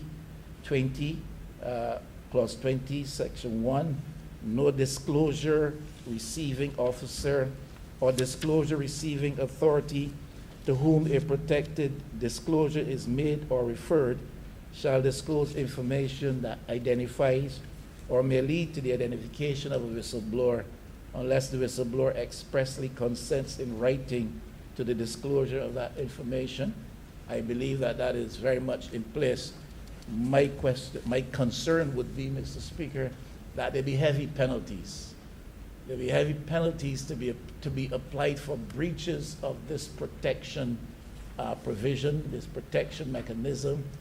People knowing that others come forward to offer information in the interest of the betterment of the operations of the companies with which they're associated, generally and more widely so in the interest of the country, what we're trying to achieve, and they come forward through the legitimate channels to offer information, and that information is then leaked with respect to the whistleblower, what he or she has said. There should be very stiff penalties for that, and I don't know necessarily that I have read of where those penalties are. Now, the Honorable Member for St. Joseph did speak about, and the legislation provides for, recourse to the court, recourse to the courts, where people are disadvantaged or have adverse actions taken against them. But if the courts are not going to be more efficient in terms of timely responses and the dispense of justice, then that is going to simply add another level of disadvantage to people who are only seeking to do their best in the interest of the country. So it's all right to provide in the law for recourse to the justice system, to the court, but we have to make sure that the courts can operate in such a manner as that recourse is meaningful and that people will receive their early day in court with respect to hearing and the justice to be meted out. I am sure, and I might be wrong, but on page 25, it says this act binds the crown. I don't know if by now that should be saying it binds the state. I don't know. I just saw that, and I just thought that I would mention it. I don't know. I don't know, but we passed it here today. So I imagine it's going to be corrected. I'm just trying to be helpful, sir. And not being as learned as others, I saw it and I wondered, the act may have been there before, but certainly I don't think we're going to pass it with it there. But that is all I'm trying to say, but perhaps that's not very meaningful or of much worth. Now, DP is deferred prosecution agreements, and this remediation bill is also important. I was trying to do some research again, but I was made aware we're doing this today, and this is very much a growing practice. So I think we're heading in the right direction. It's practice in jurisdictions with which we have some commonality with respect to justice and jurisprudence. Canada, the UK, US, Australia, Singapore, some other countries. And obviously, when companies run afoul of lawful and wholesome practices, engage in any form of corruption, and put themselves in peril of prosecution, expose themselves to the arm of the law, it has implications for other persons beyond directors, managers. Of course, employees could become seriously impacted, investors, shareholders, pensioners. The peril becomes a real possibility. Potentially the peril, they're exposed to the peril as well. So that this kind of remediation or deferred prosecutorial architecture that is being added to the mix of our responses to potential or possible or real practice of corruption. This is intended to serve to protect the interests of those people, and rightly so. You working for a company, Mr. Speaker, not involved in its decision-making at any level, definitely not at the highest level, and they're doing nonsense, and they're caught out or found out to be doing nonsense. But then strictures taken against that company have potential repercussions for you and how they impact on you at the bottom level. So I very much support that there needs to be a situation where we don't have that kind of exposure of the innocents, and you don't want to take down a company where there are so many families and households, for instance, and other investors and pensioners in some instance relying on the performance of that company. Now, it speaks to restitution and compensation to victims, and that is very much in order. If you do the crime, so to speak, you're not going to be doing the time, then you pay the tithes, and you come forward and you compensate people in a proper way, so that those who are victims of your ill-advised actions can be properly compensated, their situations ameliorated. I very much agree with that, but of course, Mr. Speaker, you know, the state sometimes, I believe, needs to do more and to properly construct platforms within the context of which it can do more itself to compensate people.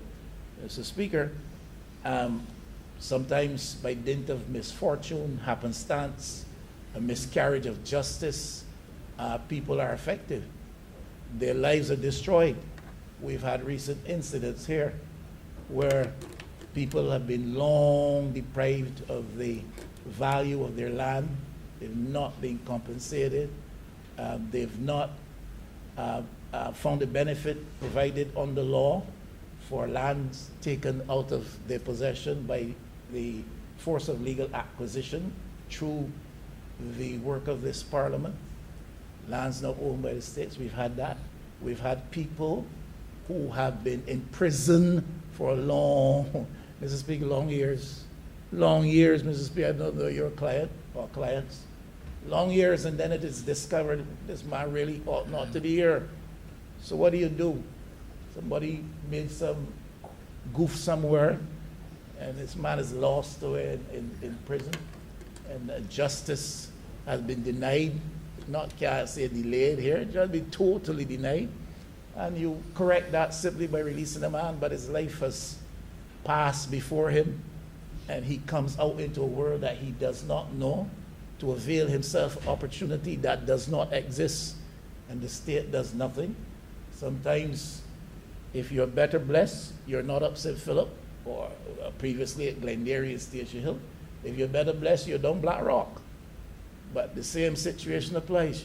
People put you there and forget that you were there, and you yourself not sufficiently of the right mindedness to know why you were there so long. But we correct that. But what compensation is? There are lots of other instances in which state action or state inaction causes people to be seriously disadvantaged. And since we're talking about compensation of victims in this particular instance here, I believe we need, as a people, a government, a parliament, to look better to the business of compensating people when the criminal justice process or some other process within our governance structure fails to do its best and really seriously disadvantages, injures people in various ways. Now, if we can get to remediation and deferred prosecutions, then the state avoids the exercise of costly trials, the exercise of perhaps prolonged investigations. All of these things have a cost attaching to them. This bill, as far as I can see, is intended to assist the state in saving some costs by not having to engage or have the state machinery engage in prolonged investigations and in costly trials. But what I read in my research also is that many countries make recourse to this legislation, and many companies are happy for this legislation. And because it is on the books, we find that they are making better efforts to make sure that there are better built-in compliance mechanisms operating internally to avoid the peril of misstep, the peril of finding themselves on the wrong side. So improvement is attained. Also, barriers with reference to investigations are reduced, and they come down because the offer here is now we can avoid prosecution, or you can avoid prosecution. You make compensation, etc. You enter into an agreement, and therefore companies are more willing to reduce, dismantle some of those barriers that in the natural course of things, without this type of arrangement, they would have previously put in place to thwart investigative efforts. So you have improved corporate systems culture, and you have anti-bribery and compliance mechanisms being, like I said, strengthened and reinforced from the inside to keep companies out of that type of peril. Of course, there's a negative side or dark, the other side of that coin is that companies react to this in a simple, matter-of-fact way. If I have to pay compensation because I've run afoul in this way or that, the Honorable Attorney General mentioned the business of illegal dumping.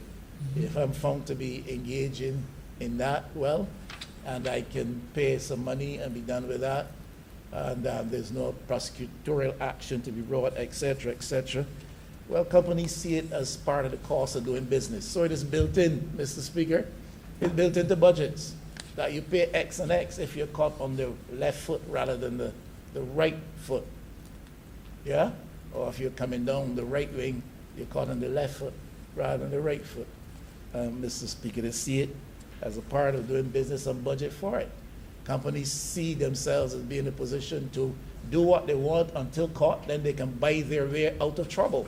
So it is part of the culture, it is part of the posture, corporate posture, and they seek to buy themselves. Now, there's some jurisdictions where if you're found in this type of situation, you're prosecuted, it disbars you going forward from the privilege of participating in the procurement process for supply of services or goods or works to government. So companies want to avoid that type of disbarment of privilege of participating. So rather than allow for prosecution, we submit to this remediation and deferred prosecution mechanism. But Mr. Speaker, all this is fine and good, and in our legislation we seek to incorporate these elements. I just want to say, you know, as I said earlier, Mr. Speaker, when people are intent on doing evil, they will always find a corner to come around. Corruption does not cease and settle easily. Always looks for a corner to come around. And, you know, we should not have a situation where people feel that they can allow for voluntary disclosure of some of the misdoings or wrongdoings or misdeeds just when the law, the hand of the law or the feet of the law about to come through the door, and you seek to engage in voluntary disclosure and enter into a remediation and deferred prosecution, and not when the law is coming through the door. Mr. Speaker, that's an escape hatch, which I'm sure that's the overarching theme here is that whatever we do as represented in this bill is supposed to be done in the interests of justice, and I think that we will have to ensure that we understand clearly what constitutes the interest of justice. That is on page 7, clause 4. On page 21, again, in this bill as well, page 21 and clause 20 tells me that this act, when passed, will also apply to previous happenings. So here it comes back again, and we got to be careful that the hand of the state is not seen to be a hounding hand, because we are putting in place legislation today that allows us to grab people for actions they did yesterday. I'm not saying that that should never be the case. I'm saying that that should not be principally the case. Now, there are provisions for compensation to be paid, so monies will be received.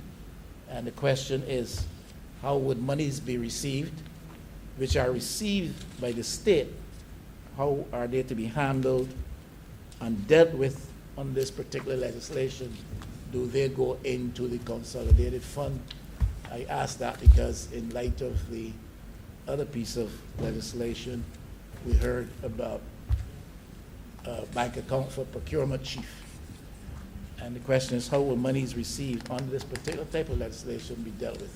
All in all, Mr. Speaker, 2 additional pieces of the arsenal to counter corruption. Corruption is the enemy of all of us and of the state and of the people of Barbados. And what we can do to stamp it out, we must do with robustness and urgency. I thank you.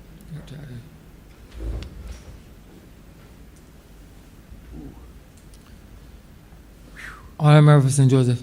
Mr. Speaker, let me thank you, of course, for your indulgence, and let me thank the Honourable Leader of the Opposition for his support. I acknowledge his various comments. I don't think that in anything he said he demonstrated in any way that he was opposed to the bill. But let me just deal with the matter of retroactivity. First of all, this bill is not retroactive in effect. However, it does protect a whistleblower who today, or who currently during the life of this legislation blows the whistle on a past act of improper conduct. For several reasons, Mr. Speaker. First of all, much of our law knows something called a limitation period. So if a limitation period, let's say for a civil wrong, 6 years, why should a whistleblower today, tomorrow, or next week not be in a position to be protected if he or she comes to the disclosing authority and discloses an environmental tort that took place in 2018 or something of the sort? Equally, if a person commits a criminal act last week, I'm sure that a right-thinking person would be horrified if somebody said, well, you know, I know about it. I know about that particular criminal act. I could be a whistleblower. But because the improper conduct took place prior to the passage of the act, we would say, well, you don't have to say anything. I think that approach, sir, would be inconsistent with what we're trying to do. This bill is not retroactive, but it does protect an individual who, when once it is passed, comes and says, something happened previously, and I feel that I should disclose it. He is protected from the disclosure. Now, that does not mean that the state will have the right or the lawful authority to go after the wrongdoing. If somebody comes today and says, man, something happened in 1972 that was on my conscience, he's a whistleblower. He's a whistleblower. He's protected. Will we be able to go after the body who did the thing in 1972? We probably couldn't. We probably couldn't. But the important thing is that it would be somewhat pointless to say we are passing a bill which protects a whistleblower, but only in respect of things that happen after the passage of the bill. This protects the whistleblower himself, but it serves to make sure that the wrongdoer is not protected. And I hope that that explains the scenario.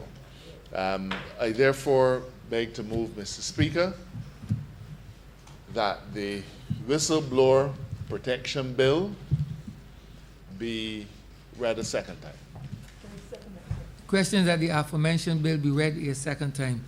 All those members in favor, please say aye. Aye. Those against, please say no. Me think the ayes have it. Mr. Speaker, I beg to move that you do now leave the chair and that the House resolve itself into committee for further consideration of this bill. The question is that the Speaker do not leave the chair and the House resolve itself into committee for further consideration of this bill.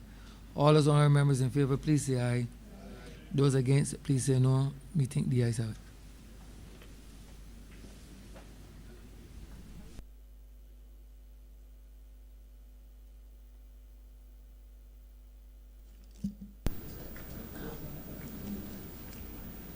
This House is now in committee.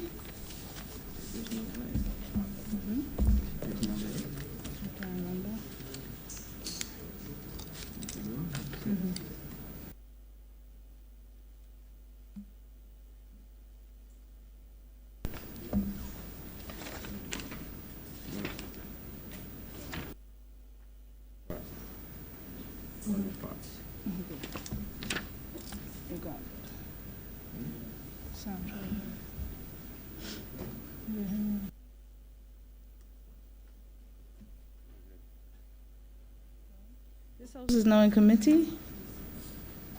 Part 1, clauses 1 to 3. Beg to move that Part 1, clauses 1 to 3 stand parked. Question is that Part 1, clauses 1 to 3 stand par. All honorable members in favor, please say aye. Aye. All those against, please say nay. Methinks the ayes have it. Part 2, clauses 4 to 12. Beg to move that clauses, Part 2, clauses 2 to 12, sorry, 4 to 12 stand parked. Question is that Part 2, clauses 4 to 12 stand par. All honorable members in favor, please say aye.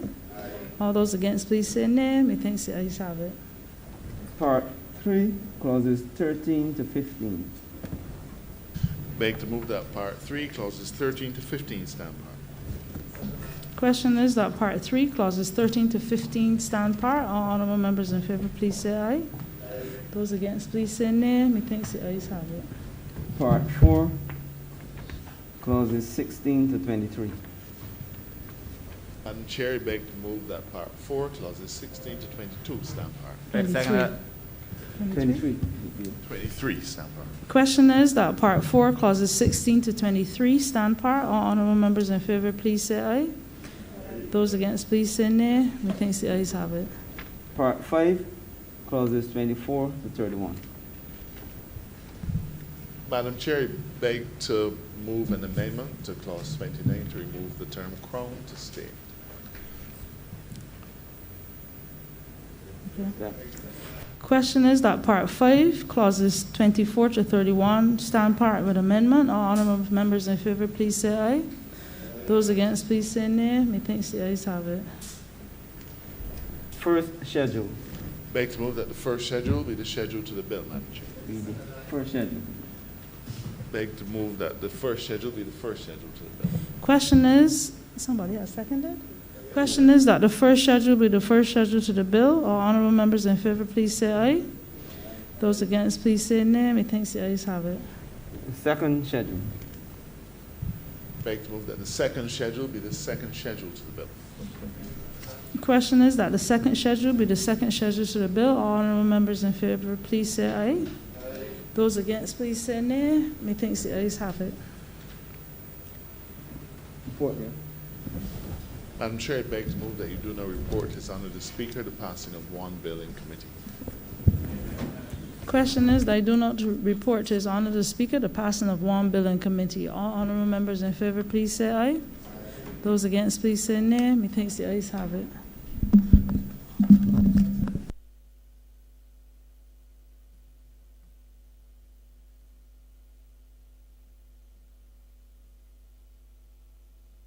The chairman of committees is reporting the passing of one bill in committee.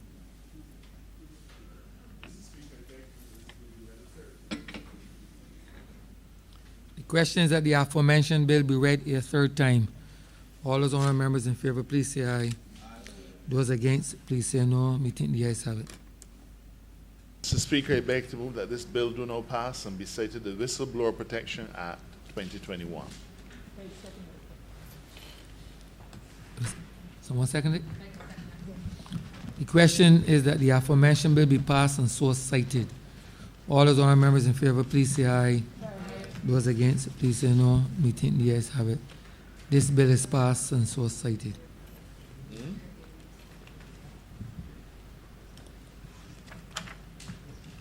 Order 3.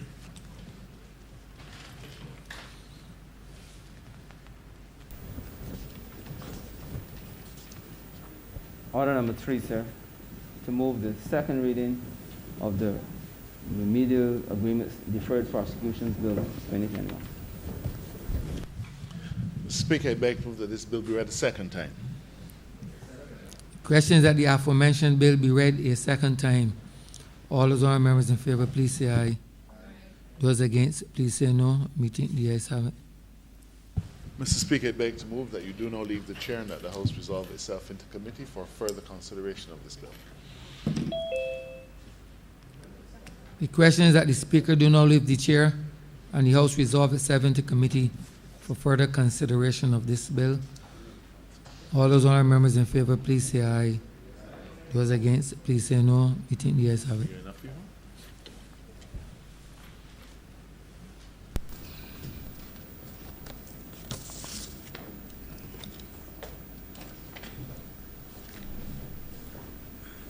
This House is now in committee.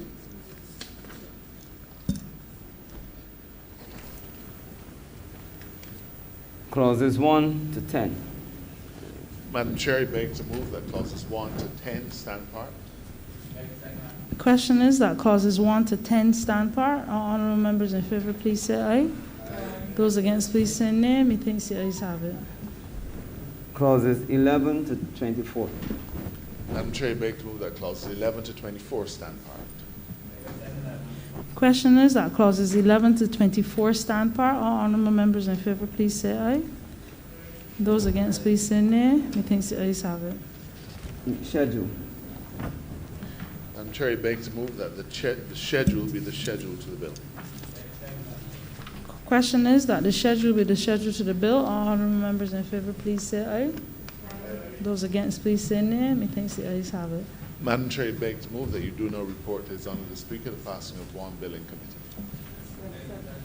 Question is that I do not report to His Honour the Speaker the passing of one bill in committee. All honourable members in favor, please say aye. Those against, please say nay. Methinks the ayes have it.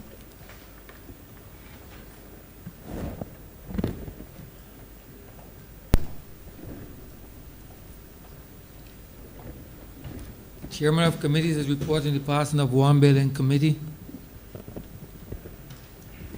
Mr. Speaker, I beg to move that this bill be read a third time. Question is that the aforementioned bill be read a third time.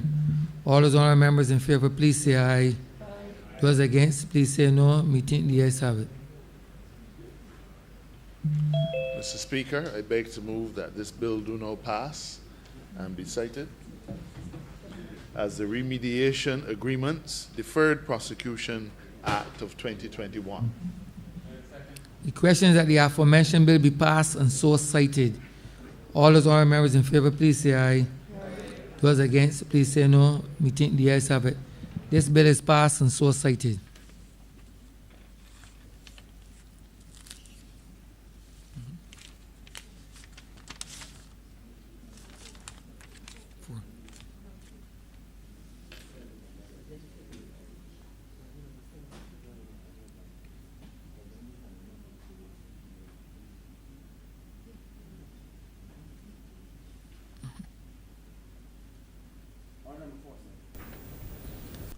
To move the second reading of the Constitution Amendment Number 4 Bill 2020. Honorable Member St. Joseph. Mr. Speaker, I beg to move that this bill be read a second time. The question is that the aforementioned bill be read a second time. All those honorable members in favor, please say aye. Those against, please say no. Meeting the ayes have it. Mr. Speaker, I beg to move that you do now leave the chair and that this House resolve itself into committee for further consideration of this bill. The question is that the Speaker do not leave the chair and the House resolve itself into committee for further consideration of this bill.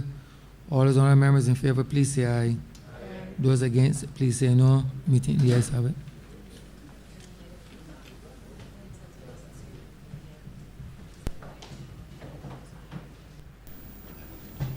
This House is now in committee. Clause 1. Beg to move that Clause 1 stand part. Question is that clause 1 stand par. All honorable members in favor, please say aye. Those against, please say nay. Methinks the ayes have it. Clause 2. Beg to move that Clause 2 stand part. Question is that clause 2 stand par. All honorable members in favor, please say aye. Those against, please say nay. Methinks the ayes have it. Beg to move that you do not report to His Honour the Speaker the passing of one bill in committee. Question is that I do not report to His Honour the Speaker the passing of one bill in committee. All honorable members in favor, please say aye. Those against, please say nay. Methinks the ayes have it.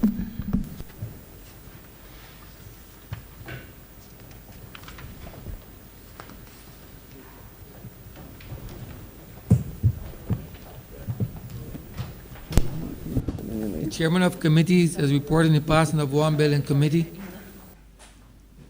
Mr. Speaker, I beg to move this bill be read a third time.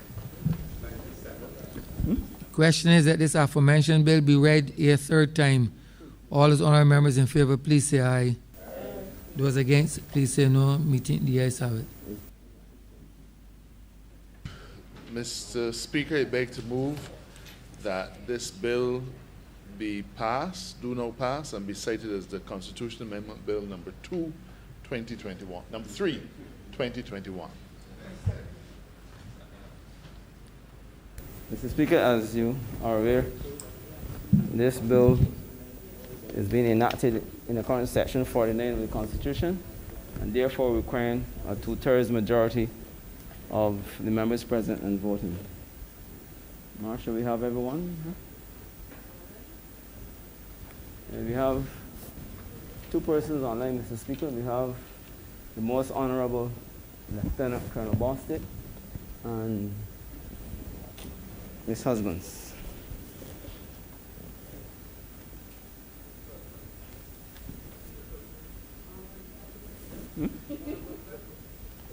You all remember St. James South. Yeah, but Aye, Mr. Speaker.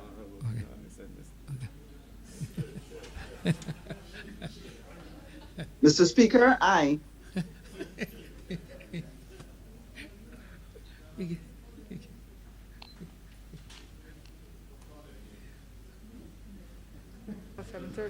What do you want me to?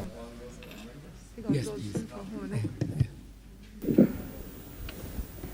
You ready, sir? Ms. Husbands.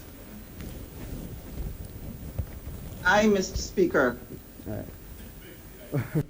Most Honorable Lieutenant Colonel Boss. Aye. Miss Bradshaw.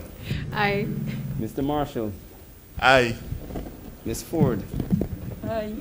Mr. Humphrey. Aye. Mr. Hinkson. Aye. Mr. Weir. Aye. Mr. Griffith. Aye. Your Honor, Mr. Rowe. Aye. Reverend Atherley. Okay. Mr. Prescott.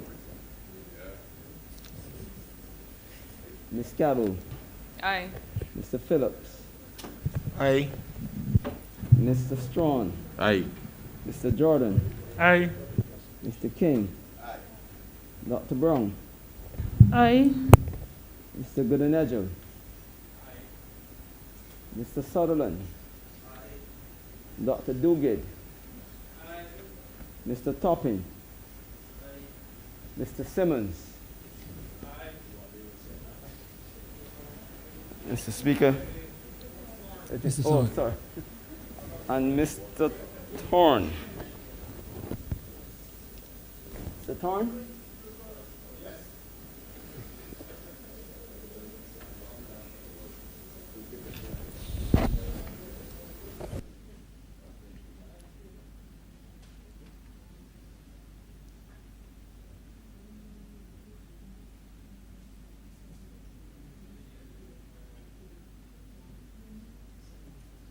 Mr. Speaker. 24 honorable members voted in favor of the bill, therefore satisfying the two-thirds threshold required by the Constitution. This bill is passed having satisfied the constitutional requirements.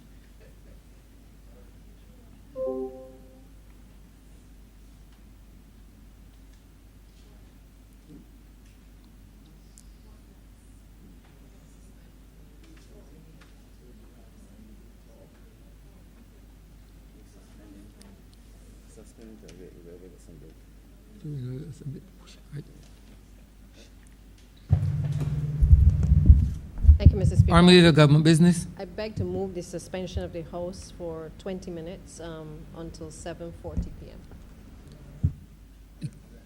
The question is that this honorable chamber be suspended until 7:40 p.m. All those honorable members in favor, please say aye. Those against, please say no. Meeting the ayes have it. This honorable chamber stands suspended until 7:40 p.m.